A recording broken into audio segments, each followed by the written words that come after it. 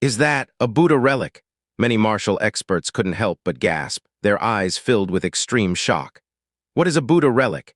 It is the essence left behind after a Buddha attains nirvana, essentially the land-dwelling immortal of Buddhism, just with different appellations. And now, Kongwen, right on his chest, there was a Buddha relic fused with flesh and blood, intending to nourish himself with it, activating its essence. But a few seasoned martial veterans knew better. This alone isn't nearly enough. To awaken the residual power of the relic, nearing the level of a land-dwelling immortal, requires the intervention of a Buddha. Which Buddha intervenes? An ancient temple over millennia definitely harbors profound depth. Perhaps an unknown old monk realized Tao, achieving Buddhahood. Xiaolin's legacy spans different dynasties. No one truly knows its profound depth. Zhu Wuxi felt turbulent waves in his heart, never expecting another twist at this critical juncture. Kongwen had witnessed Ning Chang's formidable means, yet chose to act, driven partly by his obsession. However, without confidence, he wouldn't have faced certain death. Then there's only one possibility. Kongwen could leverage the Buddha relic to exert power surpassing heaven men.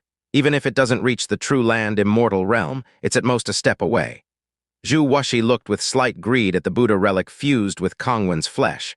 If only he could use his skill to absorb the relic, reaching the heaven man's perfect realm would hold great promise. Unfortunately, this is unrealistic. Taking the relic from Kongwen is a near impossible feat for heaven men. At that moment, though the golden light of the relic gradually faded, profound changes were emerging. Others began to react too. Everyone grew increasingly excited, not expecting their visit to Wudang today to witness a battle nearing the level of a land-dwelling immortal. Such a magnificent event, something one might never encounter in a lifetime, would be enough to boast about for a lifetime and pass down as lore. No one assumed Ning Chang would definitely lose. The monumental technique he exhibited in establishing Heavenmen's tomb was still fresh in their minds, and despite Ning Chang not being a land-dwelling immortal yet, they believed he might not be weaker. However, it remains to be seen who has the upper hand. Each person widened their eyes, not wanting to miss a single detail. Ning Chang's expression didn't fluctuate much, only a moment of realization. In truth, his spiritual awareness enveloped the field, perceiving every detail, having noticed the slight changes in Kongwen from the outset, initially mistaking it for some trump card. Yet, the revelation of the Buddha relic piqued his interest. Nonetheless, Kongwen was going through astonishing changes. As the monk robe tore, the relic exhibited before everyone seemed to have its seals torn open. The relic slowly merged with Kongwen, integrating with his heart. Next, golden patterns began to spread across Kongwen, enveloping him in the blink of an eye, forming a golden body. Unlike the golden bodies of the three monks from the Buddhist Tantric sect, this one was catalyzed, implying an accelerated growth. Aided by a more mysterious power, its might was unparalleled. Above Wudang, Buddhist chants and melodies once more pervaded, with vague manifestations of arhats and bodhisattvas, whether stern or benevolent or of indistinct genders. Shaolin monks displayed sorrowful expressions. Even the older monks couldn't help but shed tears, calling out Buddhist names. Kongwen's features gradually vanished as he achieved his golden body, transforming into a Buddha of various representations, gentle and compassionate, yet devoid of any previous trace of Kongwen. Ning Chang gazed intently. Through his celestial eyes, he discerned the essence of the changes. This abbot, Kongwen, was influenced by his obsession, planting the relic in himself. Yet being merely a grandmaster, he couldn't bear such immense power and naturally became assimilated. Ning Chang could sense a will awakening within him, perhaps from the relic or the Buddha who activated it. Regarding Kongwen, from the moment he activated the relic, his nirvana was predestined. Never again would Kongwen exist in this world. Amitabha, Kongwen, now a golden Buddha, chanted the Buddha's name. Ning Chang asked lightly. Who are you? Kongwen responded humbly. I'm merely an unnamed floor-sweeping monk from the Song dynasty's Shaolin. As for my name, over the span of 200 years, I've long forgotten. A hint of surprise flickered in Ning Chang's eyes. It turned out to be him, that sweeping monk. Initially, he assumed the monk was of a level similar to his master, Zhang Sanfeng, at most a perfected heaven man. However, in the 9 provinces, this wasn't the same. Having lived a century longer than his master, achieving the land-dwelling immortal realm seemed reasonable. It appeared to be some form of will attachment technique, merely needing the relic as a medium. The realm of a land-dwelling immortal, though its lifespan is merely 500 years, is laden with many wondrous abilities. Otherwise, it wouldn't be dubbed as such. The surprise in Ning Chang's eyes faded, his heart gaining insight. His celestial vision persistently scanned around Kongwen's chest, showing great interest in the attachment technique, as if a revelation had dawned upon him, with spiritual light manifesting in his eyes. He slowly spoke. Does the Song Dynasty's Xianxia also wish to involve itself? Are you ready to bear the karma? Kongwen, or rather, the floor-sweeping monk, joining his palms, continued. Years ago, Abbot Kongwen hastened to the Song Dynasty's Xianxia by night, repenting his obsession before Buddha, willing to sacrifice himself to end this karma. How could I not assist? Borrowing his body to employ my learning, regardless of success, my death would end the karma. Ning Chang chuckled, shaking his head. What a cunning plan, yet he didn't wish to prolong the debate here. Karma is not for others to dictate. The floor-sweeping monk didn't attack immediately, but scanned the crowd. Eyes seemingly glowing with Buddhist light, finally resting on the newly established Heavenman's tomb, where the light shone brightly, glimpsing some essence. A place of life and death transition, retaining the Heavenman's Tao as nourishment, serving as both a burial and a place for enlightenment. Young friend, truly ambitious. The floor-sweeping monk exhaled slowly. His eyes showed solemnity and wonder. He could feel the strange aura surrounding Ning Chang, not as a land-dwelling immortal yet, but exerting an indescribable pressure, terrifying even though his true body wasn't present. Especially the Heavenman's tomb, harboring aspects beyond his perception. It seemed like Xianxia had provoked a formidable foe this time. Now wasn't the moment to retreat, however. Being a Buddha of the land-dwelling immortal realm, he wouldn't back down without a fight. Although Ning Chang was unfathomable, the monk too was no weakling. Ning Chang remained silent. The spiritual light in his eyes grew more radiant, plunging into an enlightened state, continually analyzing the fluctuations surrounding the relic, his perception intensifying. The floor-sweeping monk frowned. The spiritual light in Ning Chang's eyes made him uncomfortable, feeling exposed. Joining his palms, he murmured, I come for Abbot Kongwen's obsession and mean no offense. With that, a serene expression washed over him. Martial experts held their breaths. The two's casual discourse radiated immense pressure. And now, finally, he was going to act. The floor-sweeping monk pressed his palms together, golden light enveloping the sky once more with manifestations of arhats and bodhisattvas, the sound of Buddhist sutras echoing. Lay down the butcher's knife and attain Buddhahood immediately. The ethereal voice turned the faces of blood-coated individuals pale. Terror filled their eyes, sweat dripping heavily. Yao Yue snorted coldly, using her vigorous yuan energy to block out the annoying Buddhist light. As a ruthless female demon in martial arts, she had taken many lives, but as a top-tier Heavenman expert, she wasn't troubled by a mere echo of Buddhist light. However, deep down, she felt stunned. Such power exceeded Heavenman, nearly a half-step land-dwelling immortal. Though not a true land-dwelling immortal, its might was tremendous enough to shake the heavens and earth.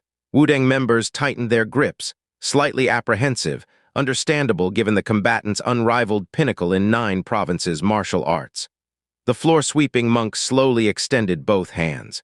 A golden Buddha's palm appeared, brilliant and solid, inscribed with mysterious patterns, akin to Sanskrit sutras. The Buddha's palm ascended rapidly, growing, becoming a small mountain, exhibiting horrific might, poised to grasp the heavens and earth, causing Heavenman experts like Zai Xiaofeng to pale. It resonated with the power of heaven and earth, far surpassing the Heavenman realm's natural grand momentum, under everyone's watchful eyes. Arhats and bodhisattvas followed as the golden Buddha's palm approached Ning Chang slowly, appearing slow, yet it instantly appeared ominously above Ning Chang's head.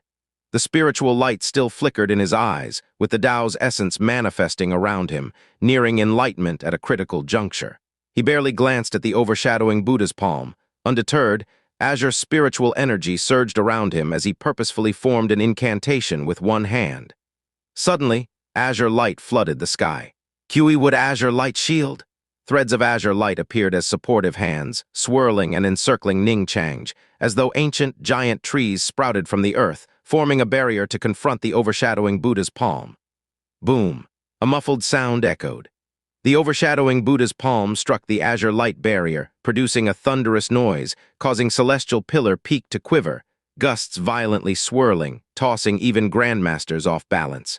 Had the two not dissipated part of the power, it wouldn't have just been a fall but bodies bursting. Everyone's bodies trembled, dumbfoundedly peering towards the altar's side, hearts jolting. Azure light flowed over Ning Chang's body, dimmed slightly but still resilient. Contrastingly, the overshadowing Buddha's palm, deteriorated by azure light, cracked, then shattered completely, clearly. Their power in exchange, who was stronger, was obvious. Zai Xiaofeng remains utterly stupefied. Not even a Buddha's move could harm little true immortal a bit. What a terrifying notion. Wudang members looked at Ning Chang, eyes bright and fervent with excitement. Little martial uncle/nephew's divine power. The floor-sweeping monk's face finally changed. Upon exchanging blows, he sensed the peculiar nature of Ning Chang's force, vastly different from the land-dwelling immortal's true martial power, involuntarily blurting. What is this force? His eyes held unprecedented solemnity, as if seeing the essence of heaven and earth within Ning Chang's power. Ning Chang didn't respond. Remaining seated cross-legged, the spiritual light gradually faded from his eyes, a contented smile forming at his lips. Observing Kongwen's body nurture the relic gave him profound realization. You observed the entire process of a body nurturing a relic, discerning the essence of Buddhists' will attaching to relics, understanding the link and distinction between will and spiritual consciousness, thereby creating the immortal Tao spiritual consciousness attaching technique. Earlier, Ning Chang witnessed the entirety of the process. Kongwen, upon activating the relic, was utterly assimilated by the true Buddhahood force, eradicating his mark and immense drawback. Using this as a foundation, he replaced Buddhist will with spiritual consciousness, eliminating this flaw, posing no life-threatening danger to the host. Moreover, where Buddhist will required a Buddha relic, Ning Chang's technique didn't, allowing attachment of spiritual consciousness to spiritual objects when necessary, offering convenience in future endeavors. This immortal technique vastly surpasses the former. Why wouldn't Ning Chang be delighted? Possessing unmatched comprehension, he observed others' teachings, extracting excellence from them to innovate, crafting a path better suited for himself. This too was his way. Now wasn't the time to delve into this newly gained insight of the spiritual consciousness technique. First, solve the present issue. He gazed dispassionately at the floor-sweeping monk. I struck you once just now, I'll return it with one strike. As the words were spoken, the floor-sweeping monk's demeanor turned alert, sensing immense dread within the words, momentarily unable to ponder Ning Chang's peculiar power. He too sat cross-legged, golden light radiating, facing Ning Chang from afar. Breaths were held, an eager anticipation for Ning Chang to reveal his methods. Ning Chang chuckled softly, the fresh enlightenment elevating his spirits. The floor-sweeping monk, though formidable, remained within his manageable scope. High upon the altar, he flicked his finger. A deep azure flame immediately shot forth. Everyone trembled with excitement. Here came pure Yang True Fire. The recent scene of pure Yang True Fire refining the dragon elephant true body lingered in their eyes. Even the unparalleled body of the esoteric Buddhist monk was reduced to a skeleton. Now they couldn't help but imagine whether the pure Yang True Fire or the Buddha's golden body would prevail. The floor-sweeping monk felt tense, detecting a sinister vibration from the flame. Were it his true golden body, he would fear nothing.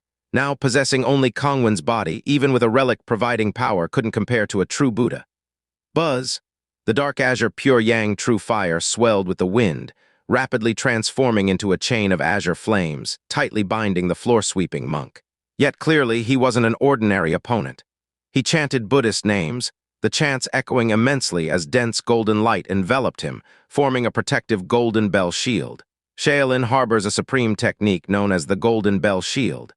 At present, under the empowerment of true Buddhist force, the shield achieved a miraculous state, reaching culmination. Inscribed with Buddhist script, the shield became divinely extraordinary. True fire clashed with the golden shield, with both sides locked in a stalemate. Zhu Wuxi was stupefied, murmuring in disbelief. It actually held? Though it was evident that the pure Yang True Fire had the upper hand, the golden shield was not without its defense, albeit with a slow refinement, a rarity to witness. Previously, in merely 10 breaths, the esoteric Buddhist monk's dragon elephant true body was utterly refined. Buzz, buzz. Scorching waves swirled atop celestial pillar peak, heightening heart palpitations with their fearful heat, the nature of which was terrifying. Ning Chang exhibited slight surprise. Attaining land-dwelling immortal realm indeed equipped him with measures. The pure yang true fire could still refine the golden shield, but it would take considerable time, perhaps a day and night. Clearly, Ning Chang didn't wish to waste time on this. He adopted a formal pose for the first time, his casual demeanor replaced with seriousness, his voice edged with solemnity. Shaolin's golden bell is indeed extraordinary. I also have an art named Jade Pivot Heavenly Thunder. Please experience it. That rainy night enlivened his comprehension, producing two arts. One, Kiwi Wood Azure Light Shield, capable of repelling heavenly thunder showcased earlier. The other, Jade Pivot Heavenly Thunder Law, capable of commanding heavenly thunder and Ning Chang's foremost annihilation technique. At the moment, as his words faded, everyone heard thunder resounding atop Celestial Pillar Peak. They startled, instinctively gazing skyward. Unbeknownst, the golden sun had silently vanished, with dark clouds amassing, within which terrifying lightning danced. Boom, thunder roared, causing Buddha's expression to alter. Booming sounds erupted in the sky almost instantly. The sky above Celestial Pillar Peak, initially clear and bright, suddenly darkened with oppressive black clouds as if the heavens were enraged. The floor-sweeping monk's expression changed drastically as he looked towards the sky. Even with the golden bell shielding him, he felt a chill down his spine. Amongst those layers of dark clouds, something terrifying was brewing. Distracted for a moment, he immediately felt the pure yang true fire intensify, as if wanting to engulf him. The Buddha light on his body dimmed slightly. His expression shifted repeatedly, heart filled with dread. Hastily, he urged the golden bell to fend off the true fire, not daring to be distracted in the slightest. With nothing but a single pure yang true fire already keeping him bound, unable to move, one can only imagine how to withstand if the heavenly thunder descends. He wasn't confident, or more harshly put, not even a shred of confidence. The floor-sweeping monk looked at the distant, indifferent Ning Chang and involuntarily felt a slight tremor of fear in his heart. Yes, fear he, the dignified Shaolin Buddha of 2 centuries, was actually fearful of a young Taoist cultivator. In an instant, a tiny crack appeared in his Buddha heart. The floor-sweeping monk's expression turned solemn. This concerned not only Kongwen's obsession, but also his karma. This fear within the Buddha heart, if not eradicated in the future, might halt his path from this moment onward. He softly chanted the Buddha's name, and mysterious forces of true Buddha power seemed to rise from nowhere, infusing into Kongwen's body, stabilizing his aura even more. Ning Chang showed slight astonishment. His gaze grew distant, looking toward the sky as if seeing that old monk sweeping in faraway song. He lifted his gaze to the oppressive clouds. Everyone around dared not even look up.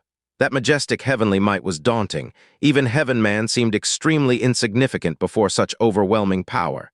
Yao Yue's eyes flickered with longing, a yearning for power. She was determined to pursue Dao Enlightenment Peak, originally coming to Wudang to witness the legendary young Taoist. See whether pure yang true fire was as terrifying as rumored, even harboring a notion to compete. At such a young age, climbing to Heaven Man, Yao Yue's talent was also supreme, seeing herself above others. Now she had seen it, but the shock wasn't ordinary. One might say that Ning Chang brought her a far greater impact than she imagined. Ning Chang showed her what surpassed the Heaven Man's power truly looked like. The floor-sweeping monks overshadowing Buddha's palm and golden bell already left her breathless. Yet Ning Chang went a step further. Unknowingly, she clenched her fists. Yao Yue too yearned for such immense power. Many martial experts under this heavenly might seem to have lost the ability to think, merely glancing at the sky with trembling bodies. Such mighty power, can it truly be human? I fear even a land-dwelling immortal is only so much. Everyone gained a deeper understanding of Ning Chang, with a gesture from his right hand forming an incantation. The already pitch-black clouds churned ceaselessly. In the next moment, boom, like the sound of Pangu splitting the sky, it echoed across Celestial Pillar Peak. Everyone instantly went deaf, with only a dazzling white light before their eyes. Then, a massive purple-black python pierced through the white light, descending fiercely from the 9 heavens, striking hard upon the Buddha's golden bell. Jade Pivot Heavenly Thunder, breaking laws and extinguishing evil. Pure yang true fire, burning power and destroying the Tao. Nearly at the moment the purple-black heavenly thunder struck the golden bell, pure yang true fire similarly flared up, entwining with the heavenly thunder, transforming into terrifying thunderous flame chains. Thunder fire refining Buddha. Soon after, everyone was horrified to see the floor-sweeping monk coughing blood. A puff echoed, his face turned ashen pale, pale gold, blood faintly gold spewed out, dyeing the surrounding Buddha light with an eerie tint. A faint crackling sound ensued. Originally incredibly strong under pure yang true fire, the supreme golden bell exhibited visible cracks, spreading rapidly as though it would shatter entirely the next moment. Such tyrannical, thunderous force, just as everyone thought the golden bell was about to break. Buddha's true power! An ethereal voice resonated in everyone's ears, as if from vast distances, as vigorous true power enhanced Kongwen's body, the blood-stained Buddha light shining brightly. The once nearly shattered golden bell was reinforced by the Buddha light, rejuvenating as though time reversed. The cracks dissipating, returning to a state of cohesive perfection, though faintly blood-tinted. Shaolin monks collectively sighed in relief, their anxious looks discernible to all.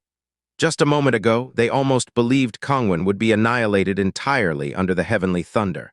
Ning Chang gazed at the floor-sweeping monk, finally snorting coldly. Stubborn! How can a rootless source compare to his true self? His gaze aloof, like a revered Taoist ancestor above the 9 heavens, adjusting his hand incantations once more. Booming thunder. Terrifying heavenly thunder roared again, engulfed in blinding white light, while 2 more purple-black pythons dived and twisted with pure yang true fire into a thunderous flame chain. The floor-sweeping monk's expression drastically changed. His pupils mirrored the descending pythons, the Buddha light in his eyes pierced. Everyone's mind went blank. Then, awoken by intermittent sharp cracking sounds, the square's center, where golden light once pervaded, now completely vanished without a trace, dispirited. Figures of arhats and bodhisattvas disappeared as well. As for the Buddha's golden bell, numerous intense patterns marked it. The floor-sweeping monk's body coursed with true Buddha power, blood continuously spewing, yet futile against the bell's disintegration. Bang, a crisp sound permeated the sky. Golden bell shattered. Dazed, they saw the dilapidated, skeletal figure of the floor-sweeping monk collapsed, devoid of flesh and blood, merely a framework with skin. Clearly, the monk's methods were not without cost. His lips moved, murmuring something, yet unheard by the crowd. Ning Chang's expression remained unchanged. The final jade pivot heavenly thunder descended from the heavens, enveloping the floor-sweeping monk. The dark clouds retreated instantly. The shining sun re-emerged, lifting the oppressive sensation. Everyone took lavish breaths, like drowning people breaking the water's surface, feeling a sense of survival after catastrophe. Looking towards where the floor-sweeping monk once sat cross-legged, though any Buddha semblance remained. Only a faint golden relic fell, while Kongwen's body turned to ash without true Buddha power's support. Ning Chang flicked a stream of spirit energy, causing the relic to recoil into his hand. A cry of lament erupted. It came from Shaolin monks. Monks lay prostrate on the ground, tears flowing. Master Kongwen! Uncle Kongwen! Even though they knew once the relic was activated, Kongwen was doomed, yet seeing his body turn to ash without a trace, sorrow inevitably overwhelmed them. To them, Kongwen was as revered as Ning Chang to Wudang disciples. Ning Chang's expression remained unfazed. This was Kongwen's choice, and with choices come consequences. His gaze shifted to the relic in his hand. Faintly, he heard a floor-sweeping monk's voice, low and resonant in his ear. Young friend, your grasp of karma surpasses mine. Our karma begins today? Song Dynasty Shaolin Temple, in front of the Sutra Pavilion beneath pine and cypress. An old monk holding a broom paused, his blurred eyes slowly lifted, looking at the sky, a complex mix of regret and remorse. Ming Dynasty Shaolin perishes from today. Perhaps the old monk shouldn't have agreed to Kongwen's plea. Karma, the past causes, present effects. When will the cycle of karma end? Despite 200 years in Buddhism, the old monk still cannot see through the mortal world. Refining the Buddha's heart in worldly life, it's easy to enter, so hard to escape. The young true immortal of Wudang is favored by heaven and earth. Now he's the old monk's heart devil, oh why such sorrow? The floor-sweeping monk bent over, swept the ground, thoughts flowing unspoken to outsiders. Our karma begins today. No matter how bleak the heart devil, it must be dispelled. This is why he laments his failure to understand fully. He cannot accept his path ending here. With 300 years left, if trapped in stagnation, it would be his torment. He stepped slowly, his figure increasingly hunched. Beneath the gentle breeze, fallen leaves fluttered. Only a pool of golden Buddha blood slowly evaporated in place. In the shadows, 2 fierce black-clad figures exchanged glances, astonishment and shock within their eyes. What being could inflict such injury on this unfathomable old monk? Ejecting Buddha blood implies a damaged origin. They were unaware of everything occurring on Celestial Pillar Peak, far off in Ming's Wudang. The floor-sweeping monk's Buddhist thoughts were refined alongside heavenly thunder fire, coupled with forcibly maintained true Buddha power, all refined by the thunders. How could he emerge unscathed? Even as he resolved to settle karma, it must await healing first. Celestial Pillar Peak. Listening to the floor-sweeping monk's final words, Ning Chang smiled faintly. He mastered a small cause and effect technique, though sometimes aligning with heaven's timing, never feared karma. If the floor-sweeping monk sought, he should come. Perhaps it'd add another Buddha tomb to the heaven men's tomb. He simply looked at the relic in his hand, delight unfurling in his eyes. Upon the faint golden relic, spiritual light swirled. Clearly, it's a spiritual artifact. Though the energy dissipated significantly post-Kongwen's use, it remained a cherished treasure. Once refined into a spiritual pill by Ning Chang later, enough to escalate his cultivation further. With a wave, the relic vanished into his yuan storage ring. Though it should have been a miraculous moment amidst prior powerful spectacles, the crowd found it unremarkable, still intoxicated by the terrifying scene of thunder fire refining the Buddha. After all, it was a Buddha. Despite not being an actual presence, but harnessing relic and Buddha thoughts to manifest part of a land-dwelling immortal's power. Still terrifying, qualifying as a half-step land-dwelling immortal, its potency undoubtedly unapproachable by heaven man. Such a formidable existence, though, was suppressed and refined by Ning Chang with a mere gesture. Imaginable. The terror Ning Chang embodied, not a land-dwelling immortal surpassing one. If before, referring to Ning Chang as the little true immortal bore some flattery, having witnessed his duel with the Buddha, now devoid of flattery. Little true immortal, genuinely deserved. Well, he's but 9 years old. The very thought caused breaths to pause. 9-year-old small true immortal commanding martial world awe, utterly terrifying. Given time, what terrifying heights could he achieve? Likely he could dominate 9 provinces for half a millennium. Upon this notion, inevitably everyone bowed respectfully. Little true immortal's divine might. Witnessing this today is a once-in-3 lifetimes fortune. Even the exceedingly proud heaven men like Yao Yue bowed in tribute, a gesture of respect and reverence for supreme power and to martial arts itself. Hot gazes darted to the altar, yet dared not directly behold that figure. Ning Chang smiled lightly. No need for this. In seeking the Tao, there's just precedence. I merely took a step ahead. He referred to the immortal Tao, yet they construed it as humblement concerning martial arts. Dutifully, they bowed again. Most were immensely thrilled, excited to have witnessed such a scene today, an encounter with power that shed enlightenment upon their martial paths. Yet some remained restless, unable to secure peace daily. For instance, Sun Moon Sect, Full Moon Manor, Money Gang, and Shaolin. Premier martial forces of Ming who had previously contested Ning Chang, leading figures fallen or buried in the Heaven Man's tomb, pondering what fate awaited. They could only await judgment. Ning Chang casually surveyed, addressing Song Yuanqiao, "Master, leave their fate to you." These menial matters he wished not to distract himself. Even without those heaven men, Wudang could effortlessly eliminate loose ends.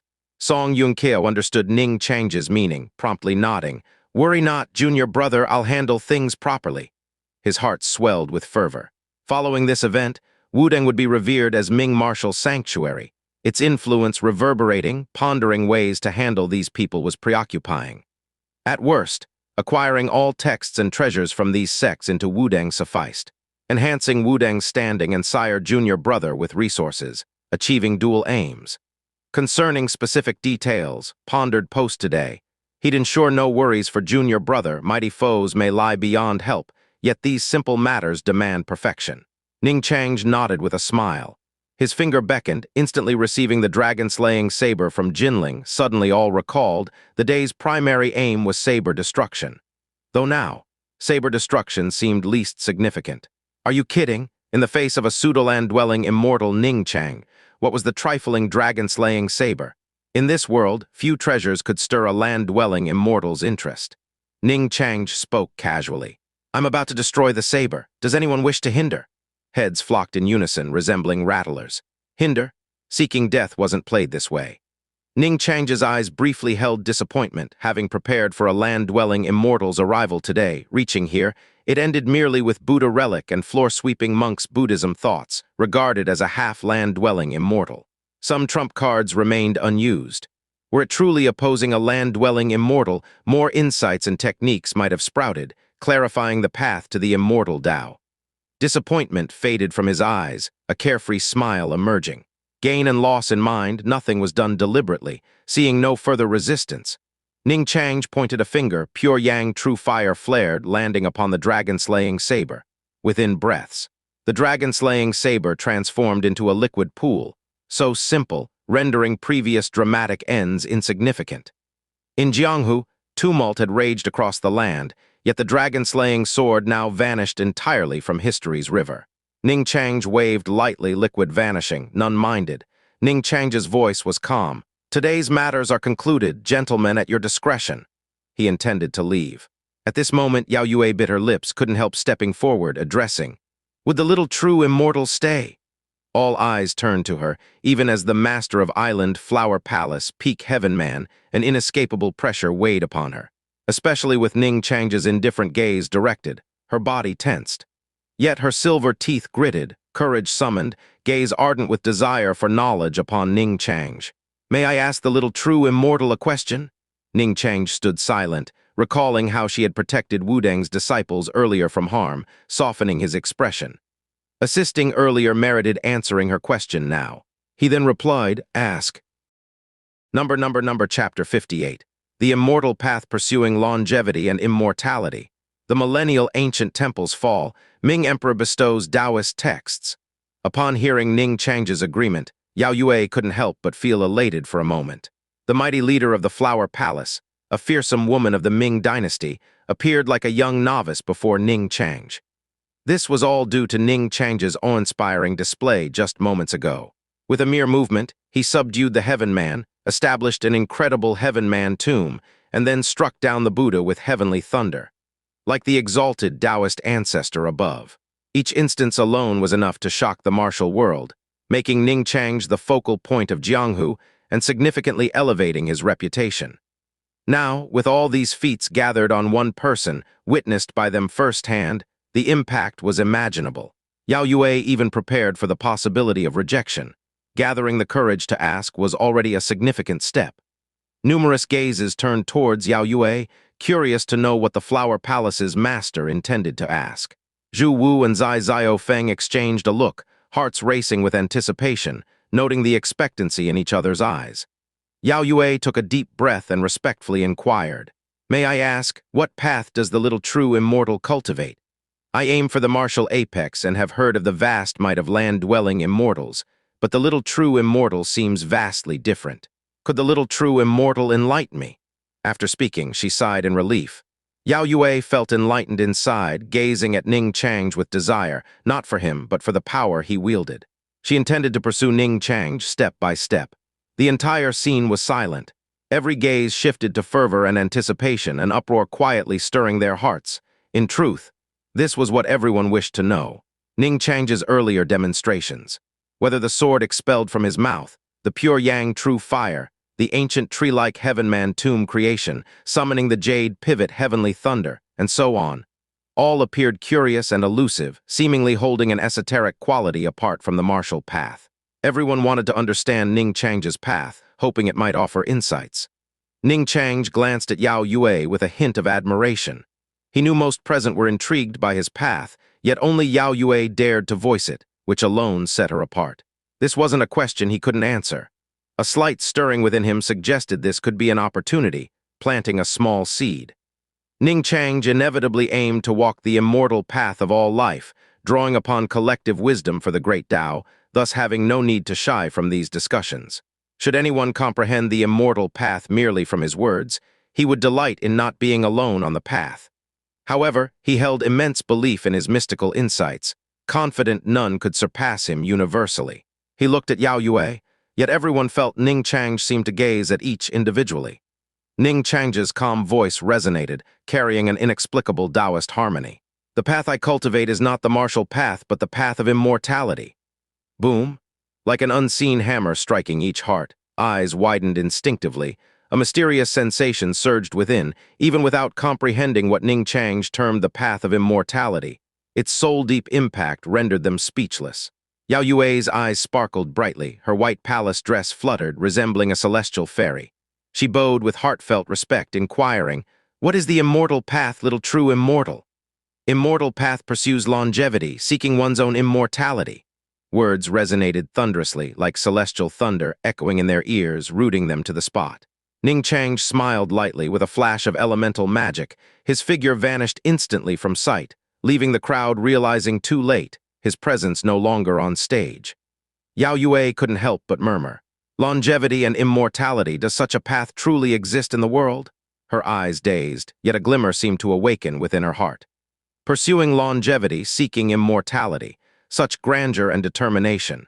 In no time, she felt a sense of humility within.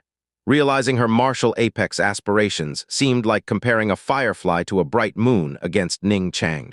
"Can true longevity and immortality be attained?" she inquired aloud, questioning herself and all present. Zhu Wu's somber voice arose. "Perhaps. This is the lifelong pursuit of the little true immortal. Immortal path, a matter of myth and legend, yet none can match the little true immortal's audacity, admirable indeed." His eyes brimmed with complexity and astonishment. Logic insisted longevity and immortality were impossible. Even the land-dwelling immortals atop the 9 provinces had mere 500 years, extended only by methods yielding millennia of life. Should anyone else dare utter such words, Zhu Wu would surely mockingly chastise them as foolish. Longevity? Countless outstanding monsters and emperors of old tried and ended as dust. Nonetheless, these words from Ning Chang left all silent, somehow appearing rightful.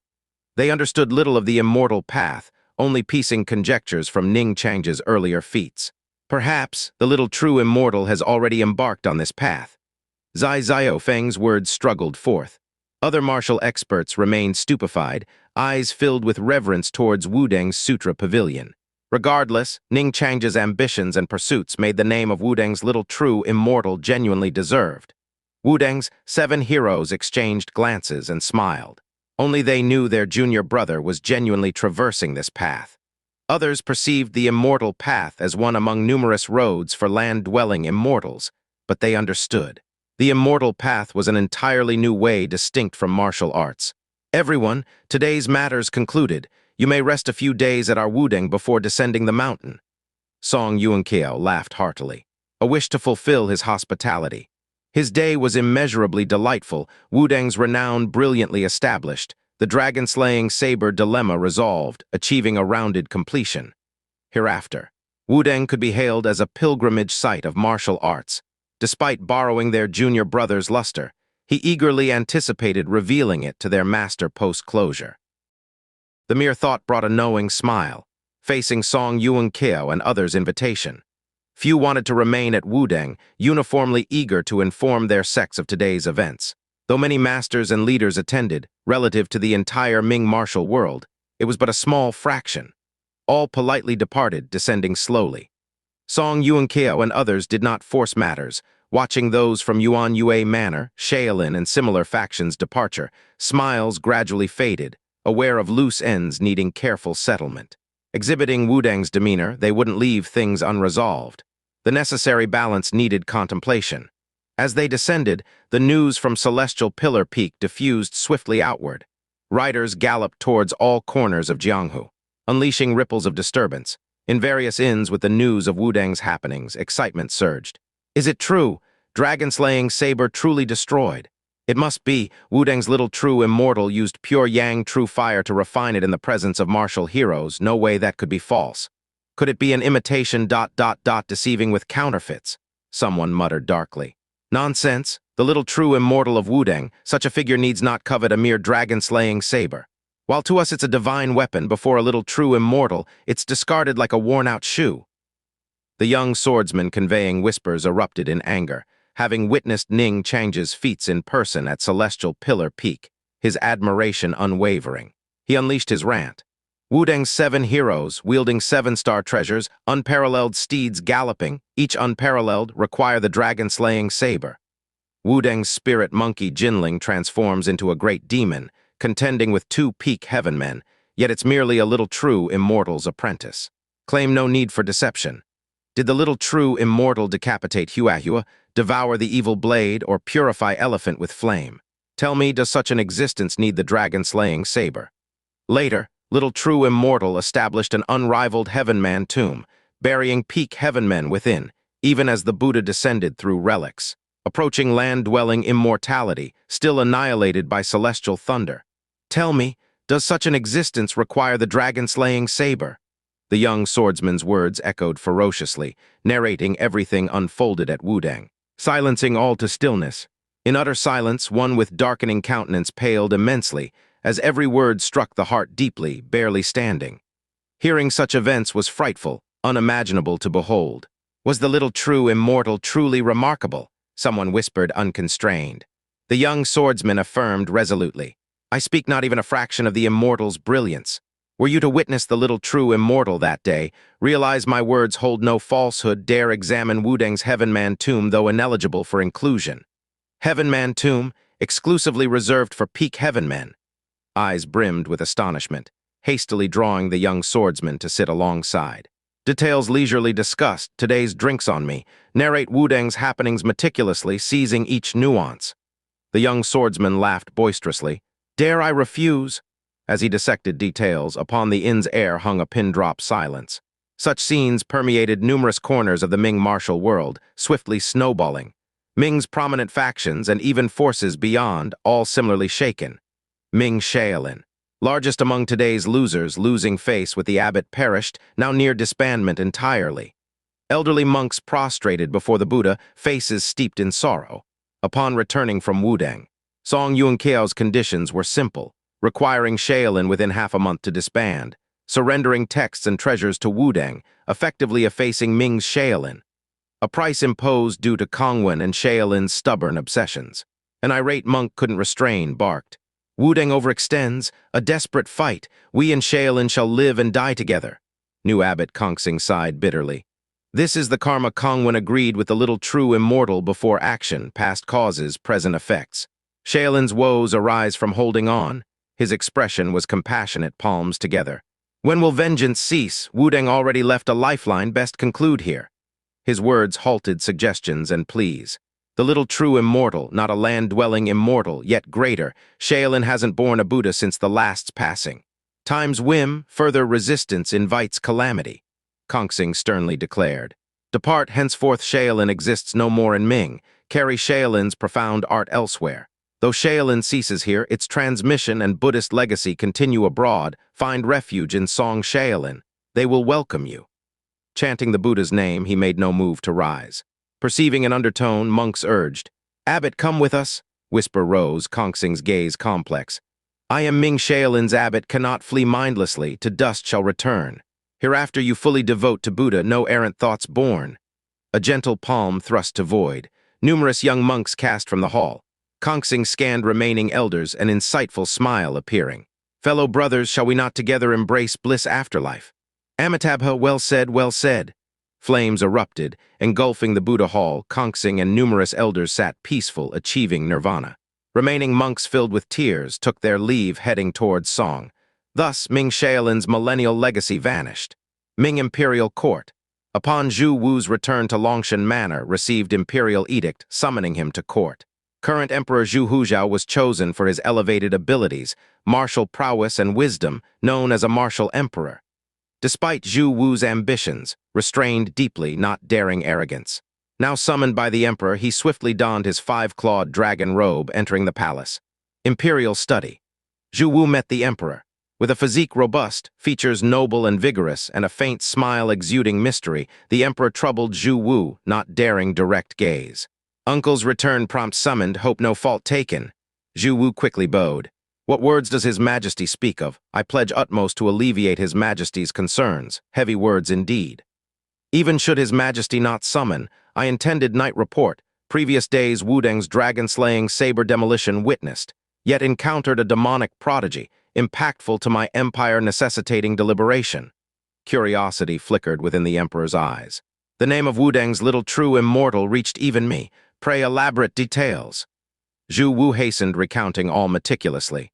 Listening, the emperor reflected silently before exclaiming, "Establishing Heaven-Man Tomb, obliterating Buddha, extraordinary prowess this little true immortal aptly named. Having attended, uncle, what is your take on this little true immortal's true power?" "Unfathomable," gravity filled Zhu Wu's eyes. "Even a Buddha descended through relics, subjected to both celestial thunder and true flame, not a land-dwelling immortal, yet formidable enough to rival them. I suspect, even should one descend, the little true immortal would not falter." Zhu Hujiao's expression turned stern. Unprecedentedly high praise coming from the haughty Zhu Wu, unimaginable shocks witnessed at Wudang. Slowly, the emperor spoke. "Uncle recalls, atop Wudang exists Zhang Zhenren as well. Should his seclusion succeed, Wudang houses two powers matching land-dwelling immortals, indeed a concern to our empire." Zhu Wu startled, nearly forgotten such. The emperor's voice continued. "Zhang Zhenren, an accomplished Taoist, pure-hearted, only amenable to friendship, hostility unwise. Now Wudang stands as a Ming Taoist sanctuary. Decree henceforth, Wudang, alongside Dragon Tiger Mountain, shall share the honor of Ming's Taoist sanctuaries, revered by Ming's citizens. Moreover, it reached my ears that Wudang's little true immortal delights in scriptural studies, transcribe copies from our palace's sutra archives. Present them to Wudang as a gesture of my intent." Zhu Wu loudly praised. "His Majesty's wisdom." Emperor's gaze transcended Ming, peering skyward. "The dragon-slaying saber saga, since shadowed by Mongols, necessitates full examination. Uncle's duty as Dragon Manor's chief, bear the mission unrelentingly." Zhu Wu reverently affirmed. "As commanded, Dragon Manor exists solely to uphold the true dragon, a commitment I embrace in perpetuity." The emperor's eyes lingered upon the Ming territory map. Lost in thought, Zhu Wu knew to respectfully depart. Outside the imperial study, he wiped his dampened brow. His Majesty, ever more enigmatic. Earlier indications left sweat trickling coldly. Turning away, he looked to personally ferry the Taoist texts to Wudang. In the sacred land of Ming's Taoist sects, Dragon and Tiger Mountain. It is said that over 1,000 years ago, or possibly even further back, Taoist Zhang Daoling of the Orthodox Unity sect once refined elixirs here. Legend states that as he did so, a dragon and a tiger appeared, hence giving the mountain its name. From then, the Orthodox Unity sect's heritage was established at Dragon and Tiger Mountain. The peaks are perilous and steep, bathed in the hues of dawn and dusk, with Tianmen Mountain being the tallest. The prestigious status of Dragon and Tiger Mountain essentially renders it Ming's state religion, even overshadowing Wudang. This is attributed to its long-standing history, which rivals that of Shaolin, and its current embodiment of a land-dwelling immortal. That very immortal is the old Taoist master. On the forbidden area at the back of Tianmen Mountain, an imposing old Taoist with long, flowing beard and eyebrows, his facial features exhibiting a calm and serene demeanor, is playing a game of chess with a middle-aged Taoist. The old master, his face exuding tranquility and composure, notices the hesitation of his opponent. With a chuckle, he remarks, "Lingyu, your mind is unsettled." The middle-aged Taoist, Zhang Lingyu, stands hastily and performs a Taoist salute, his face flushed with shame. "Master, your insights penetrate all. Indeed, my mind is agitated." The old master gently places the chess piece aside. "Then walk with me." Strolling side by side through the woods, occasionally passing squirrels and white rabbits unperturbed by their presence, showcasing an extraordinary aura, the old master's presence felt like a refreshing breeze. Seeing his disciple's troubled countenance, the old master simply asks, "Why so worried?" "Master, I am ashamed. Recent events at Wudang have spread throughout Ming. Hearing various rumors, I am deeply troubled." The young true immortal of Wudang, at merely 9 years old, already demonstrates such divine feats. If given more time, will there not be anyone capable of matching him? Zhang Lingyu expresses his inner concerns. The old master chuckles softly, a glimmer of curiosity briefly flashing in his eyes. In truth, upon hearing of such a peerless prodigy emerging from Wudang, he too was astonished. Suppressing the Buddha's spiritual presence, boasting unparalleled prowess, were indeed astounding feats, even prompting him to contemplate a spiritual connection. However, being a seasoned veteran, he couldn't recklessly visit a younger generation. The young true immortal of Wudang is indeed extraordinary, but even if he hasn't reached the land-dwelling immortal realm, or even if he does, what concern is it of ours at Dragon and Tiger Mountain? The old master continues his earnest teachings. Lingyu, remember, our Orthodox Unity sect emphasizes righteous unity. What is righteous unity? Righteousness to counter wickedness, unity to govern all. Wudang, by summoning martial heroes to destroy the dragon-slaying saber, aims to quell the chaos within Ming's martial world, showcasing their righteousness. If that young immortal were truly undefeated, would it not benefit the martial world? So why worry? Ling Yu's face turned more shameful. Master's teachings are correct. I was indeed narrow-minded. But Wudang Prodigy, alongside Zhang Zhenren's potential breakthrough, may present dual land-dwelling immortals in Wudang. My worry is about the Ming Emperor's stance. The old master lifted his hand to stop him. Do not underestimate the current Ming Emperor. His ambitions are vast and boundless. If my guess is right, the decree declaring Wudang a holy land for Taoism might already be on its way. Ling Yu, Wudang becoming a holy land for Taoism is a joyous event for our sect too. Prepare a substantial gift and make a personal visit. Also, remind our disciples to exhibit humility when encountering Wudang members. Golden light subtly gleamed in his eyes as he watched his disciples' retreating figure and gazed toward the sky. Jade pivot heavenly thunder. I wonder how it compares to my Yang 5 thunders and Palm thunder. Muttering to himself, he smiled in anticipation of the young true immortal's elevation to a land-dwelling immortal one day. Outside of Ming, in the Qin Empire, the Imperial Palace, at the summit of the 99 Jiang Tall Ascension Pavilion stood a domineering figure, clad in a black dragon robe, surveying the capital below as if ruling the world.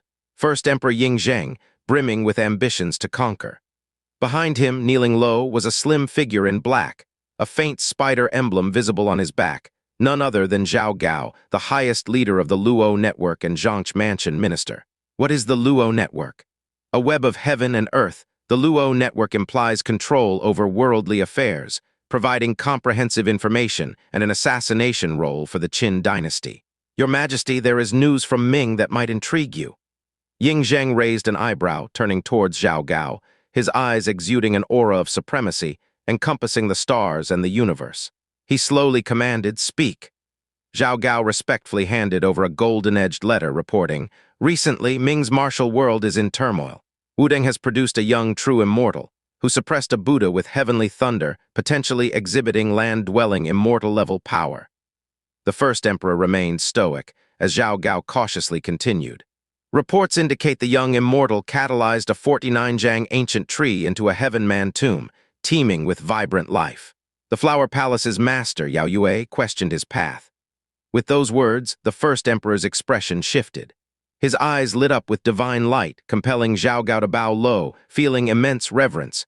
No one truly knew the first emperor's current level, his ambitions to reign supreme, awaiting an opportunity. Pursuing longevity, seeking immortality, claiming the immortal path. This young true immortal is indeed impressive. Zhao Gao was inwardly astonished, never expecting the first emperor to regard him so highly, despite his power rivaling land-dwelling immortals. In the vast expanse of the 9 provinces, land-dwelling immortals survived for 500 years, and their numbers weren't few.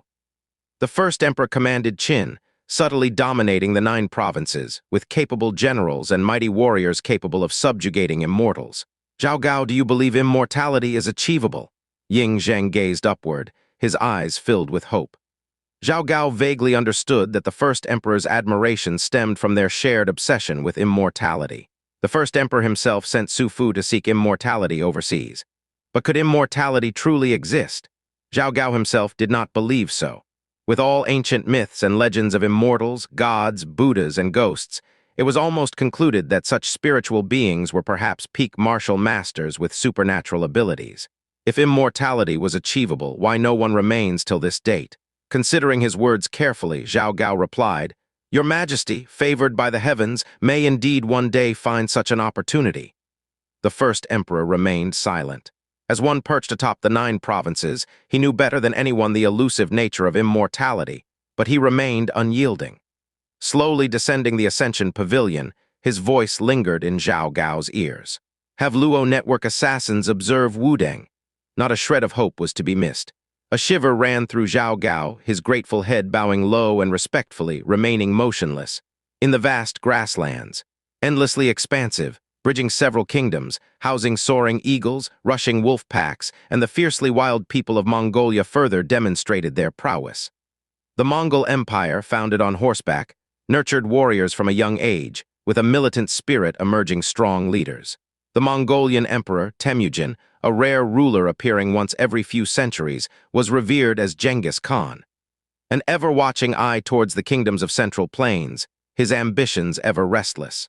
In the Mongol capital, Kudyar Alan, a swift horse galloped into the solemnly majestic Vajrayana temple, and monks' chants filled the air, enveloping the temple in deep sorrow. A tall, thin young monk resembling a bamboo rod, tears streaming, cried out in despair. "My teacher has passed," kneeling repeatedly towards Ming, his eyes filled with agony. Having been once an abandoned infant near death, saved by an old Vajrayana monk who meticulously nurtured and trained him in supreme martial arts. Witnessing the young monk's immense pain, an old Vajrayana monk chanted a Buddhist mantra, eyes closed. Jinlun, relinquish grief. Dalcai chose this path to Wudang. His passing was honorable. May he be reborn as a living Buddha. The living Buddha, akin to a land-dwelling immortal in Vajrayana, as the Buddhas of Shaolin. Though they failed to acquire the dragon-slaying saber, they uncovered Wudang's true strength. Ming's foundations are undoubtedly formidable. Genghis Khan will make his move. Dalcai's ascension to nirvana shall be remembered, the elderly monks whispered. Yet the young monk, Jinlun, remained consumed by sorrow, unable to extricate himself. "Jinlun, awaken!" An elder detected something wrong, his Buddhist chant thunderously echoing, capable of enlightening the bewildered. But in this instance, it was ineffective. The young monk continued mumbling, mourning his teacher's demise, an ominous aura of dragon and elephant roars encircling him. Originally gleaming with golden Vajrayana energy, now hinted at Spectre's presence. The surrounding elders were alarmed, shouting in unison, "Jinlun, awaken!" Jinlun, submerged in sorrow, refused to wake. His face progressively contorted with ferocity, edging towards a demonic path. A gentle sigh suddenly broke the tension. Unbeknownst, an aged monk with loose skin and clouded eyes appeared by Jinlun's side. His frail hand gently passed over Jinlun's head, immediately calming his expression. "Foolish child, wake up!" His words infused with Vajrayana chants, surrounding monks respectfully greeted him. "Great Dharma King!" The old monk waved them off, restoring Jinlun's clarity, but tears flowed freely. "Why so stubborn?" Dalcai embraced his fate to Wudang. "You, with your extraordinary talent, aligning perfectly with dragon-elephant wisdom power, hold promise of physical ascension to the living Buddha. Let go and follow my austere practice. This is the best tribute to your master." Jinlun respectfully bowed, but his head shook persistently. "My teacher perished at Wudang with a deep-seated obsession in my heart. Without resolving it, I cannot achieve the living Buddha's realm. Please, great Dharma King, I beg for your help." He kowtowed thrice fervently. All surrounding Vajrayana monks were moved. The great Dharma King remained silent, finally sighing deeply. Very well, so be it. Perhaps Vajrayana fate with the living Buddha is severed. Jinlun, follow me." Determination flashed in Jinlun's eyes. Wudang he vowed to someday revisit, at the very least reclaiming his mentor's remains. The Heaven Man tomb represented legacy for Wudang, shame for him. With time's passage, throughout Jianghu, movements brewed. Within Ming's martial world, everywhere a buzz discussing Wudang's events, factions trembling in the wake of Ning Change. The young true immortal's rise becoming well known throughout Jianghu. Those who witnessed Wudang's events were esteemed guests, many others lamenting not attending, missing such an earth-shattering sight. No second-hand account compared to first-hand experience. The third young master of divine sword manner, Zai Xiaofeng, secluded himself upon return, deeply affected by Ning Chang's swordsmanship and dual-spirit sword aura. The Flower Palace master, Yao Yue, often stood lost in thought upon the rear mountain, pondering what Ning Chang's immortal path truly entailed, inadvertently passing nights in contemplation. Though unable to fathom, she sensed Ning Chang's immortal path differed from common understanding. Gazing towards Wudang, immersed in confusion. Beyond Ming, Ning Chang's fame grew, many aware that Wudang housed Zhang Zhenren and the rising young true immortal. Yet outside Ming, his renown wasn't as profound. Atop Wudang, atop the celestial pillar peak, Ning Change quietly sat within the Sutra Pavilion, reviewing Taoist scriptures, now and then smiling. Unconcerned with Jianghu's commotion, he wished only to study Taoist texts in peace, advancing his immortal path step by step toward longevity. Recently, Song Yuan-Keo and others resolved issues with Yuan Yue Manor and Shaolin, acquiring a batch of Taoist texts, delightful for Ning Change, further enriching his foundation. Additionally, numerous spiritual items were obtained, useful ones resting within his storage ring. Jinling respectfully offered spiritual tea before retreating. This enlightened golden monkey, having shone brightly the other day, now more composed, his Taoist aspirations deepened with Ning Chang's demonstrations. Merriment with Wudang disciples declined, dedicating more to cultivation. Ning Chang nodded with satisfaction. Pursuing the Tao is arduous, requiring persistent diligence. Even with superior spiritual resources, without solitude and insight, progress is futile. A sip of spiritual tea elicited a delighted smile from Ning Chang. Thanks to time constraints and the assistance of the Qi-gathering spirit furnace's essence, this batch of spiritual tea matured to superior quality. A single sip amplified spiritual awareness, purifying the mind, nearly entering an enlightened state, heightening his joy. Appreciation for his spiritual tea cultivation techniques grew. Optimizing batch after batch, it might evolve into sublime spiritual tea. One day it could become enlightenment tea. Gazing at the lush, emerald leaves, Ning Chang smiled. Enlightenment tea benefiting him, let alone others. A gleam of hope ignited within him, although it wasn't achievable overnight. With his state of mind stabilized and peak condition courtesy of the spiritual tea, Ning Chang finally began an essential task. Forging spiritual swords. The golden wood essence from refining the dragon-slaying saber earlier was saved to craft 2 spiritual swords. Originally, this should have commenced immediately. However, turbulent emotions rendered an imperfect state, additionally requiring auxiliary spiritual materials. Only after Song Yuankyo delivered items from Shaolin, preparations were complete. Now it was time for forging. With a pinch of his fingers, pure Yang True Fire hovered midair, its blue hue intensified. After refining 2 golden statues, Ning Chang's understanding of pure Yang True Fire deepened, enhancing its power. Suspended in the fire, the dragon-slaying saber's essence liquid was purified of impurities, splitting into 2 distinct streams. With a wave, numerous spiritual minerals flew from his storage ring, some old stocks, others recently acquired.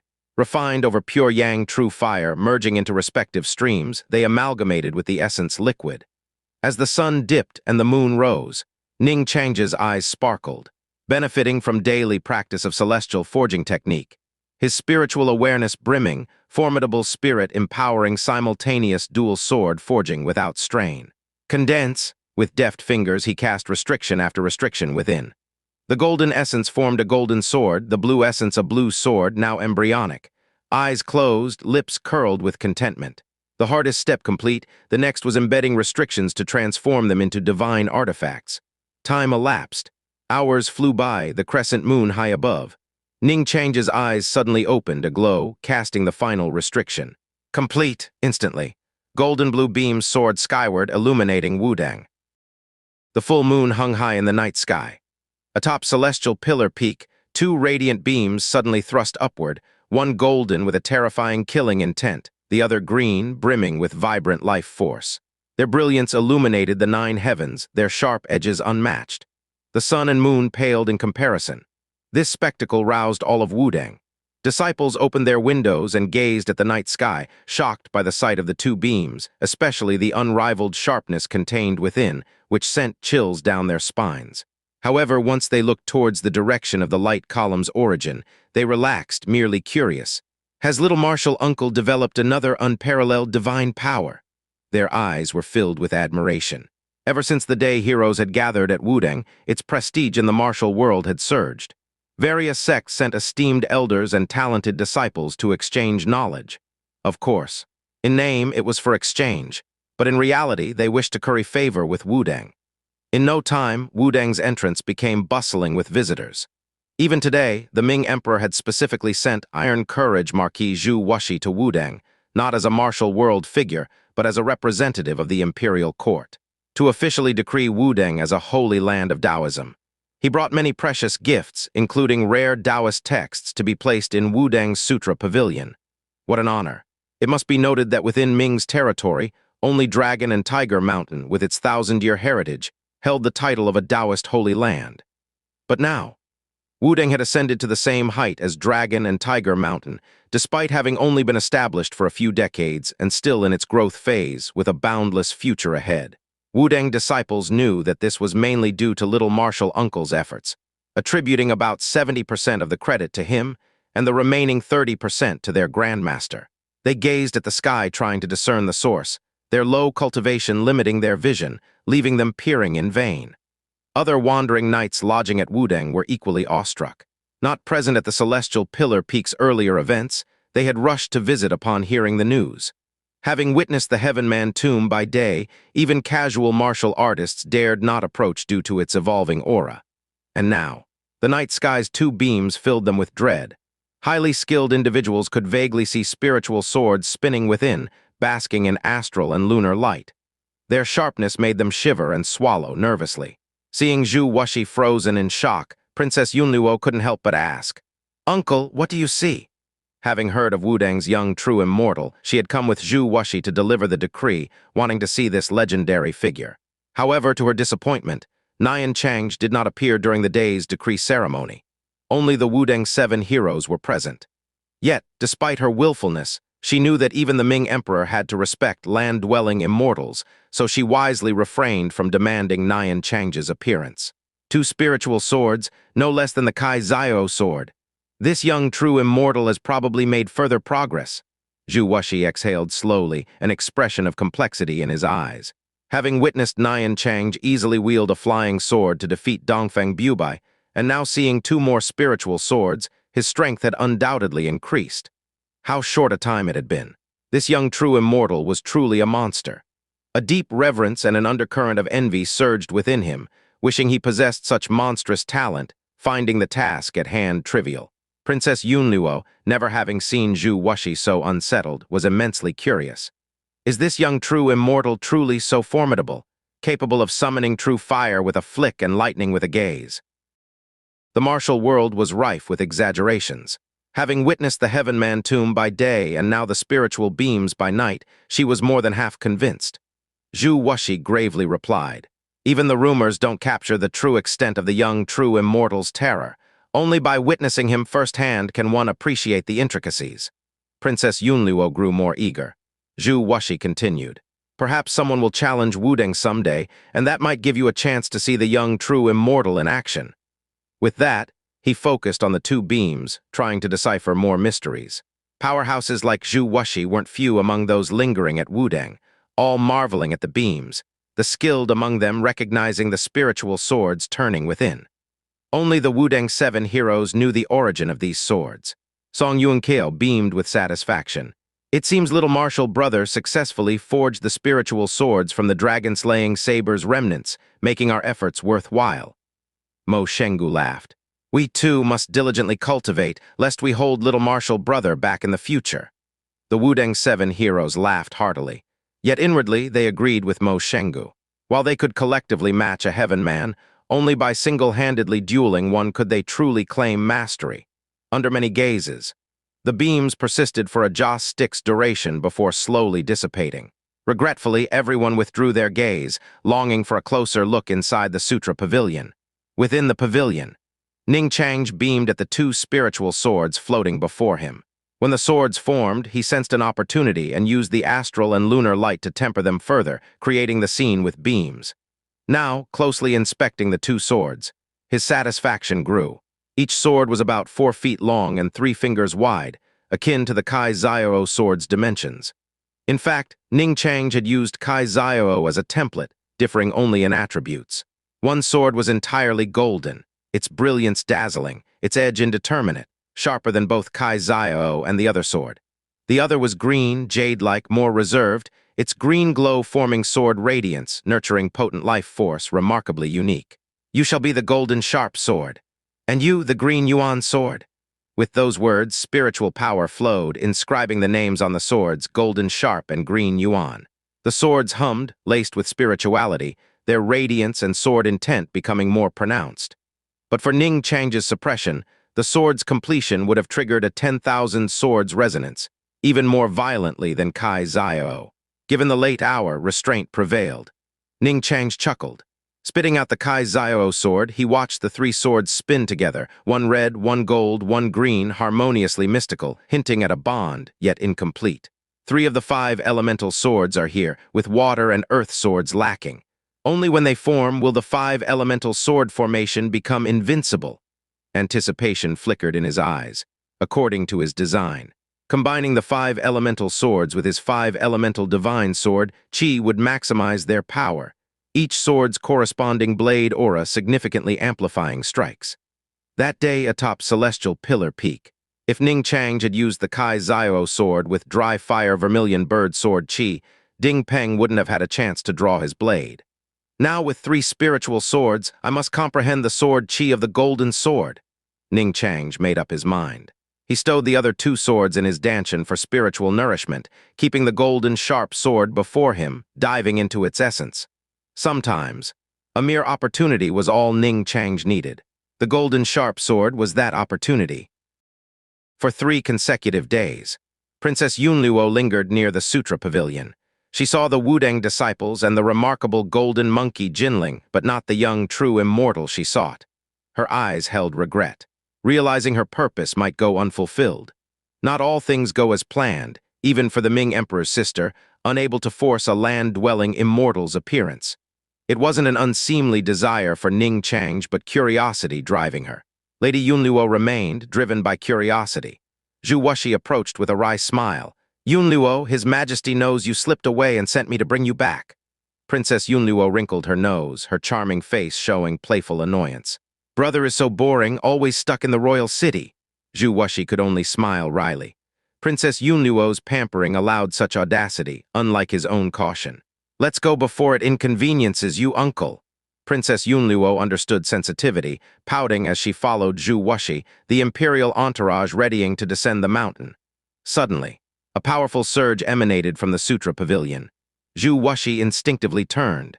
Their ranks of powerful warriors stirred awake. To his utmost, he felt an overwhelmingly sharp aura rising, poised to pierce the heavens, seeming to slice him asunder, sending a shiver through his core. What sword intent is this? Such killing intent! Zhu Wuxi gasped, shielding Yunluo.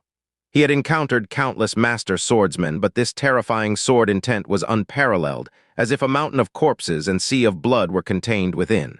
Princess Yunluo's eyes sparkled.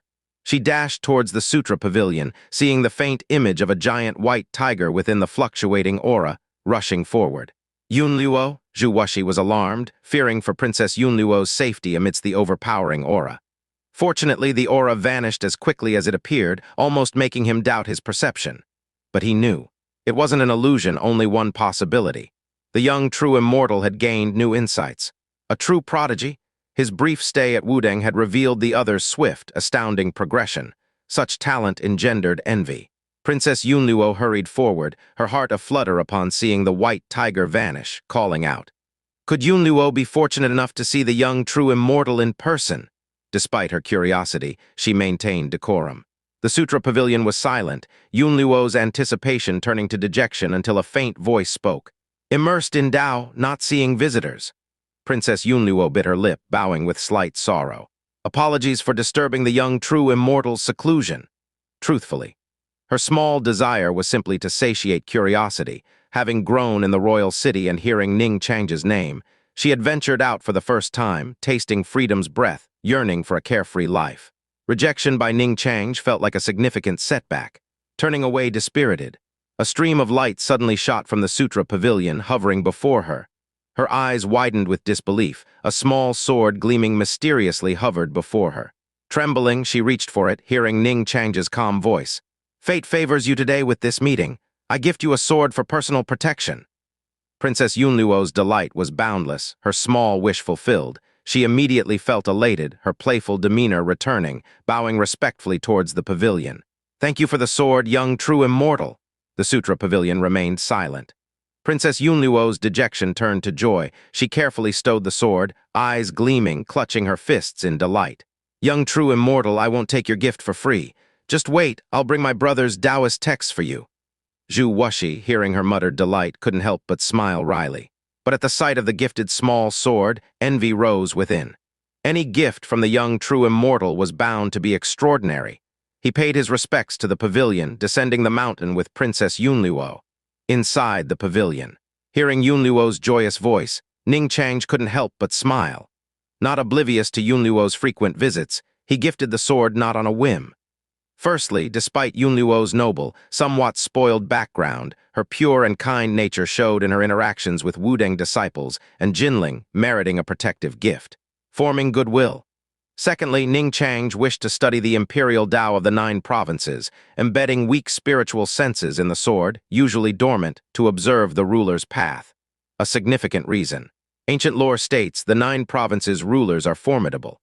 The true Dragon Emperor's path can seamlessly lead to the land-dwelling immortal realm, perhaps inspiring Ning Chang himself.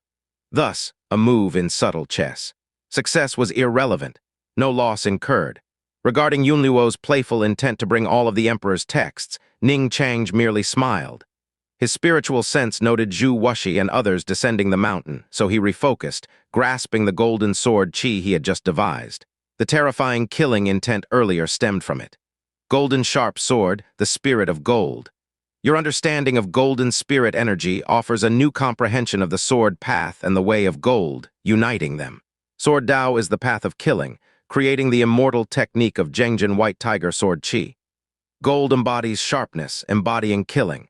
My Zhengjin White Tiger Sword Qi surpasses the Qinglong Sword Qi and Vermilion Bird Sword Qi in lethality. Ning Chang's eyes glowed with satisfaction. Thus, 3 of the 5 elemental divine sword Qi achieved. Only water and earth remained to complete the cycle. Combining 5 elemental swords with 5 elemental divine sword Qi, perfecting the foundation path, ensuring no obstacles in cultivation. Ning Chang exhaled deeply. Having perused Taoist texts, his foundation deepened, capable of creating a perfect foundational method, striving to establish a 5-element foundation. Senior brothers must now seek water and earth spiritual items. But no rush, I have time before reaching the 12th perfection stage. Ning Chang observed his inner state. His spiritual power surged, partially liquefied, exemplifying the wondrous method, foreshadowing foundational realm power, a reason for his formidable strength. It's time to refine this sacred relic. Ning Chang's distant gaze shifted as he summoned the bronze relic left by the Buddha he smote with thunder. Gleaming, it floated before him. A spiritual item by extraordinary methods rather than nature, likely formed from the Buddha's extensive resonance with cosmic forces, leaving traces combining with his essence. Pity the relic holds limited spiritual power, yet refined into an elixir with spiritual herbs, it aids advancing to the 11th stage. Without hesitation, Ning Chang summoned the spirit-gathering furnace. A pill furnace adorned with carvings of mountains, rivers, sun, and moon stood in the Sutra Pavilion. As Ning Chang's cultivation deepened, his understanding of restriction techniques also advanced. The restrictions imbued in the mountain river spirit-gathering furnace became increasingly intricate and profound, hinting at an upgrade. Initially, this spirit-gathering stone held great potential. It was Ning Chang's limited cultivation that prevented it from evolving into a higher-quality magical artifact. Now, it was undergoing further transformation, offering even greater aid in alchemy. One could say, Ning Chang's rapid advancement owed a significant part to the mountain river spirit-gathering furnace. He smiled slightly, and with a touch, the sarira floating in midair shot into the mountain river spirit-gathering furnace. The sarira did contain spiritual power. However, it also included some impurities that Ning Chang did not need. These impurities might be essences for Buddhists but were of no help to him. Boom! Pure Yang True Fire blazed fiercely. With the optimization of the restrictions on the mountain river spirit-gathering furnace, it could now generate pure Yang True Fire on its own without Ning Chang's control. Refining impurities required some time. It wasn't that pure Yang True Fire lacked power, but that meticulous work took time and constant attention. Fortunately, this task did not need to worry Ning Chang. Jinling had already stepped forward. He opened his mouth and spat out a stream of spiritual power into the true fire of the mountain river spirit-gathering furnace. The originally weakened true fire blazed fiercely again, stabilizing within a specific range. He concentrated fully, not blinking an eye. Ning Chang nodded in satisfaction. Jinling had cultivated the celestial body refining technique, day and night absorbing the essence of heaven and earth, thus gaining effective control over his spiritual power. As a Taoist child, he naturally had to work. Ning Chang assigned small tasks like alchemy and talisman drawing to Jinling, which allowed Ning Chang to focus on enlightenment and cultivation. Jinling was clearly no stranger to such tasks, highly proficient. He also enjoyed it. Following Ning Chang, assisting in alchemy and talisman drawing, he had learned a few basics. If Ning Chang were the only immortal cultivator in the 9 provinces, Jinling might barely count as half of one. Glancing at Jinling, satisfied there would be no issues, Ning Chang held a Taoist scripture and began reading attentively. Recent arrivals of Taoist texts delighted him. They would provide ample material for his understanding for a long while. The deeper the foundation, the faster the enlightenment. His recent comprehension of formation principles already showed progress, with Song Yuan Kiao and others Beidou 7 stars sword formation serving as a small experiment. The latest batch of Taoist texts might help him perfect it. Wudang Mountain welcomed new visitors. The Wudang 7 heroes gathered at the mountain gate in a show of respect. The visitors weren't ordinary. They were disciples of the great Grandmaster from the first holy land of the Ming Taoism, Dragon Tiger Mountain, led by the Grandmaster's last disciple, Zhang Lingyu. Seeing the middle-aged Taoist in dark robes and his vigorous Dragon Tiger Mountain disciples, Song Yuan Kiao and others were amazed. Inwardly, they marveled at Dragon Tiger Mountain's demeanor, surpassing previous visitors by far. "Greetings, fellow Taoists. As fellow holy lands of Taoism, my master sent me to congratulate you." Zhang Lingyu displayed proper etiquette. Song Yuan Kiao and others smiled, saying they were genuinely pleased. After all, these weren't just any individuals. The Grandmaster's fame had resonated through the martial world for several decades. Even before their master was born, the Grandmaster had already reached the pinnacle of renown in the martial world. Such a figure's praise, even if lightly given, was invaluable. Wudang disciples smiled. Though pleased, they felt neither self-deprecating nor anxious before Dragon Tiger Mountain, their confidence bolstered by Ning Chang and Zhang Sanfeng. Welcoming Dragon Tiger Mountain's delegation into the Mingqing Hall, everyone sat down. Zhang Lingyu and his party finally had a chance to observe the Wudang disciples closely. With a closer look, they were astounded. Not only were the Wudang 7 heroes extraordinary, but the Wudang 3rd-generation disciples were also brimming with spirit, rivaling the best disciples of Dragon Tiger Mountain. And in Wudang, such talent seemed commonplace. A truly strange phenomenon. How could a sect established for only a few decades have such a profound foundation? Zhang Lingyu dismissed his initial underestimation. Martial world sects occasionally produced exceptional masters, often due to the birth of supreme prodigies, a matter of fortune. Rarely, though, did true dragons in shallow waters form lasting legacies. To genuinely establish a lasting sect and become a holy land, one master wasn't enough. Time's sediment was necessary. Even with a land-dwelling immortal, it took centuries to truly become a holy land. Initially, he thought, even with Master Zhang and the young true immortal Ning Chang, Wudang's disciples would still fall short. But now, they were in no way inferior to Dragon Tiger Mountain. His last bit of disdain vanished, recalling his master's words. He smiled and said to the Wudang 7 heroes, "We came to congratulate Wudang for being recognized as the Taoist holy land of the Ming Empire. As fellow Taoists, we can exchange resources and maintain frequent contact in the future." Previously, Wudang upheld righteousness, destroying the dragon-slaying saber and calming the martial world's turmoil. Dragon Tiger Mountain couldn't arrive earlier due to internal matters. Today we brought a modest gift, hoping you'll accept it. As he mentioned the gift, a trace of pride flashed in Zhang Lingyu's eyes. Wudang 7 heroes were intrigued. After a few polite refusals, a small Taoist carried a black jade box forward, and Zhang Lingyu proudly introduced, "This is our exclusive Dragon Tiger elixir from Dragon Tiger Mountain." A bicolored elixir lay within, exuding a rich fragrance, seemingly accompanied by the roars of dragons and tigers, filled with divine mystery. Hearing of the Dragon Tiger elixir, everyone was astonished. Legend had it that the founder of Dragon Tiger Mountain, Zhang Daoling, once made elixirs in the mountains, and upon completion, dragons and tigers appeared, giving the mountain its name. "This Dragon Tiger elixir, was it crafted by your ancestral founder?" Mo Shengu couldn't suppress his curiosity. Zhang Lingyu paused and smiled. The founder's divine power was unparalleled. His elixirs were far more miraculous, said to attract divine beasts upon completion. Unfortunately, his transcendent mastery is unmatched by later generations. However, this elixir follows his formula, devised by my master after decades of study. Consuming it grants 50 years of inner power, as his words fell. The Dragon Tiger Mountain disciples showed pride. A dragon tiger elixir bestowing 50 years of power was a divine elixir, enough to incite bloody struggles in the martial world. Presenting such a generous gift showed immense respect. Wudang members were amazed. Song Yunkeo quickly thanked. "Thank you, Taoist Zhang, for this generous gift.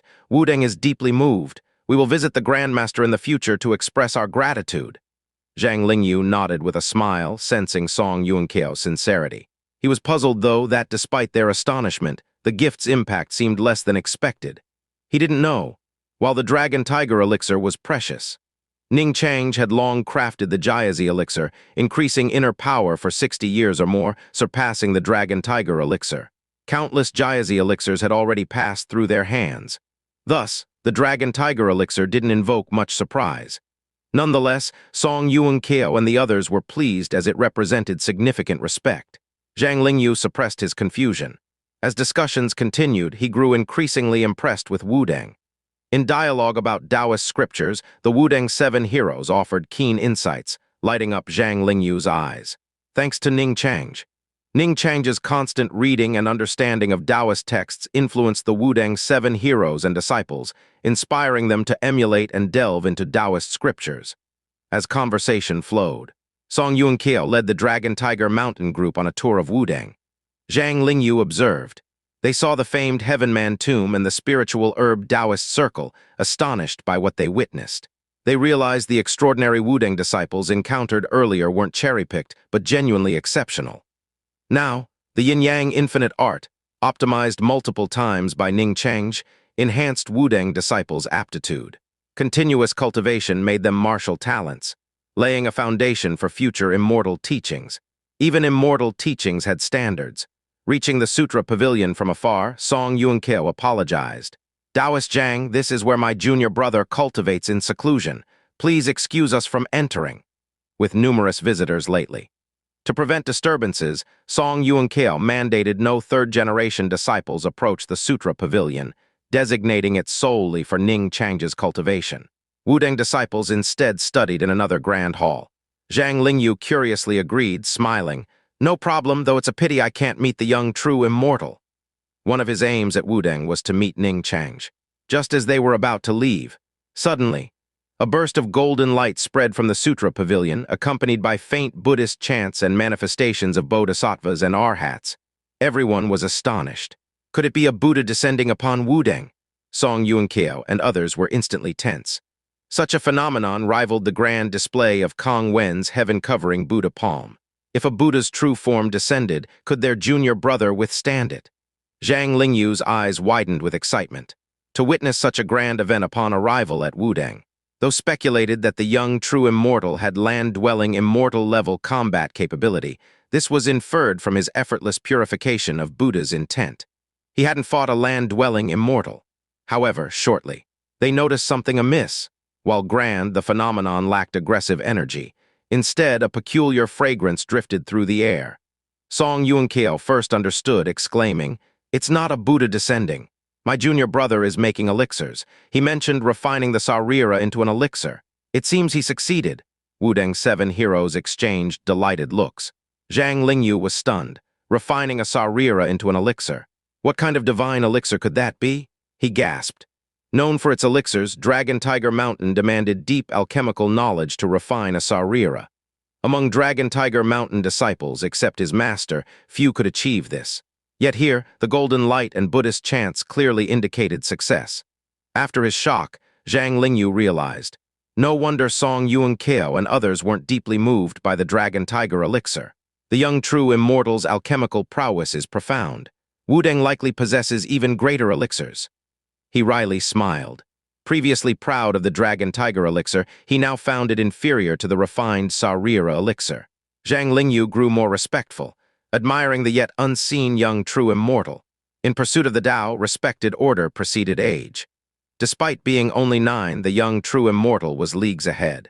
He bowed respectfully, knowing Ning Chang could sense their presence. Then he followed Song Yunkeo away. Zhang Lingyu adjusted his mindset. Coming to Wudang to exchange insights and witness this rising Taoist holy land was an enriching experience.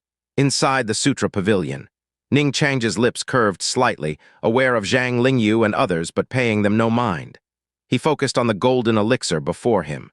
The sarira, originally the size of a dragon's eye, had vanished, impurities removed. Despite integrating numerous spiritual herbs, the gold elixir was now only fingertip-sized. A single elixir emerged from the refinement. But it was enough. Refined from a Buddhist sarira, let's call you sarira elixir. With a gesture, the sarira elixir landed in his palm. Realistically, post-refinement, the elixir bore little connection to Buddhism.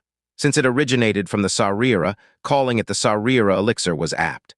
The earlier phenomenon was merely the final removal of impurities. Feeling the potent medicinal power within, Ning Chang was ecstatic. Today marks the advance to the 11th layer of qi refining. Without hesitation, Ning Chang ingested the sarira elixir, and torrents of medicinal power erupted. Boom! The potent power surged, surpassing the elixirs he used previously, though Ning Chang handled it easily. Thanks to the celestial body refining technique, his body was robust and resilient. The eternal youth technique continuously operated, forming vortexes embodying the northern whale swallowing concept, absorbing the medicinal power. Drip, drip. Streams of spiritual power condensed into liquid, dripping into the spiritual lake in his danshan. The spiritual lake expanded, half the spiritual power metamorphosing into liquid, forming a lake. Buzz, an astounding fluctuation emanated from Ning Chang, then receded.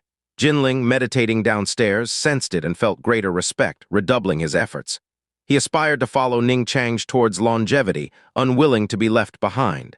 Ning Chang opened his eyes. He couldn't help but laugh blissfully. Progress in the immortal Tao, just a step away from the qi refining perfection realm, delightful. He summoned spiritual wine, drinking heartily and enjoying himself. This spiritual wine, brewed from spiritual herbs, differed from mortal wine, capable of intoxicating even heavenly beings. Ning Chang, in high spirits, drank to his fill, even calling Jinling to join, though disappointed by Jinling's lower capacity. Ning Chang chuckled self-deprecatingly and sighed. Pursuing the Tao is a lonely path. Caution is needed. Now is but a small achievement. Humility is vital. Turning to a Taoist scripture, he immersed himself. Pursue utter emptiness, maintain steadfast tranquility. Amidst the mundane world, keeping one's essence and maintaining tranquility is the true Tao. Immersed in the scripture, his loneliness dissipated, his state of mind subtly elevated. Jinling quietly withdrew with deep respect. On Wudang, time passed peacefully. Ning Chang cultivated alone, reaping great rewards, his progress in formation principles nearing completion. Dragon Tiger Mountain disciples and Wudang disciples exchanged knowledge, growing mutual respect and admiration. Beneath Wudang, an old swordsman with a missing front tooth slowly approached, carrying a sword box on his back, seemingly ignoring the shadowy figures following him. The old swordsman looked quite ordinary, just like an old man you might see everywhere in the martial world, with yellow teeth, messy hair, and tattered clothes. If it weren't for the sword box on his back, others would have thought he was just some old beggar. But strangely enough, the old swordsman was followed by numerous martial experts.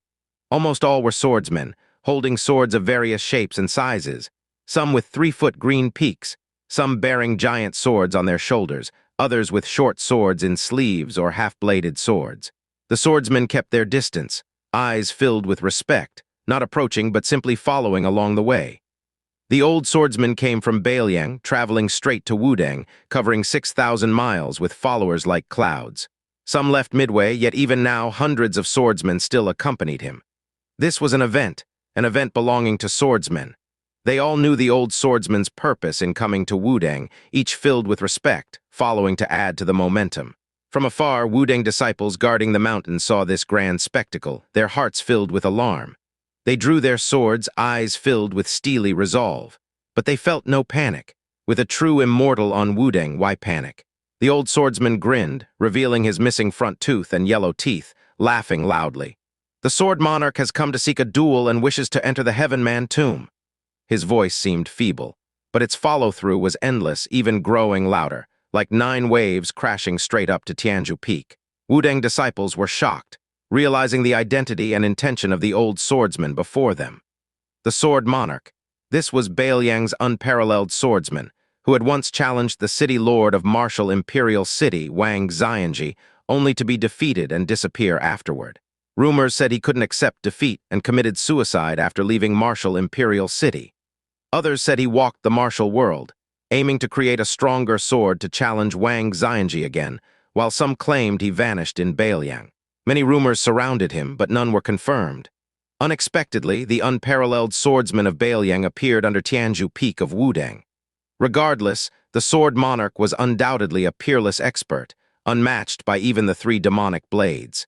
His purpose was simple and clear, challenging the young true immortal of Wudang. Wudang disciples exchanged a solemn look and respectfully said, "Greetings, senior sword monarch. Please follow us up the mountain." They then addressed the swordsman following him. "The rest of you may also ascend the mountain, but do not wander around." Even knowing the sword monarch came to challenge their junior master, the Wudang disciples didn't show anger, fully displaying their courtesy. A hint of admiration flashed in the sword monarch's eyes. As expected of a famed Taoist sacred land, with disciples like this, one glimpse tells me the young true immortal is indeed worthy of his name. He began to look forward to it. Hearing Ning Chang's name in the Bailiang prince's mansion, his heart surged at the sword flight technique and sword chi transformation technique, finally unable to resist coming here. Coming to Wudang this time. He came for a sword duel, disregarding life and death, hoping to transcend the Heaven Man realm with Ning Chang's help. If defeated, he was prepared to enter the Heaven Man tomb. With steady steps, the sword monarch climbed Tianzhu Peak. His first sight was the Heaven Man tomb at the rear mountain. Its ancient tomb towering 49 zhang high, with life force and death intertwining, ancient trees hanging high with three peculiar ones. One tree's leaves faintly reflected strange sword light, one showed demonic blade intent, one echoed Buddhist chanting with dragon-elephant roars utterly mystical. Surprised, he couldn't help but sigh. Seeing is believing. It seems I've picked a good tomb for myself. Song Yuanqiao and others were already waiting, with Zhang Lingyu and others from Dragon Tiger Mountain behind. They had been staying for half a month, planning to leave in a few days, but unexpectedly encountered someone challenging the young true immortal, stronger than both Eastern undefeated and demonic blade Ding Peng. Song Yuanqiao cupped his hands. "Greetings, senior. Since you've come to challenge my junior brother after 1,000 miles of travel, please rest and regain your energy before the duel." This was respect for the challenger. Though the sword monarch was strong, he wasn't worried. As long as it wasn't a land-dwelling immortal, he had full confidence in his junior brother.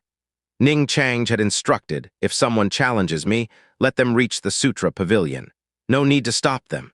Everyone wondered why the sword monarch insisted on fighting, knowing Ning Chang's incredible combat power.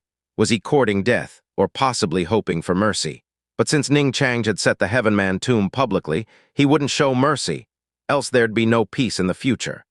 The sword monarch sensed their confusion yet didn't explain, merely smiling at Song Yuanqiao. "Having traveled 6,000 miles, I'm at my peak.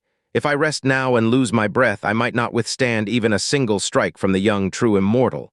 Carpe diem, please fulfill my wish." This was the truth. Moving with his heart, walking 6,000 miles, he created his strongest sword. He aimed to take that final step with Ning Chang's help. Now his sword intent was condensed to its extreme, poised for an earth-shattering strike. Song Yuanqiao and others exchanged glances, eventually saying, "Very well, my junior brother is at the Sutra Pavilion, but he may not see you. Please be prepared." The sword monarch laughed. "If seeing me was enough to defeat me, what difference does it make whether he sees me or not?" Laughing loudly, he walked slowly toward the Sutra Pavilion. The swordsmen behind him paid their respects, drawing their swords and saluting. It was a gesture of respect and farewell from one swordsman to a peerless one. Unaware of it, the sword monarch waved back casually, stopping before the Sutra Pavilion under many watchful eyes, laughing loudly. The sword monarch came today uninvited, requesting the young true immortal to draw his sword. He gazed at the Sutra Pavilion in front of him, eyes filled with curiosity. Though it appeared ordinary, a magical Taoist aura permeated it, thanks to the prolonged enlightenment of Ning Chang, transforming it into a mystical place. Over time, it might even become a sacred site for enlightenment. Zhang Lingyu and others looked expectant.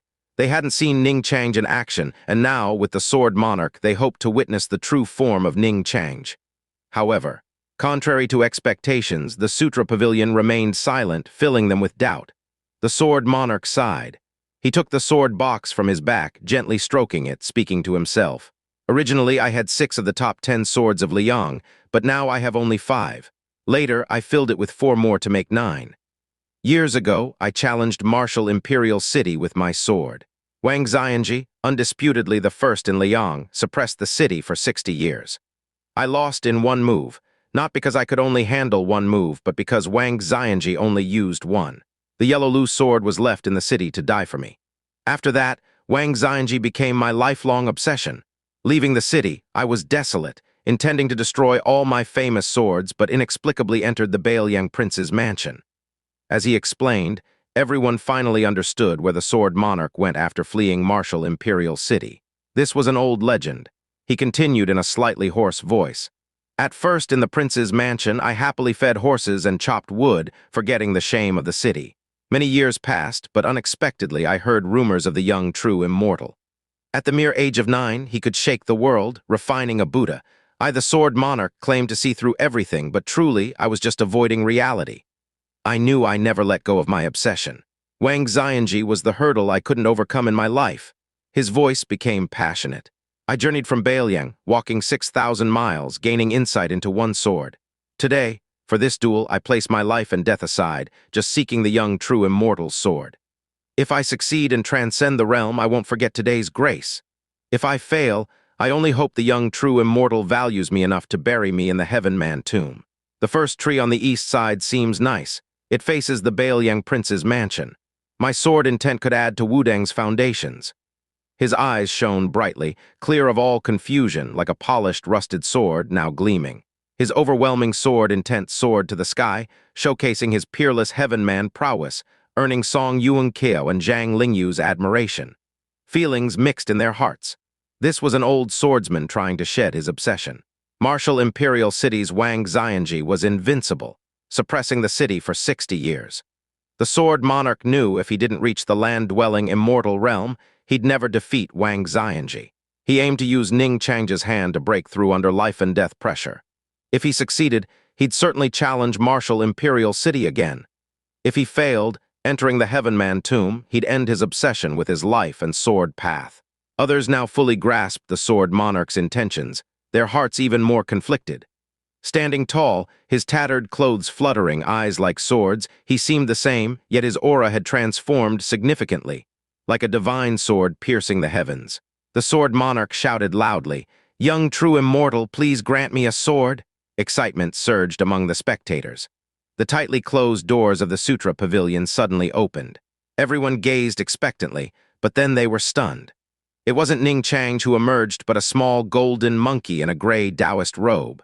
With care, Jinling closed the pavilion doors behind him before turning to bow to the sword monarch. The latter quickly returned the bow, having heard of the spiritual monkey capable of subduing Heaven Man experts. Meeting in person, his eyes filled with surprise. Jinling did nothing more and stepped forward. With each step, his body grew taller, reaching over 2 zhang tall, his golden fur like sharp blades. Clearly, compared to that day, Jinling's strength had grown further. The martial artists gasped, awed by Jinling's fierce, true form. Zhang Lingyu's eyes widened, rumors paled compared to this reality. The 12-foot golden monkey appeared like a demon king. Taoists having spiritual beasts as attendants were legendary, now showing before them. Zhang Lingyu felt an absurdity, as if the one in the pavilion were the reincarnation of a Taoist patriarch. Shaking his head, he dismissed the thought. The sword monarch grew serious. Jinling's eyes, as large as lanterns, held no killing intent. He knew this fight was a test before facing Ning Chang. The golden monkey's colossal form revealed sacred aura, while the sword monarch's sword intention surged skyward, ready to pierce the clouds and stir the storm. There was no hint of anger in him, only hearty laughter. "Good. If so, I shall first duel the spirit monkey for the young true immortal's sword." His fighting spirit surged. Facing a golden monkey was no trivial matter. The pressure he felt was immense. Jinling roared softly, his body coursing with spiritual light. The sword monarch's wild hair flew as he yelled to the sky.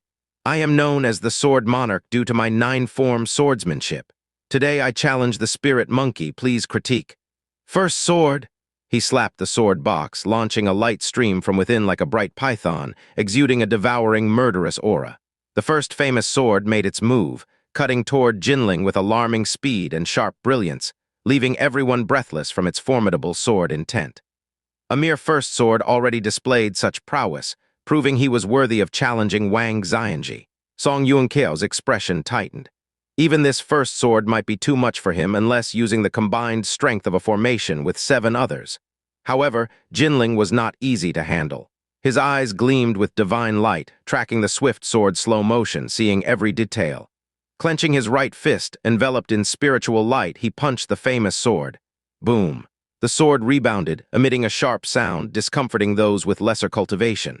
The sword monarch was momentarily shocked, then laughed. Second sword!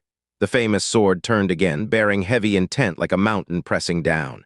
Jinling roared, lifting the mountain and hurling it, cracking the sword. The sword monarch retreated but felt no heartache, his gaze growing fervent. The long-lost passion was reignited by this spirit monkey. With 8 famous swords left, 2 flew out. Third sword, fourth sword, 2 sword beams roared like dragons, intertwining like scissors to cut Jinling's waist. Their power now severalfold stronger than the first 2. Jinling stomped, shaking the ground, then leaped high like a small mountain. Descending, he stepped on the swords. Crack, crack, 2 more famous swords broke. Jinling's eyes revealed a battle spirit charging toward the sword monarch. His 12-foot body, filled with divine power, punched with blinding light, comparable to mountains. Hurriedly slapping the sword box, the sword monarch launched 2 more famous swords. 5th sword, 6th sword. These surpassed the 3rd and 4th, exuding formidable sharpness even in defense, finally making Jinling frown. Despite his unmatched physical strength, the intense sword intent gave him a needle-prick sensation. Fully focused, he unleashed iron fists against 2 sword beams until they shattered. Spectators exclaimed in awe, marveling at the sword monarch's profound swordsmanship and Jinling's remarkable combat power, surpassing rumors. 6 famous swords broken without a trace of sorrow in the sword monarch's eyes, only unparalleled exhilaration. As if a shackle had been removed. Collecting famous swords was due to his master Sui Xiaogu's love for them, unconsciously gathering 9, creating 9 forms but becoming constrained. With 6 broken, his sword intent felt whole, seizing a new opportunity. He couldn't help but howl at the sky, launching another famous sword from the box. The 7th sword was ready. A soft voice resounded from the Sutra Pavilion. Step back. Everyone's spirit surged. Ning Chang finally spoke. Jinling respectfully retreated. Having withstood the 5th and 6th swords was his limit, shattering the swords relied on his physical toughness. To forcefully endure the 7th sword would mean serious injury, an unnecessary risk. No one appeared, yet the sword monarch felt an indifferent gaze upon him. Ning Chang's calm voice continued. Liang indeed produces talents. You have only 3 sword strikes. The sword monarch laughed heartily. 3 swords are enough. Drawing 1 sword from the box, his aura fused with it perfectly, becoming sky-piercing sword intent. First sword, the world seemed to freeze. Everyone felt the sharp chill. Song Yuanqiao's eyes flickered with unease. Ready. Ning Chang's voice remained calm. Everyone stared intently, anticipating the duel between titanic forces. The sword monarch's sword light crossed heaven and earth, slashing toward the entrance of the Sutra Pavilion. 3 sword strikes? If these words came from anyone else, the crowd would surely deem them arrogant and brash. But coming from Ning Chang, it felt only natural. Moments ago, the terrifying might of Jinling still lingered before their eyes, akin to a mythical demon king.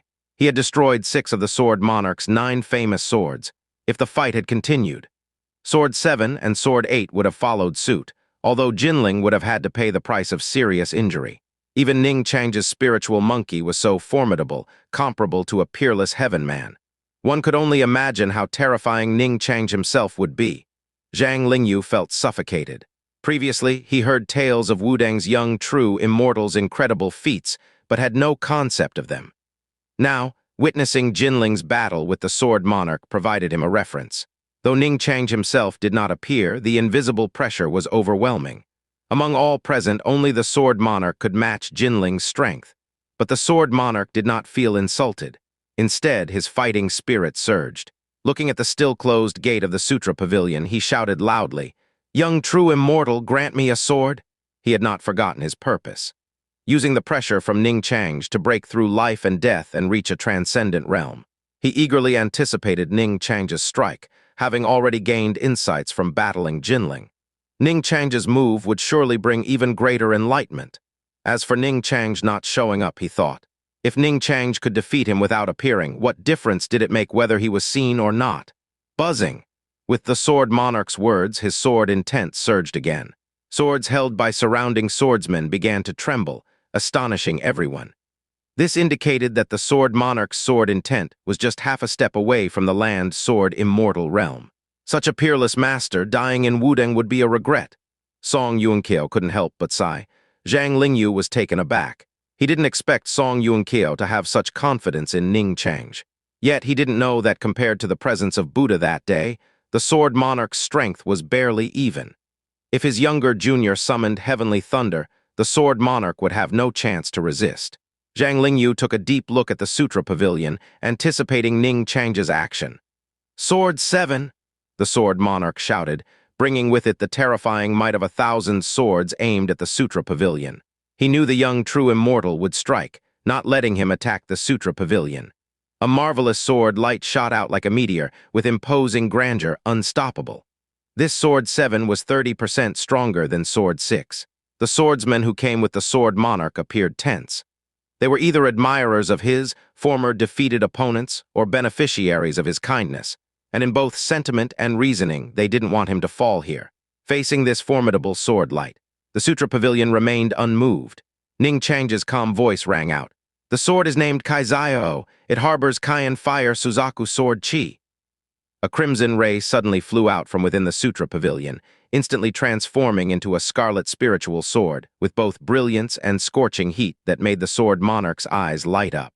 With Kaizio sword's movement, 1,000 swords resounded. Every swordsman was shocked to find their swords, which had worshipped the sword monarchs, now singing in reverence to Kaizio sword. This showed that Kaizio sword intent surpassed that of the sword monarch. It seemed as though the phoenix's song echoed through the sky. Scarlet Sword Chi transformed into a Suzaku, heading towards the formidable sword light. Shock filled the sword monarch's eyes. The Suzaku Sword Chi effortlessly shattered Sword 7. The famous sword disintegrated into fragments, unable to bear such terrifying intent. The sword monarch stumbled back.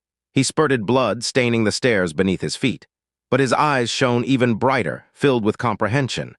With another famous sword shattered, his sword intent surged more fiercely. From Suzaku Sword Chi, he gained insights and opportunities.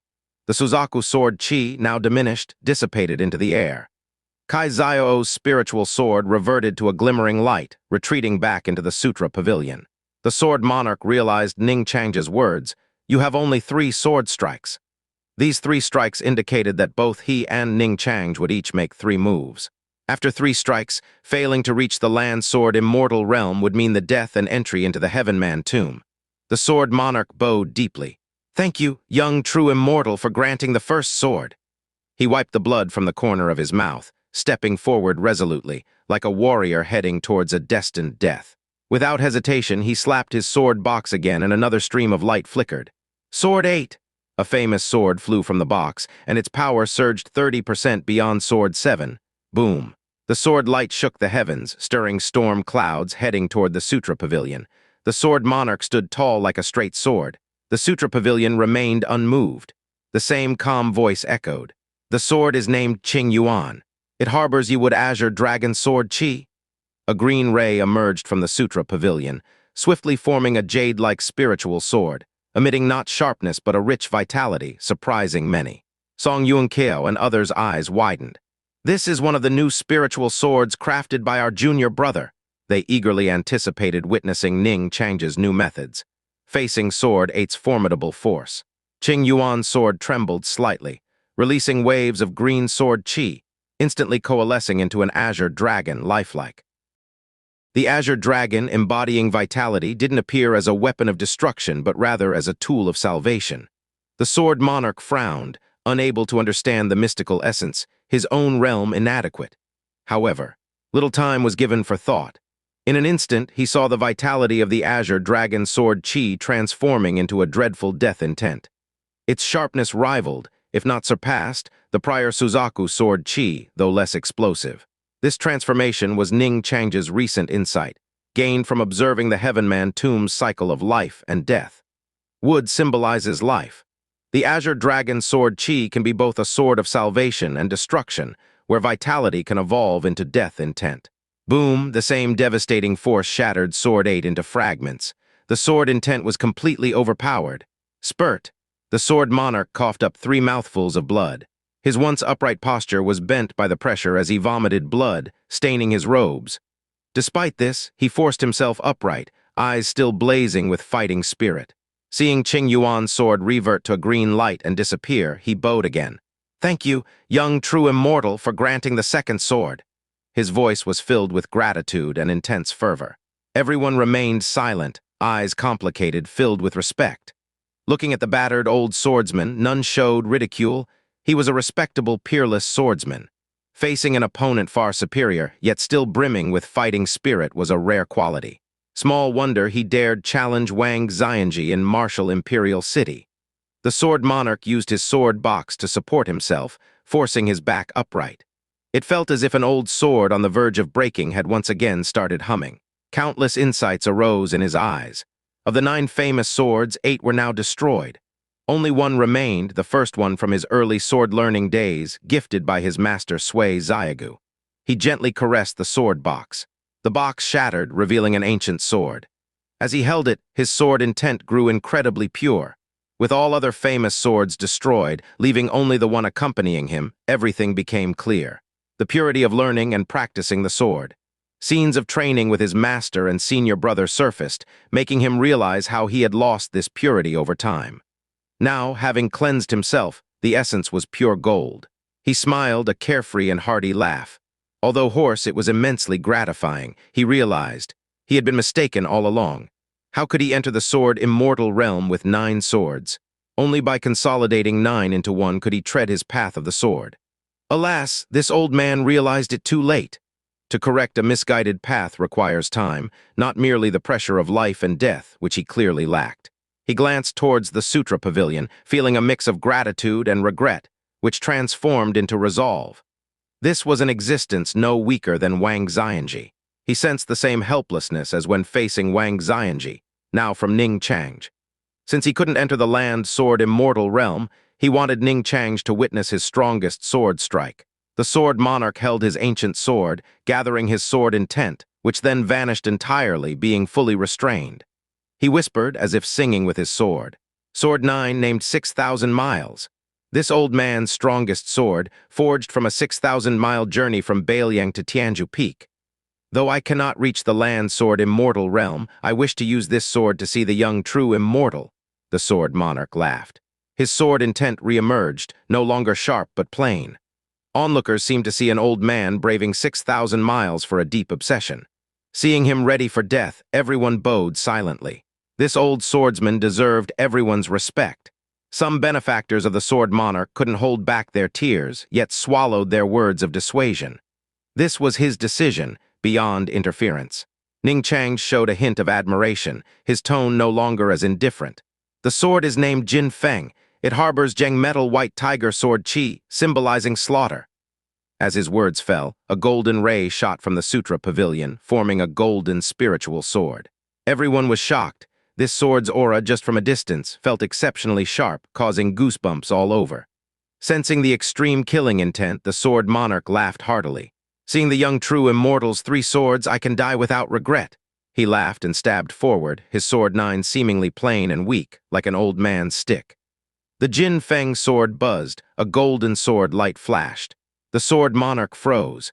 He seemed to see a white tiger emerge from the golden light, shattering his strongest sword, 6,000 miles, and reducing his ancient blade to fragments. He smiled bitterly. His proudest sword, 6,000 miles in the end, proved futile before the young true immortal, revealing his helplessness. At that moment, he thought perhaps he should challenge martial imperial city directly. Ning Changj seemed even more fearsome than Wang Xianji. In his daze, he felt his life slipping away. As he looked towards the Sutra Pavilion, he found Porter woven pretty into D-Man open. He saw a splendid young Taoist seated leisurely, smiling. When their gazes met, the Taoist boy nodded slightly to him. Turning back towards the Sutra Pavilion, there was only the calm black wooden door. Seeing the young true immortal before death, I can die without regret. Ning Chang's 3 swords left him in awe. Dying by such a figure's hand was an honor. He laughed and exclaimed, "Thank you, young true immortal, for granting the 3rd sword." Closing his eyes, all his vitality dissipated. the white tiger Zhang metal sword chi enough to extinguish all life. Even in death, he stood straight, unwilling to fall, such was the pride of a peerless swordsman. A sorrowful wail arose. An admirer of the sword monarch couldn't hold back tears. The world had lost another peerless swordsman. Many were in awe of Ningchang. The sword monarch was an unmatched heavenman swordmaster. His final strike, 6,000 miles, nearly reached the land sword immortal realm, comparable to the Buddha's presence. Yet such a master was still no match for Ningchang. He didn't even need to face him, merely commanding 3 spiritual swords. Zhang Lingyu was shaken. Unconsciously, he began comparing Ningchang to his master, and this realization startled him even more. His master was a renowned land god immortal, a figure of immense legend. Yet now, he instinctively equated the 9-year-old Ningchang with his master. This realization profoundly impacted Zhang Lingyu. Having only heard of Ningchang's thunderous fire refining the Buddha, he now realized Ningchang's terrifying prowess in swordsmanship as well. A true reincarnated celestial. Song Daeyu, I truly envy Wudeng, Zhang Lingyu exclaimed, his face filled with admiration. Song Yuan Kiao and others beamed with joy, relishing the praise. Having such an extraordinary junior brother in Wudeng was indeed great fortune. Privately, they felt their master was incredibly fortunate to have found him at the foot of Mount Hua. Of course, they would never dare say this in front of Zhang Sanfeng. They weren't surprised by the sword monarch's fall, as it was expected. Their junior brother had no peer below the land god immortal realm, but they marveled at Ningchang's expanding abilities. Martial artists respectfully gazed at the Sutra Pavilion. A green spiritual light emerged from within, lifting the sword monarch's body into the Heavenman tomb. The eastern ancient tree swayed, accepting his body, fulfilling his wish to be buried there. A line of text emerged. Tomb of the Sword Monarch, below detailed his life's deeds. Vibrant green leaves shimmered, emitting a mystical aura, subtly embedding the sword monarch's 9 sword intents. The Heavenman tomb now housed the 4th peerless Heavenman who died by Ningchang's hand. Mourners paid their respects in the direction, their only possible gesture. Many viewed the Heavenman tomb with reverence. Being interred there was, in a way, an honor. Within the Sutra Pavilion, Ningchang sensed the sword monarch's burial and felt a slight regret. He had hoped the sword monarch could attain the land sword immortal realm through this ordeal, from which he could gain further insights. The sword intent of a peerless heavenman would aid him, but not as much as that of a land sword immortal. However, the sword monarch ultimately failed. Ningchang shook his head, dismissing the regret. As he prepared to consolidate insights from the bout, his eyes flashed with surprise. Looking toward the Heavenman tomb, he noticed a strange transformation occurring. Within the Heavenman tomb, the ancient tree where the sword monarch was buried began to undergo a mysterious transformation. Is that vitality? Ningchang's eyes gleamed with spiritual light as he observed the celestial phenomena, penetrating space to see the interior of the easternmost ancient tree. He saw that the sword monarch's body, after having all its vitality extinguished by the Zheng metal white tiger sword chi, inexplicably began to show a faint trace of life. The Tao gives birth to 50, heaven evolves 49. Could this be the one remaining thread of life? Ningchang's heart was filled with astonishment. He found this situation quite fascinating. Logically, the sword monarch should have been dead beyond any doubt, as Ningchang had not held back. Yet now, a faint trace of life remained. He formed a hand seal, silently calculating, and gradually gained insight. So that's how it is. My second sword, the Yiwood Azure Dragon Sword Chi, contained the Tao of life and death transformation, which he comprehended to a certain extent and integrated into his sword intent. Now that he has entered the Heavenman tomb, a place where life and death evolve, the ancient tree's vitality and death intent have intertwined, preserving this thread of life. Truly, the world is full of wonders. A smile curled at the corners of Ningchang's mouth, and he couldn't help but marvel at the situation. Such an extraordinary event, defying common sense, piqued his interest. Perhaps it would inspire him to further comprehend the Tao of life and death. Life and death, yin and yang, the 5 elements, all are interconnected. These are the paths he must walk. However, it's just a thread of life. Reviving such a faint trace of vitality is as difficult as ascending to the heavens.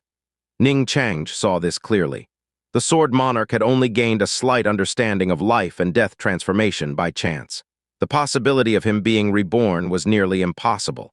Well, since your fate isn't entirely sealed, I'll lend you a hand and see what you can make of it. A thought arose in Ning Chang's mind. He was intrigued by the mysterious changes occurring in the Sword Monarch.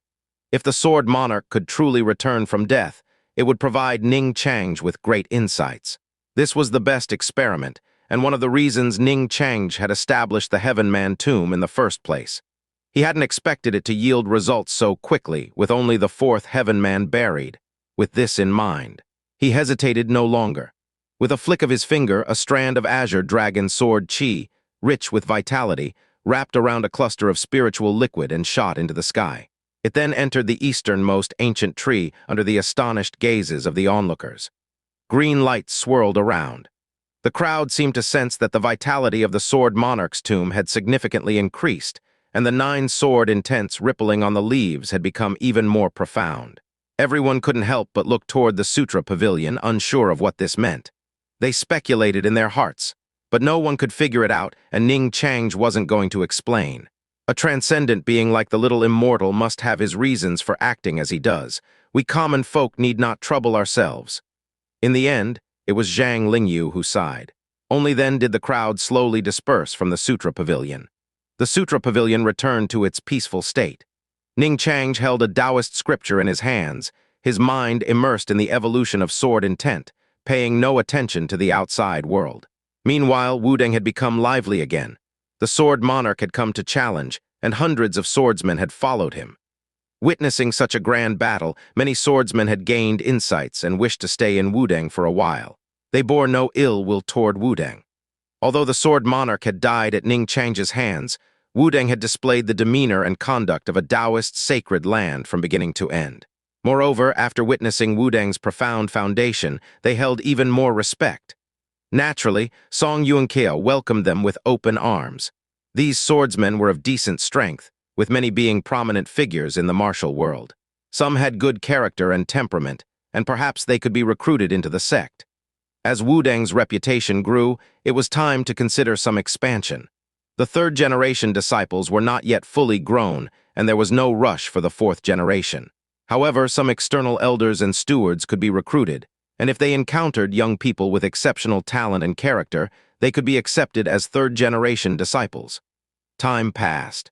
Zhang Lingyu and the disciples of Dragon Tiger Mountain bid farewell and left. Despite Song Yuanqiao's repeated attempts to persuade them to stay, they had already gained much from their half-month of discussions. In the end, both sides agreed that Wudang would send people to Dragon Tiger Mountain for further exchanges in the future. As for the many swordsmen who had followed the Sword Monarch to Tianzhu Peak, most of them also left, while a small number chose to join Wudang. The departing swordsmen generally held goodwill toward Wudang, viewing it with greater respect. It was easy to imagine that as these people descended the mountain, the news of the Sword Monarch's death at Wudang would gradually spread, further elevating Wudang's reputation. In the martial world, news travels fast. The story of the Sword Monarch challenging the little immortal at Tianzhu Peak and ultimately being buried in the Heaven Man tomb gradually spread throughout the great Ming dynasty, causing even greater waves in Lian dynasty. Swordsmen filled with knowledge recounted the details of that day. The Sword Monarch unleashed 9 swords, 6 of which were blocked by Wudang's spiritual monkey. The last 3 were aimed at the little immortal, especially the final sword, 6,000 miles, which seemed to touch the threshold of the land immortal realm. And the little immortal only used 3 swords, 3 spiritual swords, 3 sword chis, each one earth-shattering, ultimately leading to the Sword Monarch's defeat and death. The Sword Monarch was buried in the Heaven Man tomb, laughing in his final moments. "Thank you, little immortal, for granting me a sword." Each word was filled with tension and excitement. The listeners couldn't help but sigh, their hearts shaken. This is the allure of the martial world, swift vengeance, duels between the strong, all of it captivating. Whether it was the Sword Monarch or Ning Chang, they were both top-tier masters in the martial world. Their deeds were legends, myths in the ears of others. The Sword Monarch's death at Wudang instantly elevated Wudang's prestige and Ning Chang's reputation to new heights. True peerless masters are forged through battles, just like Zhang Sanfeng in the past. Only by defeating one formidable enemy after another can one ultimately earn the respect of all. After all, the people of the martial world are inherently rebellious. And the Sword Monarch's burial in the Heavenman tomb added even more legendary color to it. Martial artists spoke of the Heavenman tomb with reverence, and some even suggested that being buried there was an honor, signifying the little immortal's recognition. For a time, many aging Heavenman experts nearing the end of their lives were tempted. As the news spread, the reactions of various major forces varied.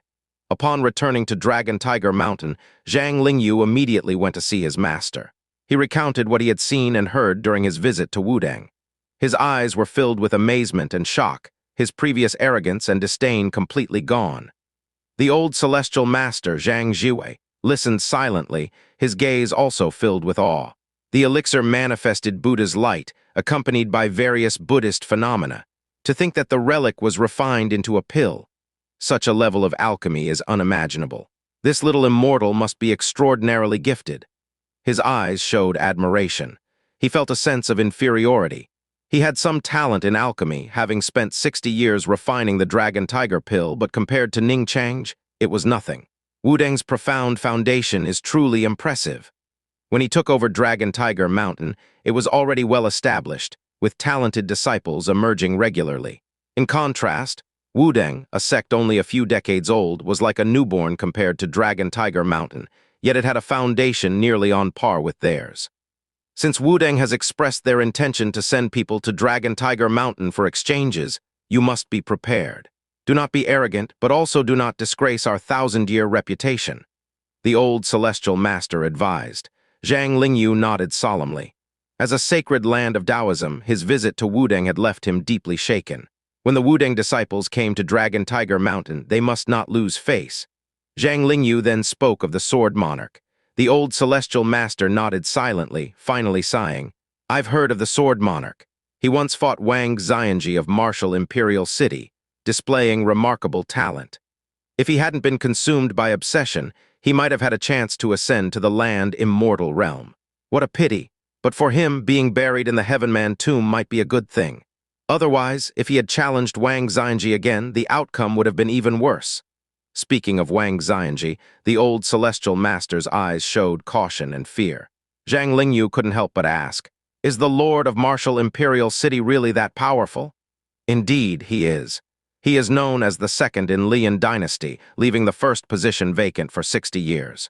I once saw him from afar. He is unfathomable.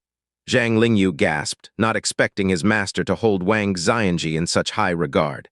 Then, how does the little immortal compare to the Lord of Martial Imperial City? The old celestial master walked away. It's hard to say for the future, but for now, without reaching the land immortal realm, no one can be a match for Wang Xianji. Zhang Lingyu was left standing in place, stunned. Martial Imperial City. A domineering figure stood with hands behind his back, Wang Xianji gazing into the distance, toward the great Ming dynasty. He had also heard the news of the Sword Monarch's death at Wudang. He was silent. His impression of the Sword Monarch remained from many years ago. At that time, he was already famous, the martial emperor of Lian Dynasty. The Sword Monarch was a newcomer to the martial world, proud and ambitious, seeking to bring glory to his sect by challenging Wang Xianji. Naturally, he was defeated without hesitation. Out of respect for Sui Xiaogu, Wang Xianji did not kill the Sword Monarch, merely leaving his yellow Lu sword on the city wall as a substitute for death. Wang Xianji glanced at the yellow sword, which seemed to tremble. He shook his head and said, "What a pity! If you had let go of your obsession, you might have ascended to the land immortal realm and become a worthy opponent." The Sword Monarch's talent was undeniable, but he had taken the wrong path. Wang Xianji raised his hand, and the yellow Lu sword flew from the city wall. With a light touch, the sword emitted a trembling sound before shattering into countless fragments. Dust to dust, earth to earth. Since the Sword Monarch was dead, there was no need to keep the sword. Wang Xianji clasped his hands behind his back, looking toward Wudang, his eyes filled with anticipation. "Little immortal, I hope you ascend to the land immortal realm soon." He had been lonely for a long time. He had fought many of the world's strongest, but many others, for various reasons, could not be fought. Perhaps this little immortal would be a worthy opponent, but for now, it was still too early. Without reaching the land immortal realm, no matter how astonishing one's combat power, they could not be his match. Bailyang Prince's mansion. A middle-aged man with graying temples put down the document in his hand. After hearing his subordinate's report, he sighed. Old Huang still couldn't let go in the end. Even after so many years in my Bailiang Prince's mansion, the battle with Wang Xianji is still etched in his mind, perhaps even becoming a nightmare. Su Zhao knew. Back then, the sword monarch had challenged Wang Xianji, only to abandon his sword and flee, considering it a disgrace. Now, after much reflection, he had gone to Wudang to challenge Ning Chang, hoping to take that final step under Ning Chang's pressure, and then go to martial Imperial City for a final battle with Wang Xianji. Without reaching the land immortal realm, he didn't have the courage to challenge Wang Xianji again. In the end, he failed. He died at Wudang, his remains buried in the Heavenman tomb. A fierce general, his eyes filled with killing intent, said, Your Highness, even so, old Huang was one of us in the Bailiang Prince's mansion. Wudang shouldn't have killed him like that, disregarding our Bailiang. I request permission to lead an attack on Wudang and bring back old Huang's remains. Su Zhao slowly waved his hand. This was old Huang's own choice. It has nothing to do with Wudang. Then, what about the heir? The heir has grown up. If he wants to go to Wudang to retrieve old Huang's remains after mastering martial arts, it will be up to him. Su Zhao thought of his eldest son and felt a headache coming on. He slowly stood up, looking at the map on the wall. Lian dynasty is not peaceful, and neither is the 9 provinces. The chaos of the dynasty leaves little time within the mansion. A handsome young man downed a bowl of strong liquor, muttering to himself, Old Huang, I knew you were a master. Just wait, one day I'll go to Wudang myself and bring you home. The death of the sword monarch caused quite a stir in the martial world. After all, he was a peerless Heavenman swordmaster, but the news mostly spread among those who knew him. It didn't have the same grand impact as the destruction of the dragon-slaying saber and the gathering of heroes from all over the world. Even so, the reputation of Wudang's Heavenman tomb continued to grow. 4 Heavenman experts were buried there. The Sun Moon sect's leader, Dongfeng Bubai, the Round Moon Villa's master, demonic blade Ding Peng, the esoteric monk Dalcai, and the peerless swordsman, the Sword Monarch. Each one more formidable and famous than the last. As a result, the Heavenman tomb took on a special meaning. Namely, being buried in the Heavenman tomb signified being among the top-tier Heavenman experts, remembered by the world. This was a significant temptation for aging Heavenman experts nearing the end of their lives. Martial artists in the martial world, rising and falling, ultimately seek fame and fortune. Even Heavenman experts are no exception. For a time, many were tempted. However, most of them were unworthy, with some even being old grandmasters daring to challenge. Of course, they naturally wouldn't meet Ning Chang. Boom. Jin Ling in his 12-foot true form was incredibly fierce, forcing an old expert to retreat. The old expert, facing the giant monkey, felt fear and retreated repeatedly. But Jin Ling showed no mercy. If you come to challenge, be prepared to die. Wanting fame without paying the price? Impossible. With a few more punches, Jin Ling's fists glowed and the old expert's eyes bulged as he spat blood and died, his bones shattered. Jin Ling showed no emotion, reverting to his 4-foot Taoist form, holding a broom as he returned to the Sutra Pavilion. He left behind a series of shocked and speechless gazes. To challenge Ning Chang, just getting past Jin Ling was no simple task. Song Yuanqia waved his hand, and the disciples behind him immediately collected the old expert's body and buried it elsewhere, with his mere peak grand. The path of formations is said to encompass all things. The highest level uses heaven and earth as the formation, while the lower level uses human effort. The 7 stars sword formation used by the 7 heroes of Wudang was just a small experiment by Ning Chang. In fact, he has spent more effort on the path of formations than on alchemy, artifacts, and talismans combined. The path of formations is vast, and Ning Chang has only just begun to create basic formations. The 7 formation flags that vanished into the void to connect with the power of the stars were just a rudimentary method. Strictly speaking, this wasn't even a true formation. However, Ning Chang wasn't worried. With the foundation of the true explanation of minor formations, further understanding would be much simpler. Creating something from nothing is the hardest part. Once the most difficult step is completed, the subsequent efforts have a clear direction. Moreover, Ning Chang already had an idea. I can create in 2 directions now, he thought. One is the spirit gathering formation and the other is the sword formation. His eyes sparkled with excitement, as these were the directions he had been contemplating. The spirit gathering formation could help increase the concentration of spiritual energy in the environment, making future cultivation easier. The sword formation could further develop the destructive power of his 3 spiritual swords. Deciding to strike while the iron was hot, Ning Chang planned to combine the mysteries of the Big Dipper with the spirit-gathering formation, while the inspiration from creating the true explanation of minor formations was still fresh. His eyes gleamed with spiritual light as he observed the celestial phenomena, looking up at the sky. The myriad stars reflected in his eyes, and before he knew it, the sun and moon had disappeared, leaving only the Big Dipper shining brightly. The Big Dipper consists of Tianshu, Tiangshuan, Tianji, Tianquan, Yuheng, Kaiyang, and Yaeguang, he recited. The heavens have 7 stars, the earth has 7 peaks, and humans have 7 orifices. They correspond to each other. If heaven, earth, and humans can resonate, they can draw infinite star power.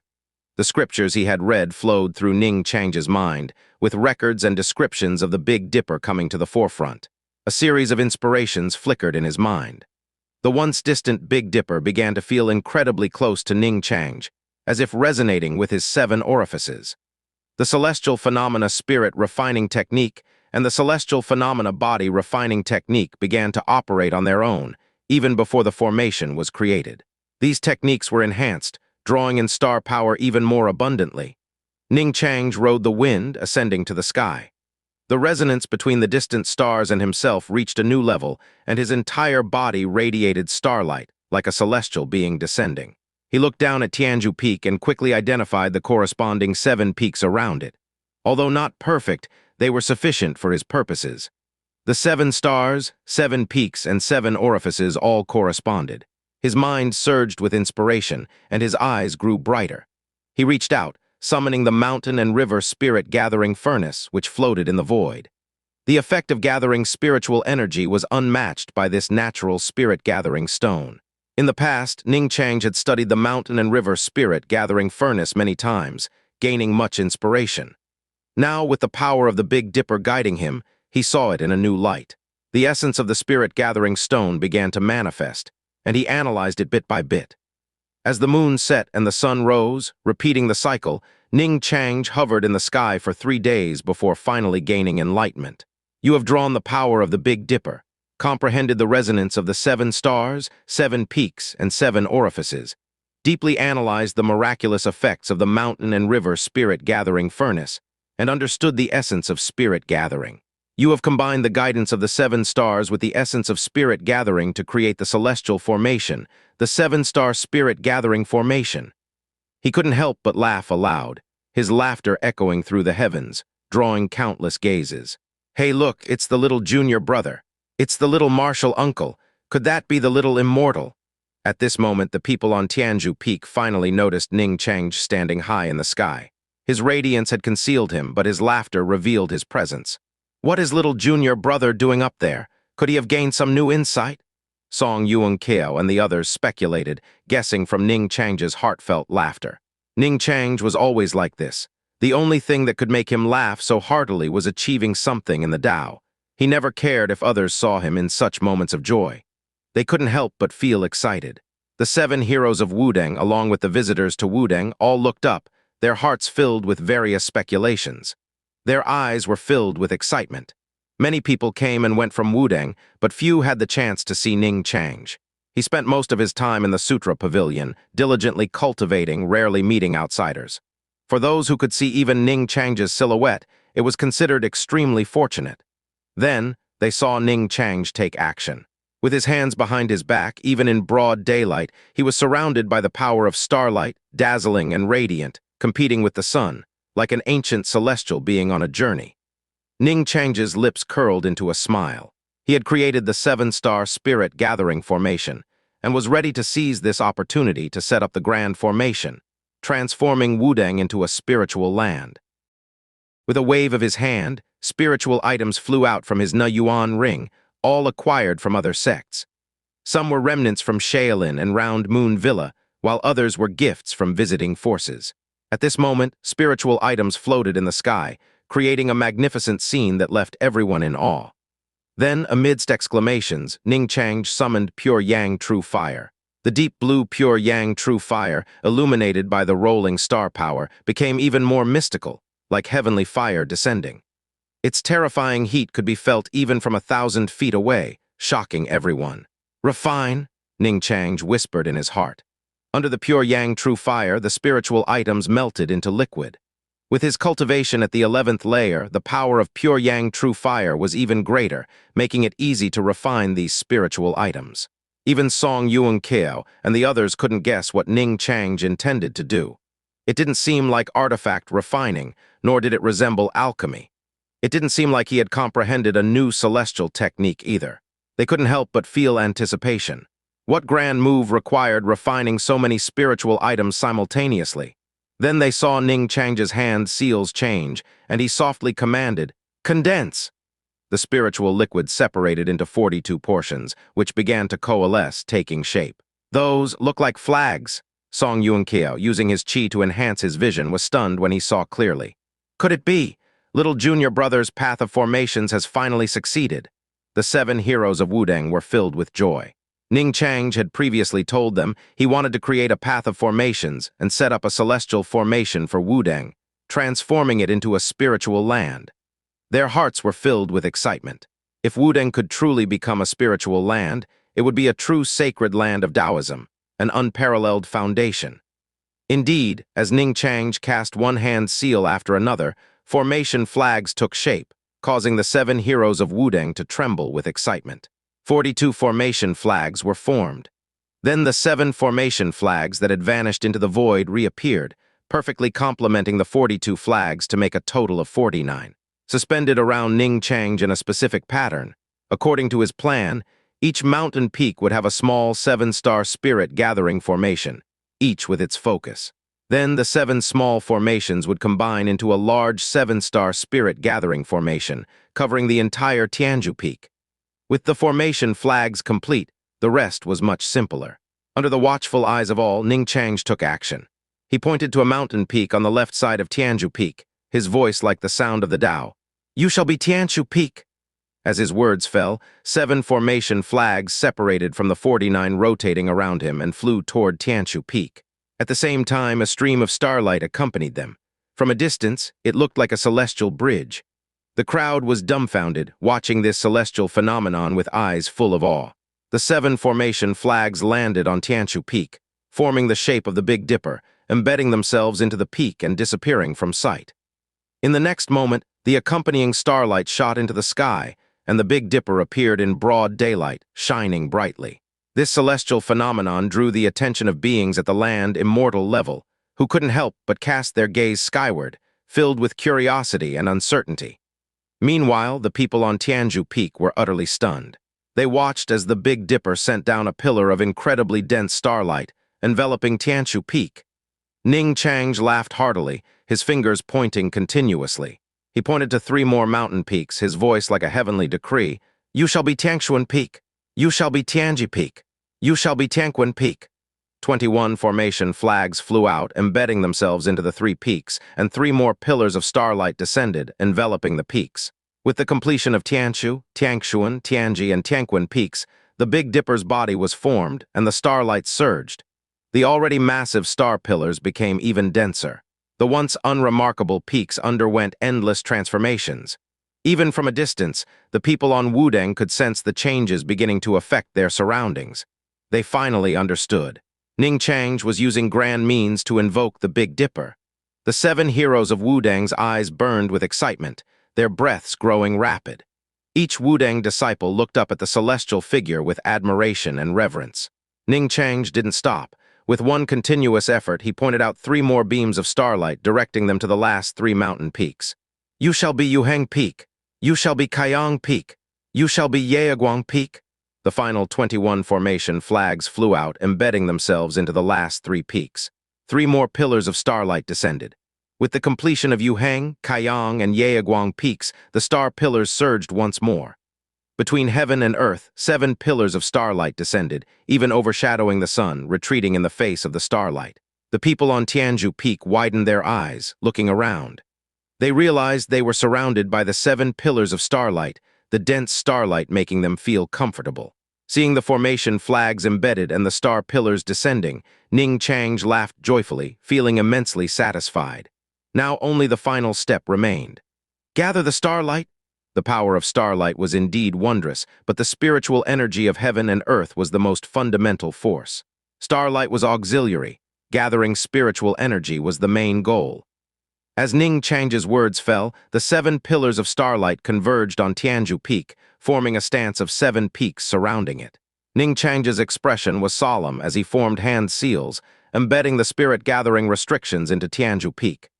The main formation base, condensed from spiritual light, merged with Tianzhu Peak.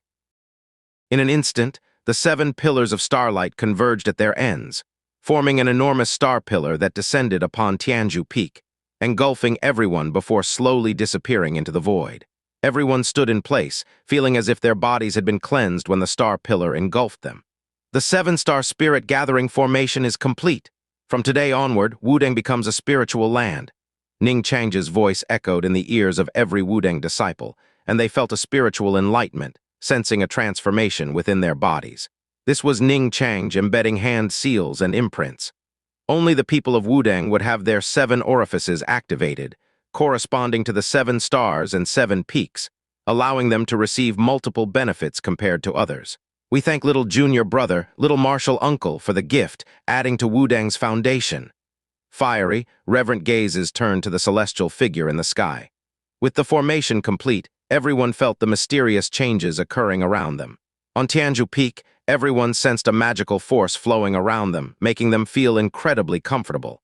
Even old injuries and fatigue seemed to dissipate, leaving them invigorated.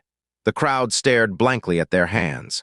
The Wudang disciples felt it even more intensely, their 7 orifices resonating, amplifying the effects. Not only that, but miraculous changes were happening around them. Grass and trees began to grow wildly, doubling or tripling in height in the blink of an eye. Flowers bloomed in a riot of colors, filling Wudang with fragrance and comfort. A gentle breeze seemed to carry a spiritual essence, sending shivers down their spines and sparking inspiration. In the distance, the ancient trees of the Heavenman tomb didn't grow taller, but their vitality visibly increased. The easternmost ancient tree swayed, and the life force it nurtured began to transform. In the back mountain, the roars of beasts echoed, not with ferocity, but with a sense of reverence and gratitude. In the sky, birds circled, white cranes came to celebrate, and golden sunlight bathed everyone's faces, leaving them in awe. From now on, Wudang had become a spiritual land. Looking up at the sky, the figure who had displayed such celestial means had vanished, leaving everyone bowing in heartfelt reverence, even those not of Wudang. Such divine phenomena would be etched in their minds for a lifetime. Having witnessed such means and received the benefits of starlight infusion, their admiration for Ning Chang was as boundless as the Yellow River. The little immortal was like a true immortal descending to the world. But soon, they felt boundless envy for the Wudang disciples. Just standing there for a while had brought them such benefits. It was unimaginable how much the Wudang disciples would gain from staying on Tianzhu Peak long-term. In the Sutra Pavilion, Ning Chang sat cross-legged, feeling the continuously surging spiritual energy in Wudang, a smile on his face. He estimated that once the spiritual energy stabilized, Wudang's spiritual energy would be at least 10 times what it was before. What a terrifying increase. The effect of the 7-star spirit-gathering formation was truly astounding. For others, the surge in Wudang's spiritual energy would bring indirect benefits, such as feeling refreshed, full of energy, and healing old injuries. Over time, their bodies would become stronger, and their talents would improve. But for Ning Chang, who cultivated immortality, the benefits were endless. In the future, refining the spiritual energy of heaven and earth for cultivation wouldn't be slow, comparable to consuming elixirs. Moreover, whether in alchemy, artifact refining, or cultivating spiritual tea and items, the benefits would be immense. Turning spiritual tea into enlightenment tea was almost a certainty. For his future cultivation, the 7-star spirit-gathering formation far surpassed any previous spiritual harvest. And it wasn't just cultivation. The benefits in battle were even greater. In the future, with a 10-fold increase in spiritual energy at Wudang, the rolling spiritual energy would be a source of power. With a wave of his hand, he could unleash endless destruction, far surpassing before. Standing in Wudang, even if several land immortals came together, Ning Chang could ensure they would never return. He could even mobilize the power of the 7 stars to face enemies. Just staying in Wudang, he was invincible. This was the innate position of invincibility, requiring only quiet cultivation. Feeling the spiritual energy between heaven and earth gradually stabilizing, Ning Chang adjusted his posture, sitting comfortably. He smiled and sighed. The only pity is that the 7 peaks around Wudang aren't the most suitable for the Big Dipper. If, in the future, I master the art of moving mountains, I'll bring 7 majestic mountains and their veins and draw 7 heavenly veins. That would truly transform Wudang into a paradise. A paradise? It is truly a land of immortals and deities, where even a mortal could breathe in the spiritual energy and easily live without illness, reaching the limits of their lifespan. Spiritual roots sprout like bamboo shoots after the rain, and spiritual items are found everywhere. If a cultivator were to reside there, their cultivation would progress rapidly, even without deliberate effort. Unfortunately, this is just a dream. To transform a place into such a paradise is far beyond Ning Chang's current cultivation level. For now, Wudang can be considered a spiritual land. Living there long-term can strengthen the body and bones. Some extraordinary beasts might even gain sentience, though the probability is low. Finding another anomaly like Jin Ling would be very difficult. Ning Chang shook his head with a smile, setting aside his daydreams. A paradise is still too far away, merely a thought and a goal. However, the current spiritual land is more than sufficient. His eyes gleamed with spiritual light as he first looked toward the back mountain, where Zhang Sanfeng was in seclusion. The completion of the 7-star spirit gathering formation also benefits Zhang Sanfeng, as the increased concentration of heaven and earth's power makes resonating with it much easier.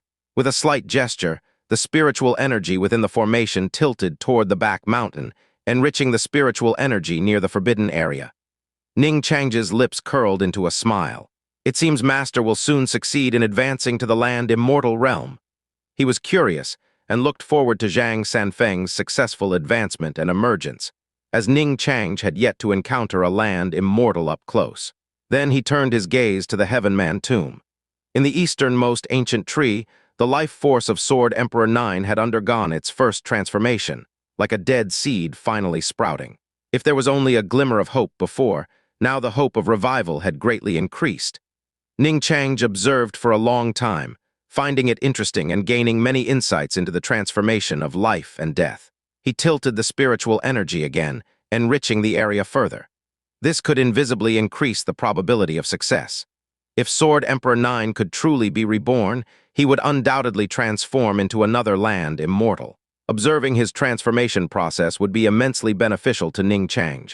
After completing these tasks, Ning Chang finally paused his actions. His mind was still filled with inspiration. During the creation of the 7-star spirit gathering formation, he gained a deeper understanding of the correspondence between the stars, peaks, and human orifices, leading to new insights into the Tao of the 3 talents of heaven, earth, and man. He decided to strike while the iron was hot and create the sword formation. He opened his mouth, and 3 beams of light flew out, 1 red, 1 gold, and 1 green, transforming into 3 spiritual swords corresponding to heaven, earth, and man. According to Ning Chang's calculations, when the 5-element spiritual swords are complete, they can form a 5-element sword formation, greatly increasing their power. For now, he could compromise with 3 swords. The 3 spiritual swords formed a sword formation, significantly enhancing their destructive power. The 3 spiritual swords hovered and rotated around him. Ning Chang's heart moved, secretly activating the 7-star spirit gathering formation. The stars, peaks, and his own orifices began to resonate, and the once faint spiritual light expanded infinitely. On Tianzhu Peak, everyone was still immersed in the joy of Wudang becoming a spiritual land. Song Yuanqiao led people to clean up the changes on Tianzhu Peak, closing the doors to visitors, giving Wudang a rare moment of peace. Ning Chang was immersed in the world of Tao comprehension. He didn't know how much time had passed when he opened his eyes, revealing joy. The 3 spiritual swords accelerated their rotation, changing positions, and their connection became even tighter. You have gained inspiration from the creation of the 7-star spirit gathering formation, comprehended the Tao of the 3 talents of heaven, earth, and man, and created the celestial formation, the 3-talent sword formation, using the gold edge sword for heaven, the Xianxia sword for earth, and the Qingyuan sword for man. The sword formation was complete. Ning Chang formed a sword seal with his hand, and the connection between the 3 spiritual swords grew tighter, forming a triangular shape of the three talents. If the sword formation were fully unleashed, its power would increase exponentially. With this sword formation, even a land immortal can be slain. He couldn't help but smile. This way, he had finally transformed his accumulated knowledge in the path of formations into his own strength. The seven-star spirit gathering formation and the three-talent sword formation further enhanced Ning Chang's foundation and strength. One for cultivation, one for protection, complementing each other perfectly. Wonderful, he laughed heartily, and Jin Ling respectfully offered spiritual wine, which Ning Chang drank in one gulp. The impact of the seven-star spirit gathering formation continued. After Wudang became a spiritual land, the disciples began to experience its wonders. Both martial arts and internal cultivation saw significant progress. Moreover, they experienced a small peak in their strength. The first large-scale improvement of Wudang disciples was due to Ning Chang's first lecture, which unleashed their potential. After nearly a year of accumulation, the transformation of Wudang into a spiritual land triggered another wave of breakthroughs. In no time, the strength of Wudang disciples soared, and it became rare to see anyone below the innate level. Even grandmasters began to appear. Compared to the past, this was a leap forward. 9 years ago, Wudang's 7 heroes didn't even have a single grandmaster. But now even the third-generation disciples were reaching that level, highlighting the immense gap. New disciples who joined Wudang were grateful. They felt fortunate to be part of such a sacred land, and their sense of belonging to Wudang grew stronger. They knew they had joined at the right time. If anyone wanted to join Wudang now, the standards would be much higher. Song Yuanqia was busy with this matter and even consulted Ning Chang. Ning Chang simply smiled and said, "Character comes first, talent second." To him, martial talent wasn't the most crucial factor. As Wudang transformed into an immortal sect, the key would be immortal aptitude. However, with his methods, enabling everyone in Wudang to cultivate immortality wouldn't be difficult. Moreover, while talent is important for success in cultivation, the most crucial factor is a persistent Dao heart. Character, on the other hand, is something that can't be easily changed later in life. Song Yuanqia left deep in thought, pondering how to set the standards. Ning Chang didn't worry about such matters, leaving them to Song Yuanqia and the others. He spent his time in the Sutra Pavilion, reading scriptures, comprehending the Tao, enjoying tea, playing chess, and refining elixirs, living a carefree life. Sometimes, Mo Shengu and others would visit and envy Ning Chang's lifestyle, expressing their desire to join him in secluded cultivation, once the third-generation disciples could take on more responsibilities. Ning Chang would just smile, knowing that not everyone had such a steadfast pursuit of the Tao. A momentary interest is one thing, but long-term persistence is another. So far, besides his master Zhang Sanfeng, he had only seen this quality in Jin Ling. Perhaps Song Qingshu could be considered halfway there. Thanks to Ning Chang's occasional guidance, Song Qingshu had become a true prodigy, reaching the peak of the innate level at a young age and not far from the Grandmaster realm. It was foreseeable that he would become a pillar of the third-generation disciples in the future. He was patient and often came to serve Ning Chang, earning Ning Chang's high regard. Occasionally, Ning Chang would offer him some guidance, and this once ill-fated Wudang disciple had now embarked on a completely different path. The news of Wudang becoming a spiritual land spread in the martial world.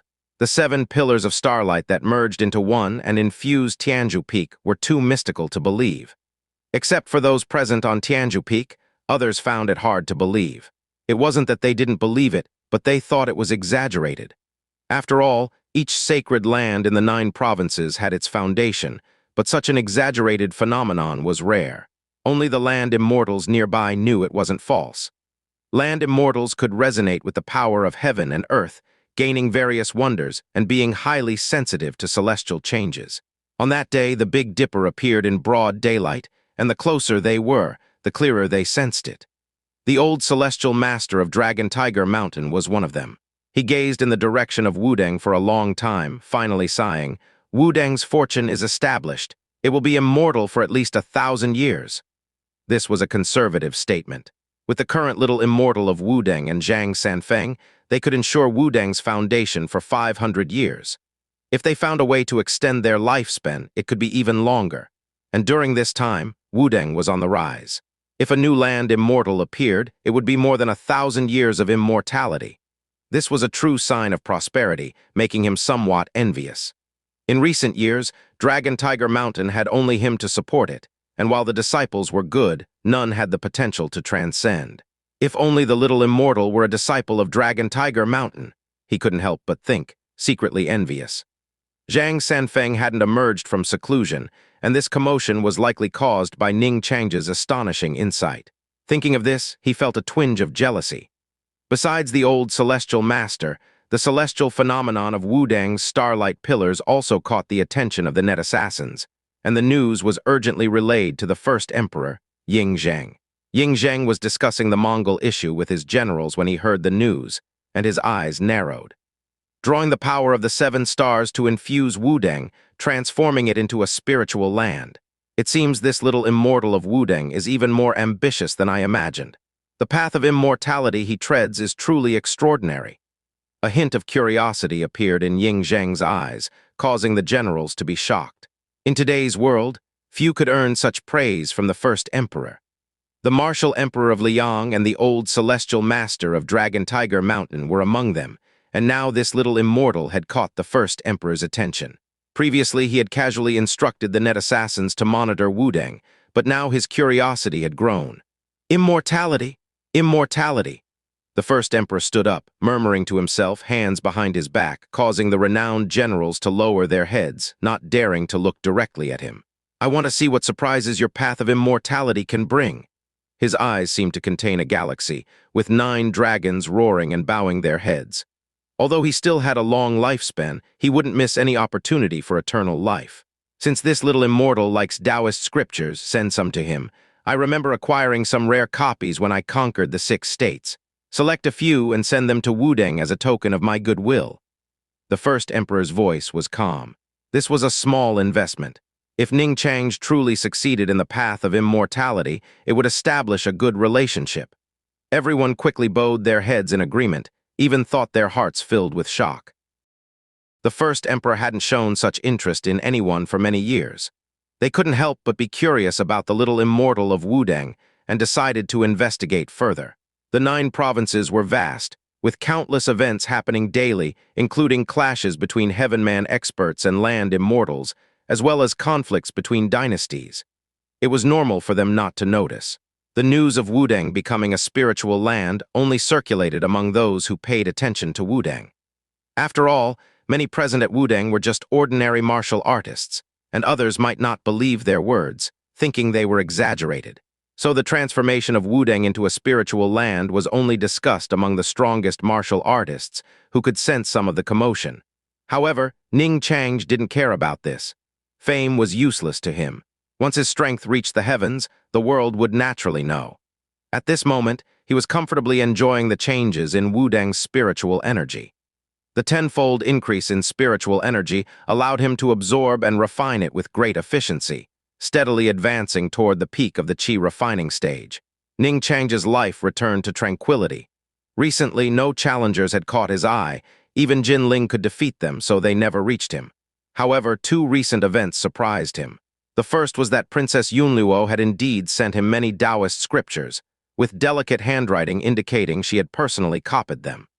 She was favored by the Ming Emperor and could freely enter the palace, making the Ming Emperor both amused and helpless. Ning Chang's lips curled slightly. The goodwill he had shown that day had unexpectedly yielded results so quickly. The Ming Palace had many treasures, and while there were duplicates, some rare copies delighted Ning Chang. He couldn't help but sense the spiritual consciousness he had left on the sword he had gifted, feeling the royal dragon aura surrounding it. It seems Princess Yunluo is still in the palace. This dense royal dragon aura is quite special, Ning Chang mused, his eyes filled with wonder. The royal dragon aura is a mysterious power belonging to the human realm, seemingly capable of enhancing martial cultivation. This is why the emperors of the 9 provinces are rumored to be formidable. In the future, I can occasionally study it. Perhaps I can combine it with the path of immortality, Ning Chang thought. The spiritual sword given to Princess Yunluo was just a bridge. As his spiritual consciousness grew stronger, the residual consciousness on the sword would also strengthen, allowing him to perceive more about the royal dragon aura. As for the second event, it surprised him even more. A few days ago, the Supreme Emperor of Great Qin, His Majesty the First Emperor, sent a batch of rare Taoist scriptures and some precious books, apparently acquired during the conquest of the 6 states. I have long heard of the little immortal of Wudang who aspires to pursue immortality and eternal life. I am deeply gratified and have sent 600 Taoist scriptures to aid the little immortal, was read the proclamation of the Heaven Man eunuch, to which Ning Chang calmly replied, "Thank you, First Emperor." He could guess the First Emperor Ying Zheng's intentions. This ruler had always yearned for eternal life, and now he was simply establishing goodwill with Ning Chang. He accepted the gift without hesitation. The Taoist scriptures sent by Ying Zheng were precious and would undoubtedly be beneficial to him. In the 9 provinces, the First Emperor's mystery and power were universally acknowledged. No one had ever seen him in action, but everyone knew he was incredibly strong. Even the martial emperor of the martial imperial city had once expressed a desire to fight the First Emperor if given the chance. However, as the ruler of a dynasty, the First Emperor wouldn't engage in ordinary martial conflicts, and no one knew if he had ever clashed with the martial emperor in private. Watching the departing Qin envoys, Ning Chang had no particular thoughts. No matter how powerful the First Emperor was, he wouldn't fear him in Wudang. Since that was the case, why add unnecessary troubles? If the First Emperor wanted to send Taoist scriptures, he would accept them. In the future, if he succeeded in the path of immortality, he could repay the favor. However, Ning Chang speculated that the First Emperor was likely investing in multiple areas and didn't necessarily believe Ning Chang would achieve eternal life. He shook his head, smiling at the thousands of new Taoist scriptures in the Sutra Pavilion. Next came leisurely days of reading and comprehending the Tao, which Ning Chang thoroughly enjoyed. However, he hadn't forgotten to ask Song Yuanqiao and others to help find spiritual items of the water and earth elements. Since they had already collected some, and soon, the water and earth spiritual swords would be complete, perfecting the 5 elements spiritual swords. Time passed quietly, and before he knew it, the year had turned, and Ning Chang was 10 years old, his cultivation even more profound and unfathomable. One day, Song Yuanqiao hurriedly arrived looking serious. "Little junior brother, something major has happened in the martial world. The Imei sect has been destroyed, and the Heaven-reliant sword is missing." Speaking of the Imei sect, they haven't had an easy time lately. The Heaven-reliant sword and the dragon-slaying saber were once hailed as the divine weapons of the Ming dynasty, rumored to be the keys to Yang Gong's treasure, attracting countless covetous eyes. The dragon-slaying saber wandered the martial world, with many vying for it. The Heaven-reliant sword was held by the Imei sect, and people constantly tested them. To avoid trouble, the Imei sect didn't even send anyone to the Wudang event where the saber was destroyed, choosing to seal their mountain and forbid disciples from leaving. Only after the dragon-slaying saber was destroyed did the prying eyes around Imei lessen somewhat. After all, with the saber gone, the Heaven-reliant sword was just a divine weapon, no longer able to unlock the treasure, and those lurking in the shadows naturally decreased. Even so, the Imei sect's situation wasn't particularly good. The Wudang's destruction of the saber set a precedent, making Imei's exclusive hold on the Heaven-reliant sword seem narrow-minded by comparison. This led to a perception in the martial world that the Imei sect was nothing more than petty thieves, severely damaging their reputation. Facing such embarrassment, the Imei sect's leader decided to let Imei fade from the limelight for a while. Dugu Yi continued to seal the mountain gate to avoid the storm. Even when Song Yuanqiao and others sent invitations, they were politely declined. The reason for their invitation was simple. They wanted to examine the Heaven-reliant sword's material to see if it was a spiritual item like the dragon-slaying saber. Rumors in the martial world suggested that the Heaven-reliant sword and the dragon-slaying saber were forged by the same master craftsman. If they came from the same furnace, this speculation was likely true.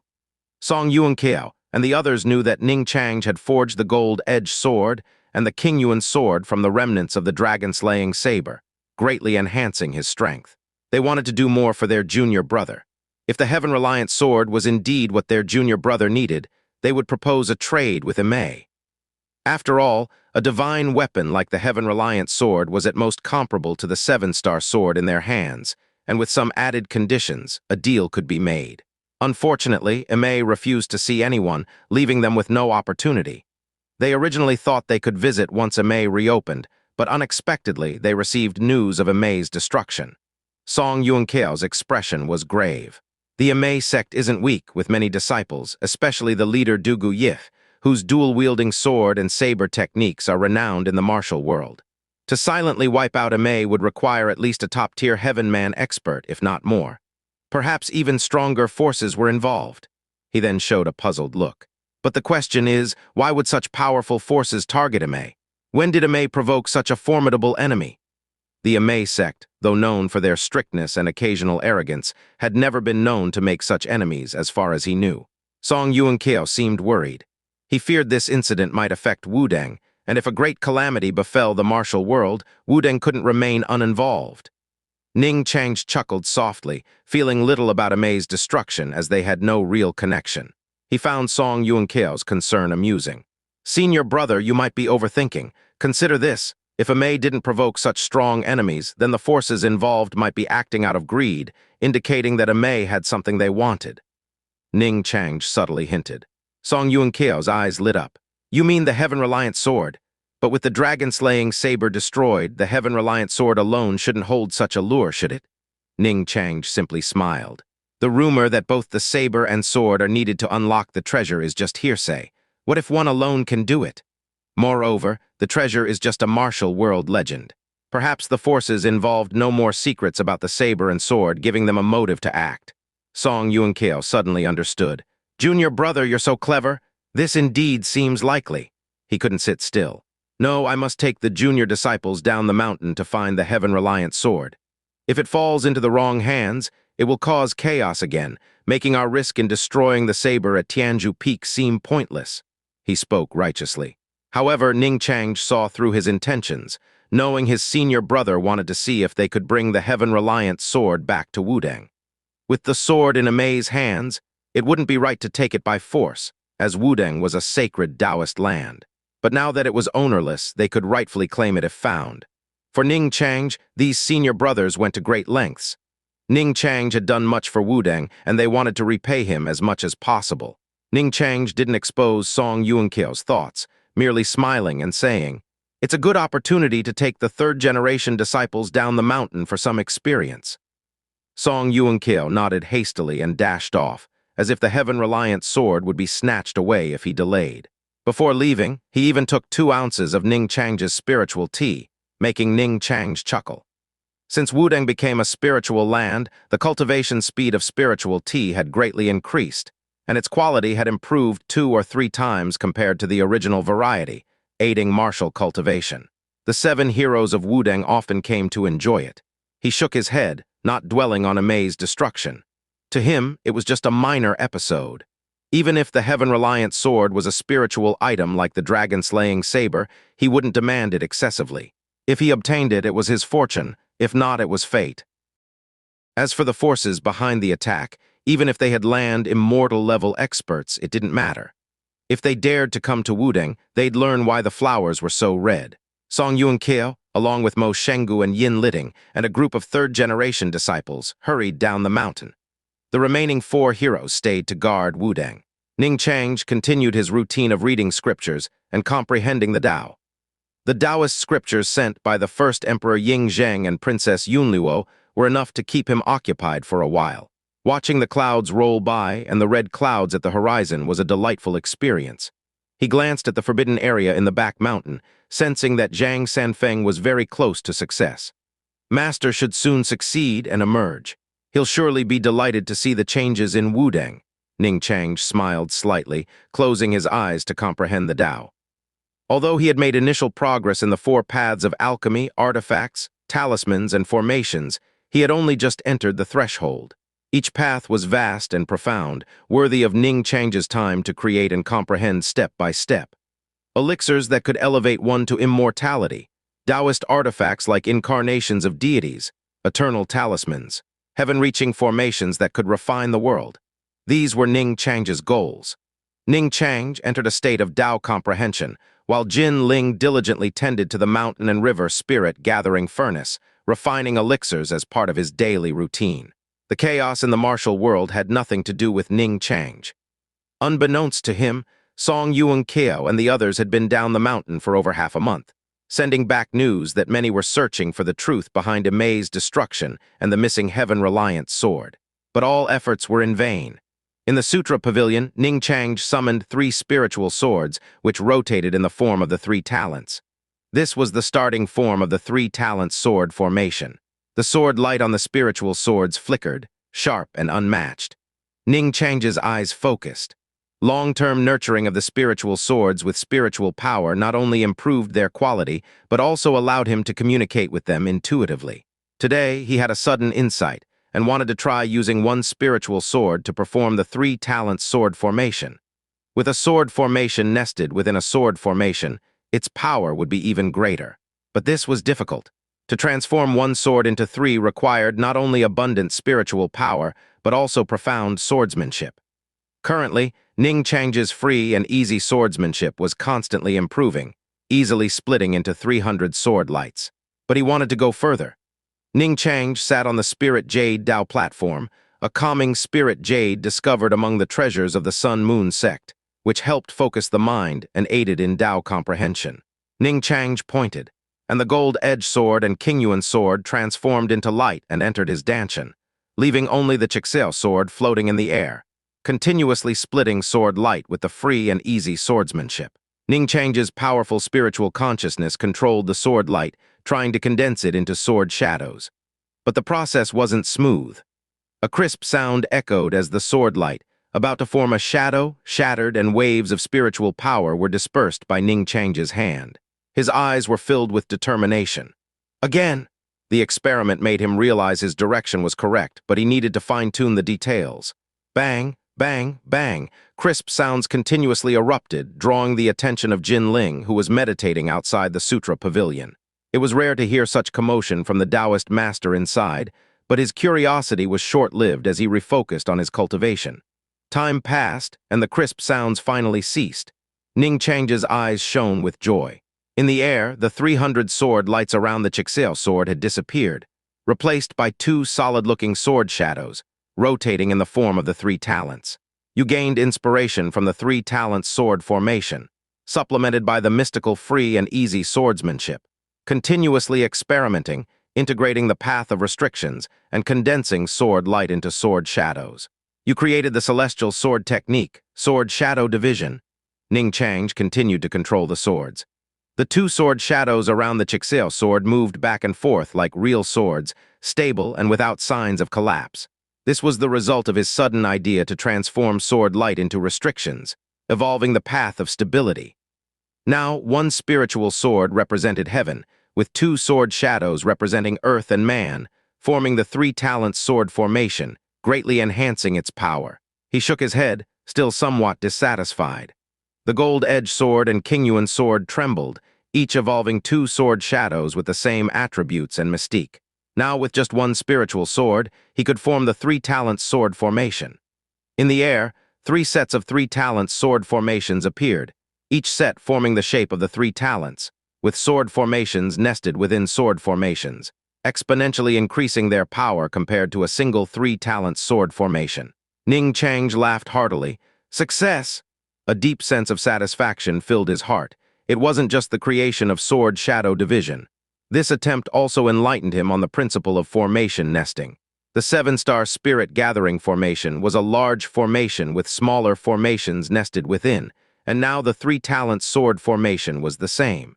These 2 attempts had taught him much. He put away the spiritual swords, swallowed a spirit ascension pill, and simultaneously refined the spiritual energy of heaven and earth, advancing steadily. Having just gained insight, his mood was joyful, and even his cultivation progressed faster. Meanwhile, at the foot of Wudang Mountain, a tattered, sword-bearing woman arrived. Her figure was graceful, but her upward gaze revealed a hideously scarred and burned face. The long sword on her back was peculiar, wrapped in black cloth from hilt to blade, concealing its true form. Such a style existed in the martial world, but combined with her appearance, it was unusual. The Wudang disciples were startled by such a peculiar person. Who goes there? Stop! While Wudang didn't reject visitors, they wouldn't let unknown individuals ascend the mountain easily. The disfigured woman took a deep breath, looked directly at the Wudang disciples, and said word by word, Jai Xiaofu of the Imei sect, seeking an audience with the little immortal of Wudang. Jai Xiaofu's heart was filled with sorrow. In just overnight, the Imei sect was wiped out, and she only escaped with the heaven-reliant sword thanks to her master Mieu Shidai's plan. But her appearance was also ruined. Wandering the martial world in fear, she often dreamed of her masters, junior sisters, and elders' tragic deaths. Overwhelming hatred surged within her, numbing her to the pain of her nails digging into her flesh. She looked at Tianzhu Peak with despair and hope. This might be her last hope. Jai Xiaofu's words fell into silence, and the Wudang disciples were shocked. The Imei sect, wasn't it destroyed? How could someone suddenly appear at the foot of Wudang Mountain? The leading disciple quickly composed himself and asked, "How can you prove your identity?" Jai Xiaofu gave a bitter smile, her face appearing even more hideous. She shook her internal power, and the black cloth on her back sword disintegrated into fragments, revealing a sword with a blade like autumn water and green waves. On the blade, 3 striking characters were engraved. Heaven-reliant sword. The heaven-reliant sword is here, presented to the little immortal. Jai Xiaofu's eyes grew resolute. The Wudang disciples exchanged glances, realizing this was beyond their ability to handle. "Please follow us up the mountain." They dared not delay, leading Jai Xiaofu to Tianzhu Peak to meet the current second senior brother, Yu Lianzhu. Later, she appeared outside the Sutra Pavilion. Ning Chang had just set down his Taoist scripture when Yu Lianzhu hurriedly entered. "Junior brother," Ning Chang nodded slightly. "I already know, let her in." His spiritual consciousness enveloped Tianzhu Peak, so he knew everything as Jai Xiaofu ascended, and it didn't surprise him. Ning Chang sat on the Spirit Jade Dao platform, meeting the respectful Jai Xiaofu. His gaze lingered on her face before shifting to the heaven-reliant sword she respectfully held. A sense of life's mysteries arose within him. A burst of spiritual light was blinding. The heaven-reliant sword was indeed a spiritual item, just as Song Yuanqiao and the others had thought. Moreover, it was a water-earth dual-element spiritual item, precisely what Ning Chang lacked. The dragon-slaying saber contained metal and wood, while the heaven-reliant sword contained water and earth. Such coincidences made Ning Chang intensely curious about the master craftsman who forged them. Was it truly a coincidence that only the fire element was missing? But now wasn't the time to ponder such things. Jai Xiaofu glanced at the celestial Taoist sitting on the Spirit Jade Dao platform, her heart shaken. Hearing about him was nothing compared to seeing him in person. Today, she realized how extraordinary the little immortal of Wudang was, beyond what the mortal world should possess. Even when the mountain gate was sealed, she occasionally heard rumors of the little immortal. After the sect's destruction, she narrowly escaped death and frequently heard people mention the little immortal in the martial world. She respectfully knelt, bowing low, holding the heaven-reliant sword above her head, and said, "Jai Xiaofu has come to present the sword to the little immortal." Ning Chang's expression remained unchanged. He wouldn't accept karma without reason, so he calmly said, "State your terms." Jai Xiaofu wouldn't come to Wudang just to give him the sword for free. The reason was easy to guess. Jai Xiaofu's body trembled violently. She felt as if that gaze saw through her thoughts, and she bit her lip, trembling and weeping. Jai Xiaofu wishes to use the heaven-reliant sword as a bargaining chip, asking the little immortal to avenge Imei. Yu Lianzhu couldn't help but voice everyone's question. Who exactly destroyed Imei? Jai Xiaofu lifted her head, her eyes filled with deep-seated hatred, and gritted her teeth. It was the Great Sui Demon Sect. That day, Master Dugu gathered all the disciples for the Imei grand ceremony, but unexpectedly, chaos erupted. The beasts of the Great Sui Demon Sect suddenly attacked, killing everyone in sight. Their goal was our Imei's heaven-reliant sword. The Demon Sect sent many experts. Several demon sects joined forces, claiming the heaven-reliant sword was related to Yang Gong's treasure. This is nonsense. The dragon-slaying saber has already been destroyed by you, little immortal. How could the heaven-reliant sword alone open Yang Gong's treasure? The master and others fought desperately, but they were outnumbered and eventually perished. I survived because I was in seclusion that day, preparing for a breakthrough, and didn't attend the ceremony. Master entrusted the heaven-reliant sword to me, sacrificing herself so I could escape Imei through a secret passage. Jai Xiaofu recounted her story, her eyes blurred with tears. Yu Lianzhu and the others were moved, finally understanding the truth behind Imei's destruction. The Great Sui Demon Sect is indeed powerful. The 2 sects and 6 paths have no shortage of heaven man experts. Yin Queen Zhu Yuyan and Evil King Shi Zhixuan are nearly at the land immortal level. But is the heaven-reliant sword truly related to Yang Gong's treasure? I've heard that Yang Gong's treasure contains the evil emperor's relic. Perhaps that's why the great Sui demon sect was tempted. Jai Zaiaofu shook her head, sobbing. I don't know. I only overheard them in hiding. The leaders were Tianjin Zai Ying and demon commander Zhao Dayan. As for Zhu Yuyan and Shi Zhixuan, they weren't present that day, so I don't know if they were involved. She then bowed deeply to Ning Chang. Please, little immortal, seek justice. Her eyes held a final glimmer of hope. Ning Chang's expression remained unchanged. The martial world was full of conflicts where the strong preyed on the weak. He simply asked, Why do you think I need the heaven-reliant sword? Jai Zaiaofu was taken aback, her mouth trembling before she cautiously voiced her guess. I heard on Mount Amei about the day you used true fire to refine the dragon-slaying saber. If the saber was useless to you, you wouldn't have kept its fragments. Afterward, Hero Song and others repeatedly sent invitations. After wandering the martial world, I also heard that Hero Song led Wudang disciples down the mountain to search for the lost heaven-reliant sword.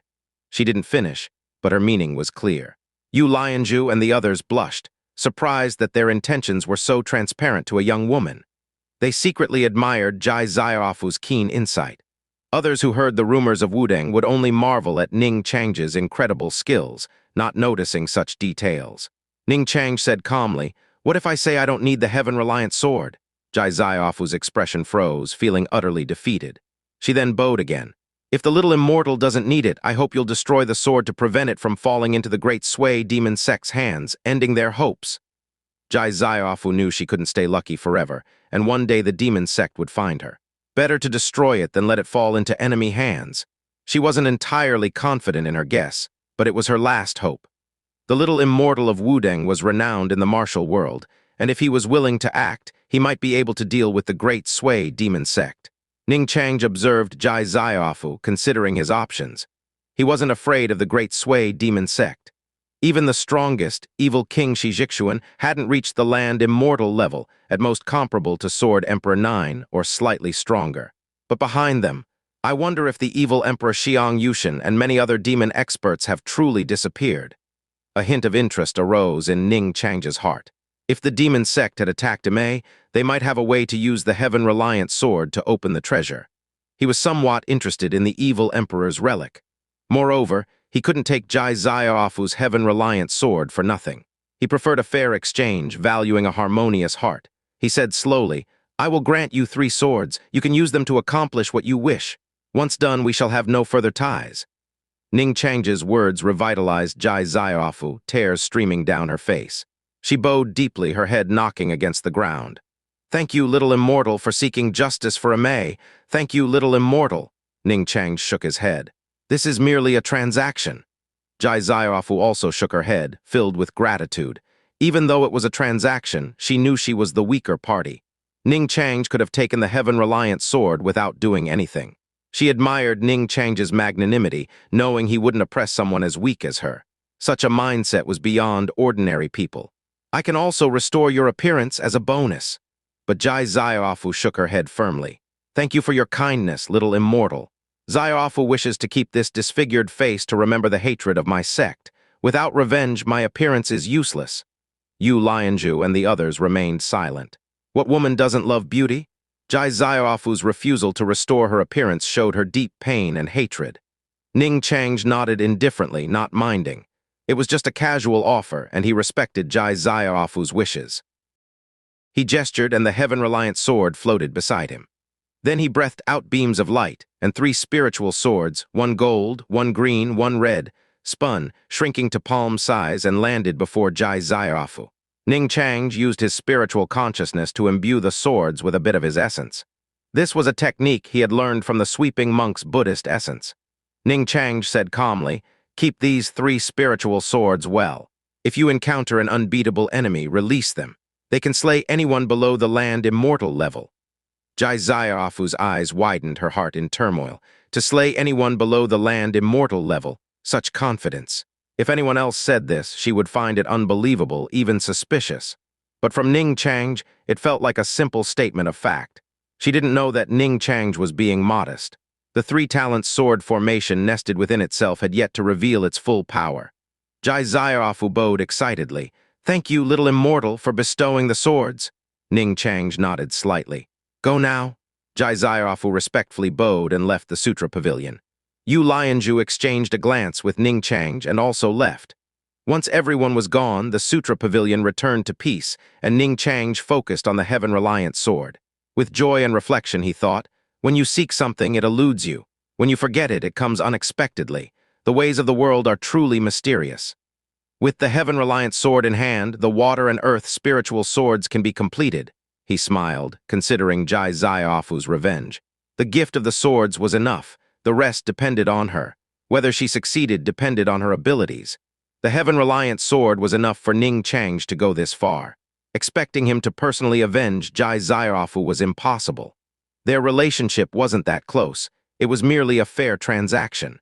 Xiaofu left the sutra pavilion and bid farewell to Yu Lianzhu and the others. She bowed deeply. "Thank you, heroes, for introducing me to the mountain. Xiaofu will remember your kindness," Yu Lianzhu sighed. "The demon sect acts ruthlessly. Think carefully about your actions, Miss Jai. The future is long, and whether you can avenge or not, keep hope alive. Life must look forward." He could vaguely see that Xiaofu was ready to die. He feared that the day she avenged her sect would be the day she perished, so he advised her. Wudeng and Amei had some ties in the past, and they were acquaintances with Xiaofu. Xiaofu nodded silently, thanked them, and descended the mountain. She looked back at the vast Tianzhu Peak, took a deep breath, and bowed toward the Sutra Pavilion. She already had a plan for revenge. The demon sect always acted secretly. Even with the little immortal's spiritual swords, finding them would be futile. There was only one way. Lure the snake out of its hole. If she couldn't find the demon sect, she would make them come to her. Xiaofu's eyes were resolute. She touched the 3 spiritual swords in her bosom and headed into the martial world with determination. In the martial world, turmoil arose again. After Amei's destruction and the heaven-reliant sword's disappearance, many searched for it. Recently, rumors began to spread. A survivor from the Amei sect was said to be alive. It was also rumored that the culprits behind Amei's destruction were linked to the Great Sui demon sect. Suddenly, news spread wildly across the Ming martial world. "Have you heard? The surviving Amei disciple is Mieu Shitai's direct disciple, Xiaofu. They say the heaven-reliant sword is with her. Is that true?" "Indeed, and I heard that 3 months ago the culprits who destroyed Amei were the 8 demon sects of the Great Sui. Unbelievable. How dare the Great Sui demon sect act so brazenly in our Ming territory? Hey, the martial world doesn't care about such things. Tianjin Zai Ying and demon commander Zhao Dayan were involved. If you're so indignant, why not go kill them?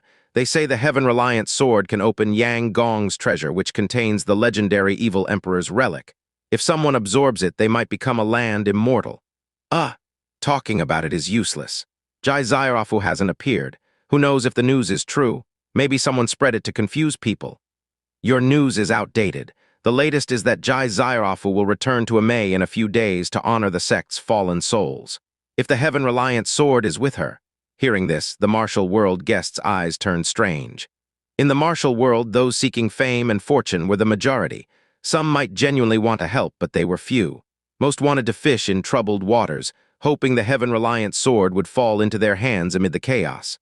Such a treasure might not mean much to Ning Chang, but to ordinary martial artists, it was highly attractive, enough to turn father against son, brother against brother. Many thought the Great Sui demon sect would quietly go upon hearing this news. Xiaofu alone couldn't be their match. Once she died, the heaven-reliant sword would be up for grabs. For a time, the martial world was filled with undercurrents.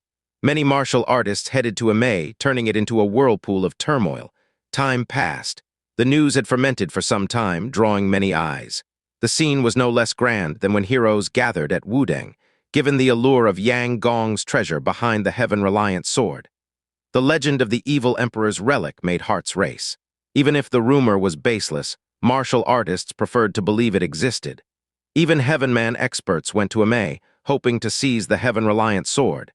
Many martial artists had gathered on Amei, but Xiaofu had yet to appear, making everyone restless and suspicious of being deceived. Hidden experts were uncertain.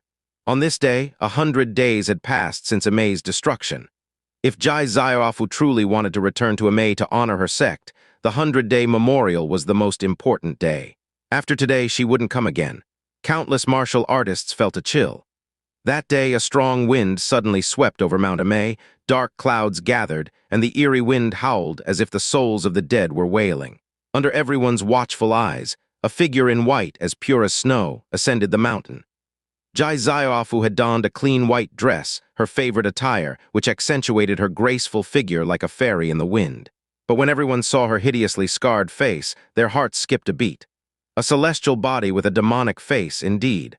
Her calm, unruffled gaze only added to the unease.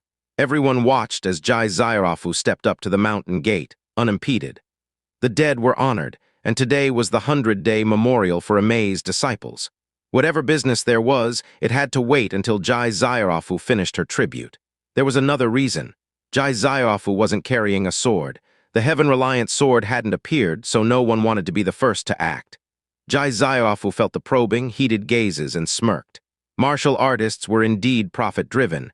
A slight hint from her and they swarmed like locusts. She felt a wave of disgust. Such a martial world was utterly uninteresting. Xianxia was sure the demon sect members were also lurking. She didn't mind that they hadn't appeared yet. They would act sooner or later. All her resentment and hatred, her vengeance and pain would be resolved today. But for now, she just wanted to spend time with her master, senior sisters, and junior sisters. Xianxia, clad in white, knelt on the ground. She looked at the ruined, ashen mountain gate, her eyes filled with pain. On the day she fled for her life, there was no time to collect the bodies. The demon sect's fire had turned everything to ashes, leaving no trace. She dug with her hands, oblivious to the blood staining them. She piled up a small mound of earth, which would be the grave for Amei's people. Master, senior sisters, junior sisters, sect leader, everyone, I'm back. I'm back to be with you. Xianxia's voice was calm, but tears streamed down her face, her trembling body betraying her inner grief. She seemed to see scenes from her past at Amei. Her master, Miei Shidai, was a stern, unapproachable figure in the martial world, and equally serious with her disciples. But Xianxia felt the unspoken care behind the stern facade. Her senior and junior sisters, with whom she practiced martial arts and gossiped about the martial world, their laughter still echoed in her ears. But now they were all gone, reduced to dust, vanished like smoke. She lit 3 yellow incense sticks, respectfully placing them before the grave, kneeling and bowing with closed eyes. Everyone watched the white-clad girl with complex emotions.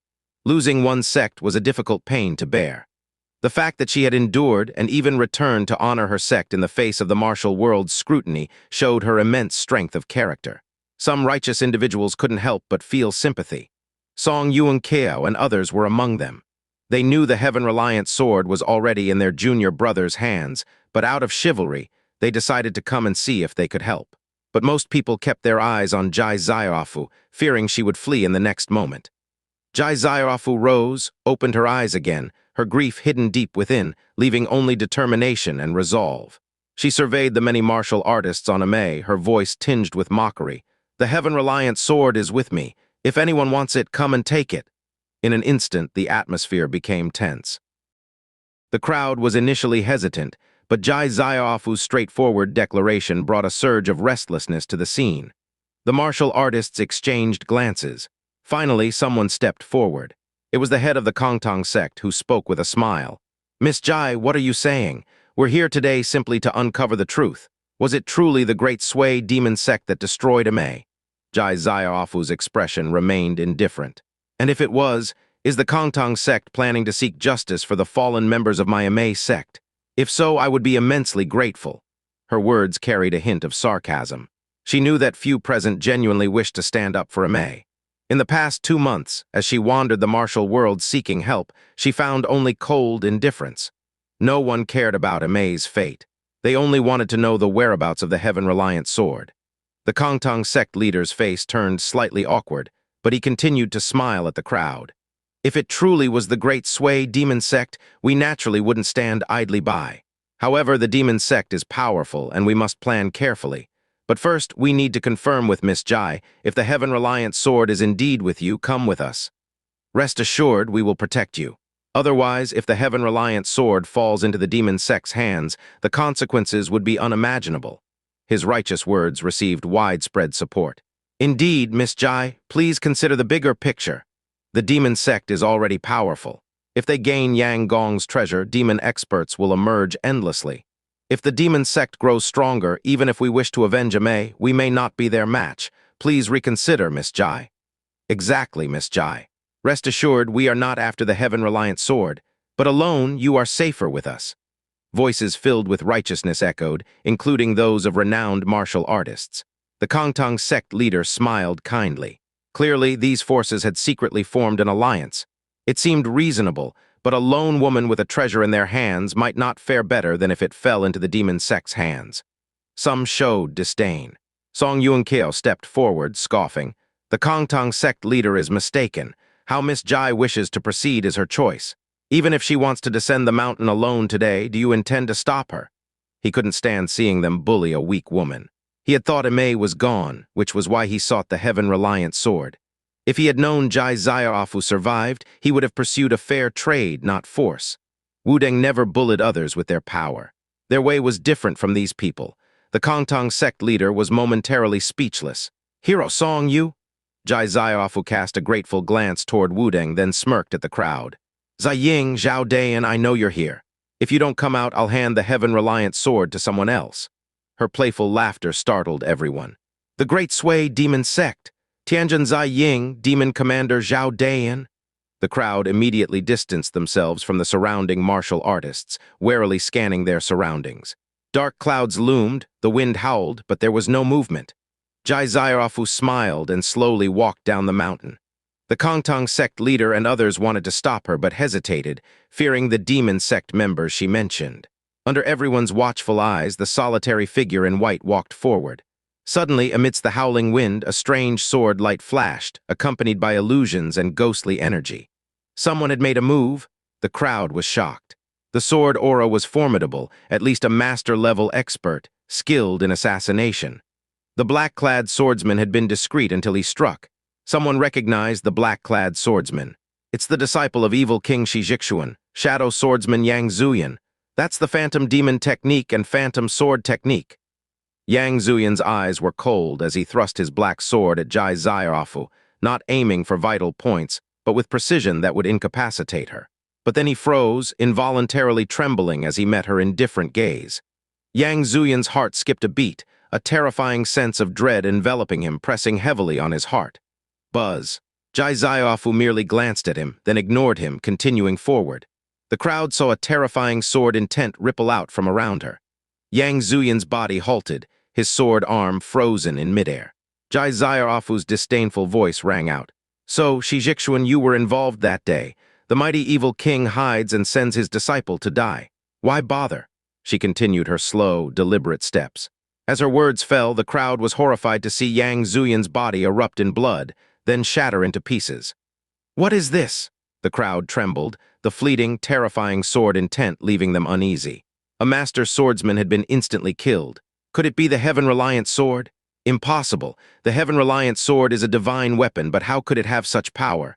As thoughts raced, their wariness of Jai Xiaofu grew. As they looked at the white-clad figure, more people attacked, not just one but over a dozen. Demon sect experts appeared from nowhere, driven by shock and anger at the shadow swordsman's instant death, all attacking. Sentimental young master Hu Zibai, rebel Unaya Wan, and over a dozen demon sect experts, at least half were master level, with some grandmasters among them.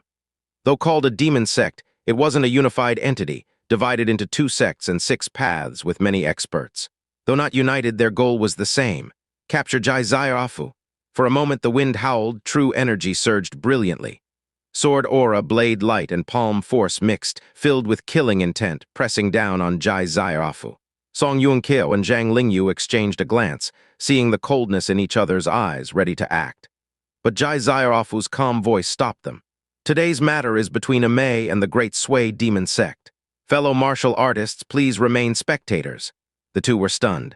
Zhang Lingyu was puzzled, but Song Yunkeo quickly understood, his eyes complex. He knew his junior brother had given Jai Xiaofu spiritual swords. It seemed she didn't want others involved in this storm.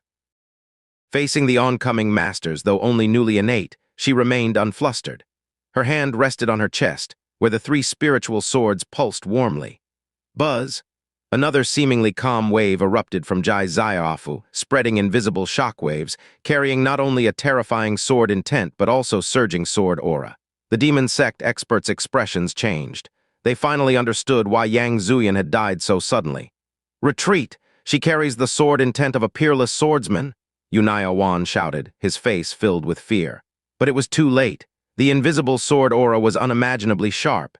Even the slightest ripple of sword intent was terrifying. Squelch, squelch, squelch. The sound of flesh being sliced was piercing. Heads flew skyward as if mowed down. Headless bodies sprayed blood high into the air, then collapsed lifelessly. Over a dozen demon sect experts, including renowned grandmasters, were instantly killed, not even reaching Jai Zaiafu. Unaya Wan, one of the demon sect's top 8 experts, was no match for ordinary martial artists. The crowd was horrified, speculating, whose hand is behind the peerless sword intent Jai Zaiafu carries? They realized Jai Zaiafu hadn't come to Amei to die. She had a trump card. As they feared her, they couldn't help but speculate. Zhang Lingyu was curious. The sword intent and aura seemed familiar. He glanced at the calm Song Yuanqiao and couldn't help but ask, "Taoist Song, do you know?" Song Yuanqiao smiled faintly, speaking softly. "A few days ago, Miss Jai visited our Wudang." Zhang Lingyu's eyes widened. So it was him. It all made sense now. He hoped more demon sect experts would come, or there might not be enough to kill. Jai Zaiafu continued forward, her steps slow, as if reminiscing about this once familiar place. Today might be the last chance to see it. She didn't glance at the headless bodies around her, only smirked. "If the demon sect has so many experts, send them to die. That day on Amei, you didn't hide like this. Why act like petty thieves today?" Silence fell. Only the howling wind remained, dark clouds layered thickly, blocking the sun. The blood of the demon sect experts filled the air with a metallic scent. "Master, senior sisters, this is the first batch of companions I've sent to join you," Jai Zaiafu murmured to herself. Then she smiled, a grim smile on her disfigured face as she looked at the figures appearing ahead. "Finally, you've come out." The onlookers were shocked. They saw the powerful, sinister demon sect experts, their eyes filled with dread. Tianjinzai Ying, Demon Commander Zhao Dayan, Ziwu Sword Zhu Yaoxian, Fat Jia Anlong, and the most unfathomable evil king Shi Zhixuan. Only Yin Queen Zhu Yuyan and Bai Chen Rong Fengxiang were absent. The rest were all present. Behind them stood many demon sect members, solemn and upright. The martial artists gasped. 6 of the demon sect's top 8 experts were present, including the fallen Unaya Wan. Someone sensed something amiss. The demon sect was divided. Who could rally so many experts together? Could it be that the evil king has ascended to the land immortal level and is uniting the demon sect? This thought arose, and Song Yuanqiao and Zhang Lingyu exchanged a grave look. If true, it spelled trouble. Ming's experts began to move, subtly surrounding the demon sect experts. This was Ming's territory, and allowing the great Sui demon sect to act so brazenly would tarnish Ming's martial reputation. The demon sect experts were indifferent. Tianjinzai Ying licked his lips. He was a disciple of the emotionless path, ranked 4th among the demon sect's top 8, already at the Heaven Man level. He looked at Jai Zaiafu, clicking his tongue. "I didn't expect we missed a little fish like you that night, making us come for nothing." Zhao Dayan said little, his eyes dark. "Hand over the heaven-reliant sword and you can keep your corpse intact. Otherwise, you'll suffer a fate worse than death." The other demon sect experts glared at Jai Zaiafu, some with provocation and arrogance. Only Shi Zhixuan looked on indifferently, as if Jai Zaiafu were an insignificant ant easily crushed. Jai Zaiafu laughed. "Good, you're all here. Saves me the trouble of finding you one by one." She laughed happily, genuinely happy. She hadn't expected the demon sect members to be so arrogant. All those who had attacked Amei were present. The small fry were unavoidable, but she wouldn't spare these main experts. She thought today would require more effort, but now it seemed unnecessary. "After today, you can return to your master." Jai Zaiafu touched the spiritual swords on her chest, speaking softly, as if sensing the sword's intent. They responded with a tremor. "Refusing a toast only to drink a forfeit." Zai Ying saw Jai Zaiafu's madness and snorted coldly. "It seems this little girl has gone mad. No matter, I'll capture her and interrogate her slowly." With that, he struck decisively, his exposed hand turning deep purple, a powerful energy hand reaching for Jai Zaiafu. His skill, Purple Chi Heaven Net, was best at controlling enemies. The crowd tensed. They saw the familiar sword aura around Jai Zaiafu, capable of easily slaying masters. As the familiar scene replayed, Tianjin Ying's eyes flashed with caution, though he scoffed. A mere trick, a mere sword intent against a heaven man? The purple energy hand gathered the world's power, the heaven man force combined with purple chi heaven net, its might unparalleled, crushing the invisible sword aura. But Zai Ying underestimated the sword aura. As it exploded, the energy hand shattered. Zai Ying's face darkened, his attack unsuccessful, feeling humiliated, his expression black as a kettle pot. Jai Zairofu remained unfazed. Only she knew the true power of the spiritual swords the little immortal had given her. The sword intent and aura were merely the sword's external power. Facing the many demon sect experts, Jai Zairofu finally acted. Under countless watchful eyes, she bowed deeply, her voice filled with unprecedented respect. "Please, little immortal's spiritual sword." As her words fell, invisible waves surged. The dark clouds above seemed to pause, the raging wind stilled, and astonishing light erupted from Jai Zairofu's body. Buzz, buzz, buzz. A clear sword hum sounded, initially low, but quickly transformed into a celestial dragon's roar. The crowd was still reeling from Jai Zairofu's words, then instinctively widened their eyes. 3 brilliant lights rose from Jai Zairofu's bosom, instantly transforming into streams of light shooting skyward. The crowd watched as red, green, and gold lights chased each other in the sky, like dragons, like rainbows. On Mount Amei, 10,000 swords sang. They bowed to the 3 dragons in the sky, the swordsmen stunned. No matter how they controlled their swords, they couldn't stop the trembling hum. Until the 3 rainbow lights descended, circling Jai Zairofu, the crowd saw clearly. These weren't rainbows, they were 3 spiritual swords. One like red fire, one like divine gold, one like spiritual wood, dazzling and imposing, their aura terrifying, chilling everyone to the bone. Those who had visited Wudang recognized the swords, exclaiming in shock, These are the little immortal of Wudang's spiritual swords." Everyone stared at Jai Zairofu, dumbfounded. Jai Zairofu had summoned the little immortal's spiritual swords. Only now did they understand the source of the sword aura and intent that had easily slain the demon sect experts, and why Jai Zairofu was so confident. For a moment on Mount Amei, gasps echoed continuously. Everyone stared blankly at the 3 spiritual swords, dazzling like the kings of swords. Jai Zairofu, standing amidst them, appeared ethereal, her ugliness seemingly diminished. They knew this wasn't Jai Zairofu's own mystique, but the spiritual sword's extraordinary nature. At this moment, all mysteries were revealed. The source of Jai Zairofu's confidence was clear, Wudang's little immortal. So it was the little immortal of Wudang who bestowed the spiritual swords upon her, giving her the courage and strength to face this meeting alone. "I heard that on Tianju Peak, the little immortal slew Dongfang Bubai with a single sword strike. The demon blade Ding Peng was also defeated by 2 sword auras, unable to withstand even a life-sacrificing strike. Both are still lying in Wudang's Heaven Man tomb. Not only that, but Sword Emperor 9, a formidable figure, was also defeated by just 3 of the little immortal's swords. I heard those 3 swords were meant to help Sword Emperor 9 achieve enlightenment, but he ultimately failed. Is the little immortal truly that powerful? There's no doubt. If you don't believe it, challenge him yourself, if you can get past Wudang's spiritual monkey first. Even if the little immortal is that strong, he's not here. Can a few spiritual swords alone repel all the demon sect experts? Some who had witnessed Ning Chang's prowess believed without reservation. But others, having only heard tales, were skeptical since Ning Chang wasn't present. After all, the demon sect members weren't weaklings.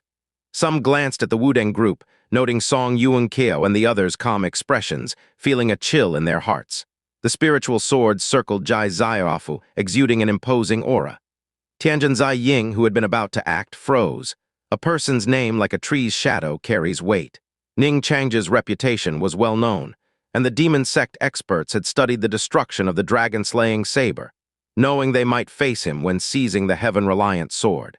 Zai Ying's eyes filled with deep apprehension, unsure whether to proceed. The demon sect experts were equally cautious, their expressions wary as they eyed the 3 spiritual swords. Their boastful words ceased, the sword's sharpness silencing them. Evil King Shi Zhixuan, who had remained unresponsive, finally reacted. His eyes cleared, previously clouded, now shining as he scrutinized the spiritual swords, slowly saying, "As expected of Wudang's little immortal, I am no match for this sword intent." His words shocked everyone. The Great Sway's evil king, the demon sect's top expert, admitted inferiority. Could Ning Chang, without being present, repel all enemies? Eyes turned to Shi Zhixuan, especially the demon sect experts, filled with disbelief, puzzled by the evil king's words that seemed to boost the enemy's morale while diminishing their own. Did this mean he hadn't reached the land immortal realm? Ming's martial artist's expressions flickered. Without reaching the land immortal realm, everything was negotiable. Heavenman experts were present, and if the spiritual swords weren't enough, they could overwhelm the demon sect experts. Shi Zhixuan's expression remained unchanged. Having accidentally killed his beloved wife, he developed a split personality, acting erratically when possessed by the demon, but never speaking lightly. Facing Xianxia Cultivation's defiant, hateful gaze, Shi Zhixuan uncharacteristically spoke more. I have reasons to enter Yang Gong's treasure. The little immortal is beyond me, but he's not here. How much can the spiritual sword's intent achieve? Hand over the heaven-reliant sword, and I'll ensure your safe departure. This was an admission.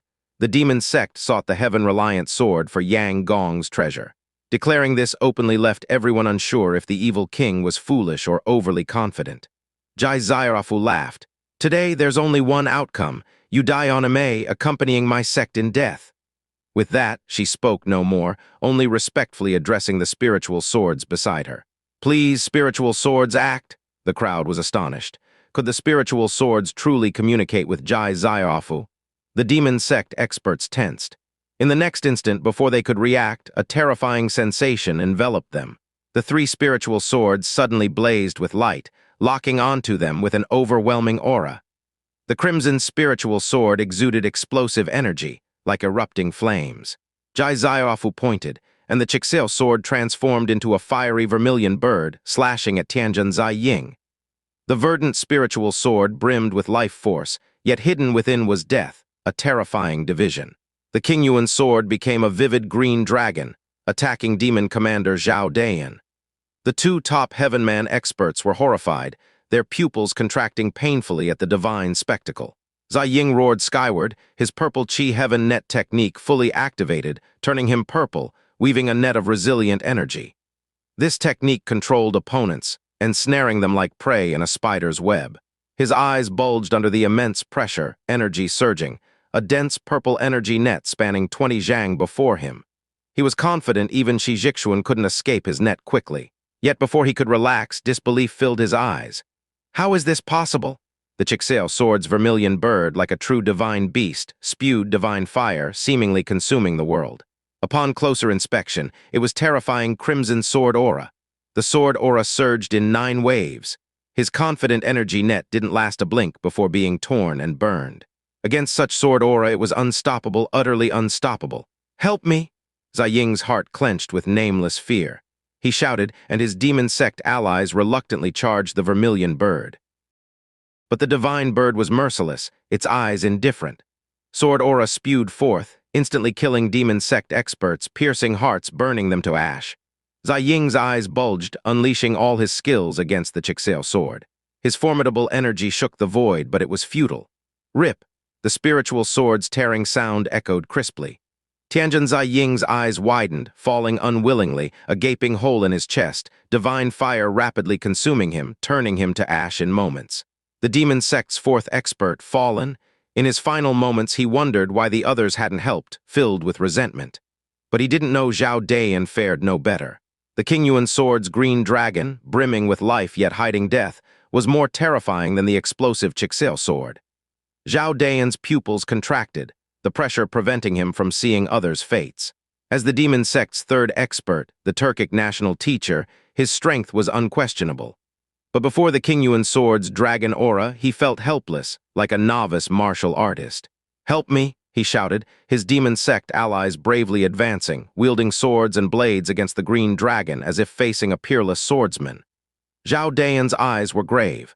Energy surged, forming thick energy gauntlets. His best martial art was the 18 claws of returning soul.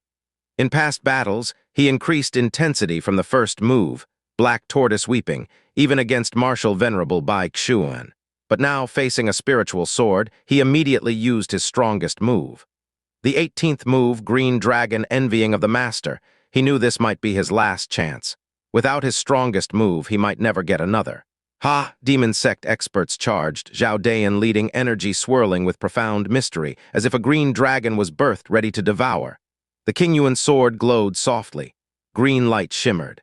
The crowd felt enveloped by life force, their bodies relaxed, but in the next instant, terror gripped them, extreme life birthing extreme death. Within the green light, green dragon sword aura erupted. Demon sect experts' eyes widened. Neither masters nor grandmasters could resist this sword aura, heads flying, adding to a maze bloody scent. Zhao Dayan's eyes were bloodshot. His hands moved intricately as if grasping the green dragon. A flash of green sword light. Zhao Dayan's body froze, blood spraying from his throat, his body shattering into countless pieces. The demon sect's third expert fallen.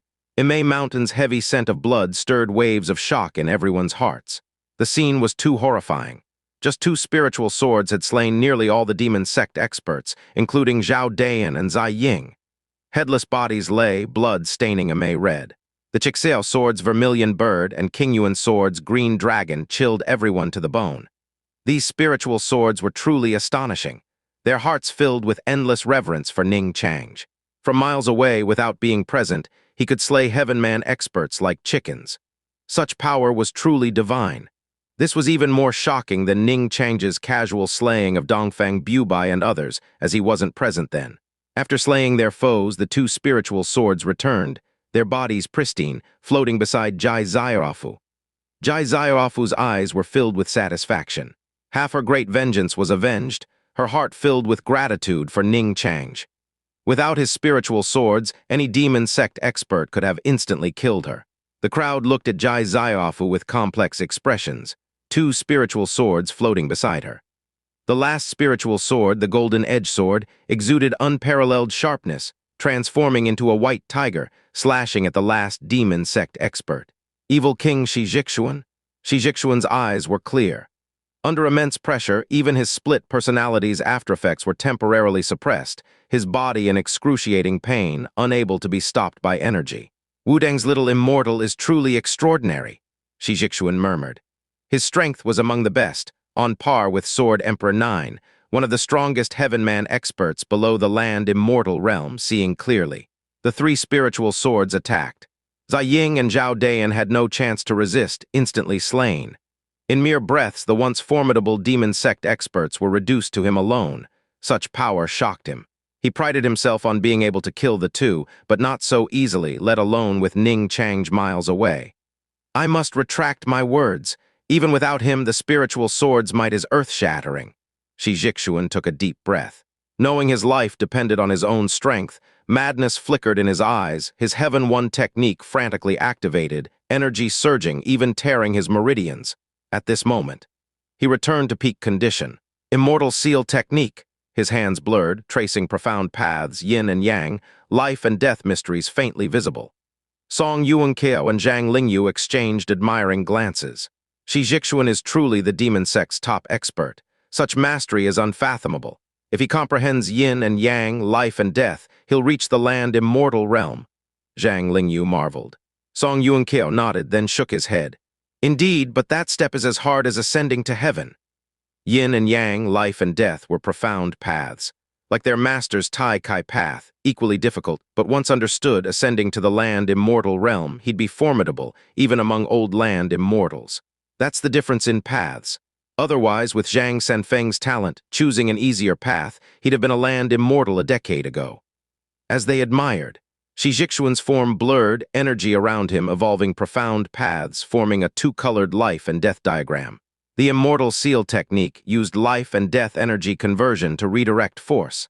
Clearly, Shi Zhixuan sought to deflect the Golden Edge Sword's terrifying attack with force conversion. The Golden Edge Sword's white tiger, filled with killing intent, was pure slaughter compared to the other two spiritual swords. The white tiger roared, golden sword aura slashing at Shi Zhixuan, colliding with the life and death diagram. Chime. Sword hums echoed through the heavens. Countless sword aura clashes resounded, sword aura weakened by the life and death diagram, or deflected, shocking martial artists into retreat, or weakened for Shi Zhixuan to endure. In moments, Shi Zhixuan was a bloodied figure, blood dripping uncontrollably. Did he block it? The crowd's eyes widened, trembling voices spoke. Though Shi Zhixuan looked pitiful, he clearly retained breath, his eyes bright. In contrast, the Golden Edge Sword's light dimmed. Shi Zhixuan laughed wildly. Is that all? Come again if you dare. The crowd marveled, the demon sect's top expert indeed, able to withstand the little immortal's spiritual sword, worthy of pride. But soon, Shi Zhixuan's laughter abruptly stopped, as if seeing eyes on the golden edge sword, cold, indifferent, overlooking the world. He shivered, hearing, "as you wish," terror and killing intent enveloping him.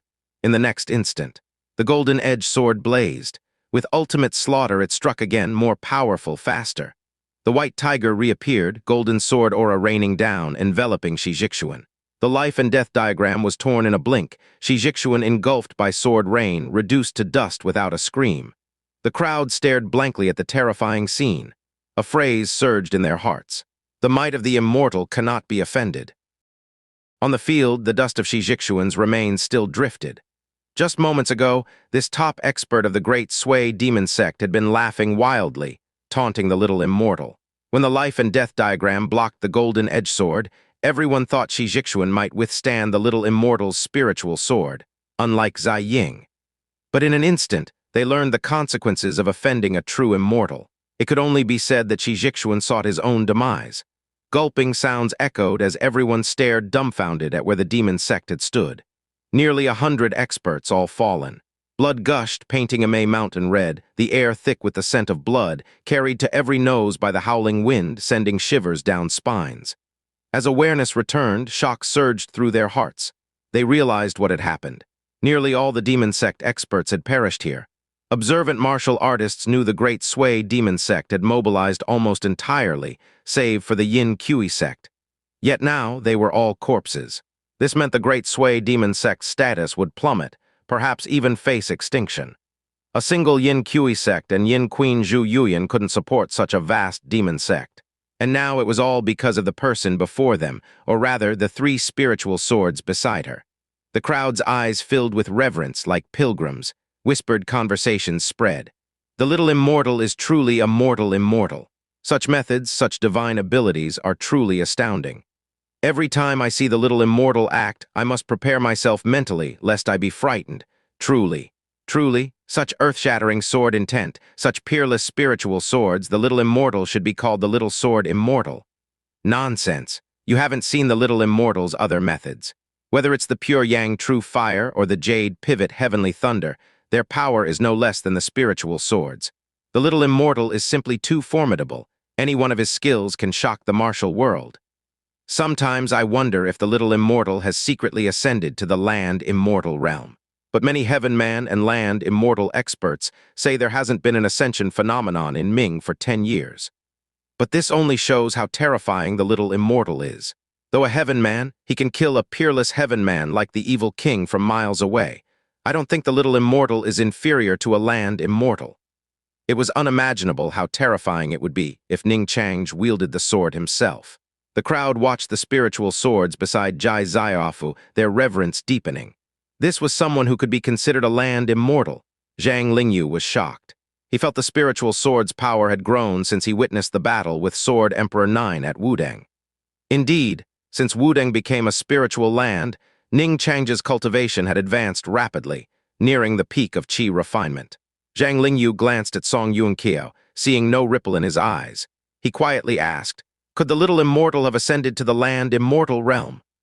Though ascension usually came with phenomena sensed by heaven man and land immortals, what if Ning Chang had extraordinary means? Song Yuanqiao merely smiled. My junior brother cultivates the immortal Tao, profound and unparalleled. It's normal for us mortals not to understand. His words weren't whispered but reached everyone's ears. The crowd felt a chill. The immortal Tao, once again it entered their minds. Could the little immortal truly become a celestial immortal, disdainful of becoming a land immortal? Speculative whispers arose, the words immortal Tao stirring an inexplicable pressure within them. Zhang Lingyu was dazed. Mentioning the immortal Tao again, he felt Ning Chang's every action seemed like a mythic immortal. The Kongtong sect leader and other ill-intentioned martial artists were drenched in cold sweat, their backs soaked. They were immensely grateful they had only harbored thoughts about Zhai Ziaofu but hadn't acted. Otherwise, the demon sect experts' fate would have been their warning. These people were pale, their eyes evasive. Zhai Ziaofu's mocking voice reached them. Kongtong sect leader, do you still want me to visit your sect to discuss how to keep the heaven-reliant sword? The Kongtong sect leader's face stiffened. sensing a killing intent lock onto him. He was terrified, waving his hands. I dare not, I dare not. I spoke rashly earlier. Please, Miss Jai, don't mind. You may go anywhere in the world, no one dare stop you. His voice was flattering and sycophantic. A chorus of flattery followed. Who would risk offending Ning Changj to trouble Jai Zaiafu, especially with the spiritual swords beside her? Did they want to test themselves against the evil king? Jai Zaiafu listened to the flattery of senior masters and grandmasters, sneering, her disdain for the martial world growing. She knew her current status wasn't due to herself, but the little immortal. She felt immense gratitude towards Ning Changj. Her great vengeance was all thanks to him. In her view, a heaven-reliant sword couldn't exchange for such treatment. The little immortal is cold outside but warm inside, seemingly indifferent yet helping me. Such great kindness I Jai Zaiafu cannot repay. Jai Zaiafu thought so. She misunderstood. Ning Changj truly valued fair trade. The heaven-reliant sword, a dual-element spiritual item, was far more important to him than Jai Zaiafu imagined, which was why he helped, even lending 3 spiritual swords. TLN, translation note. Jai Zaiafu literally didn't do anything except told the sword, please help me, Elmao.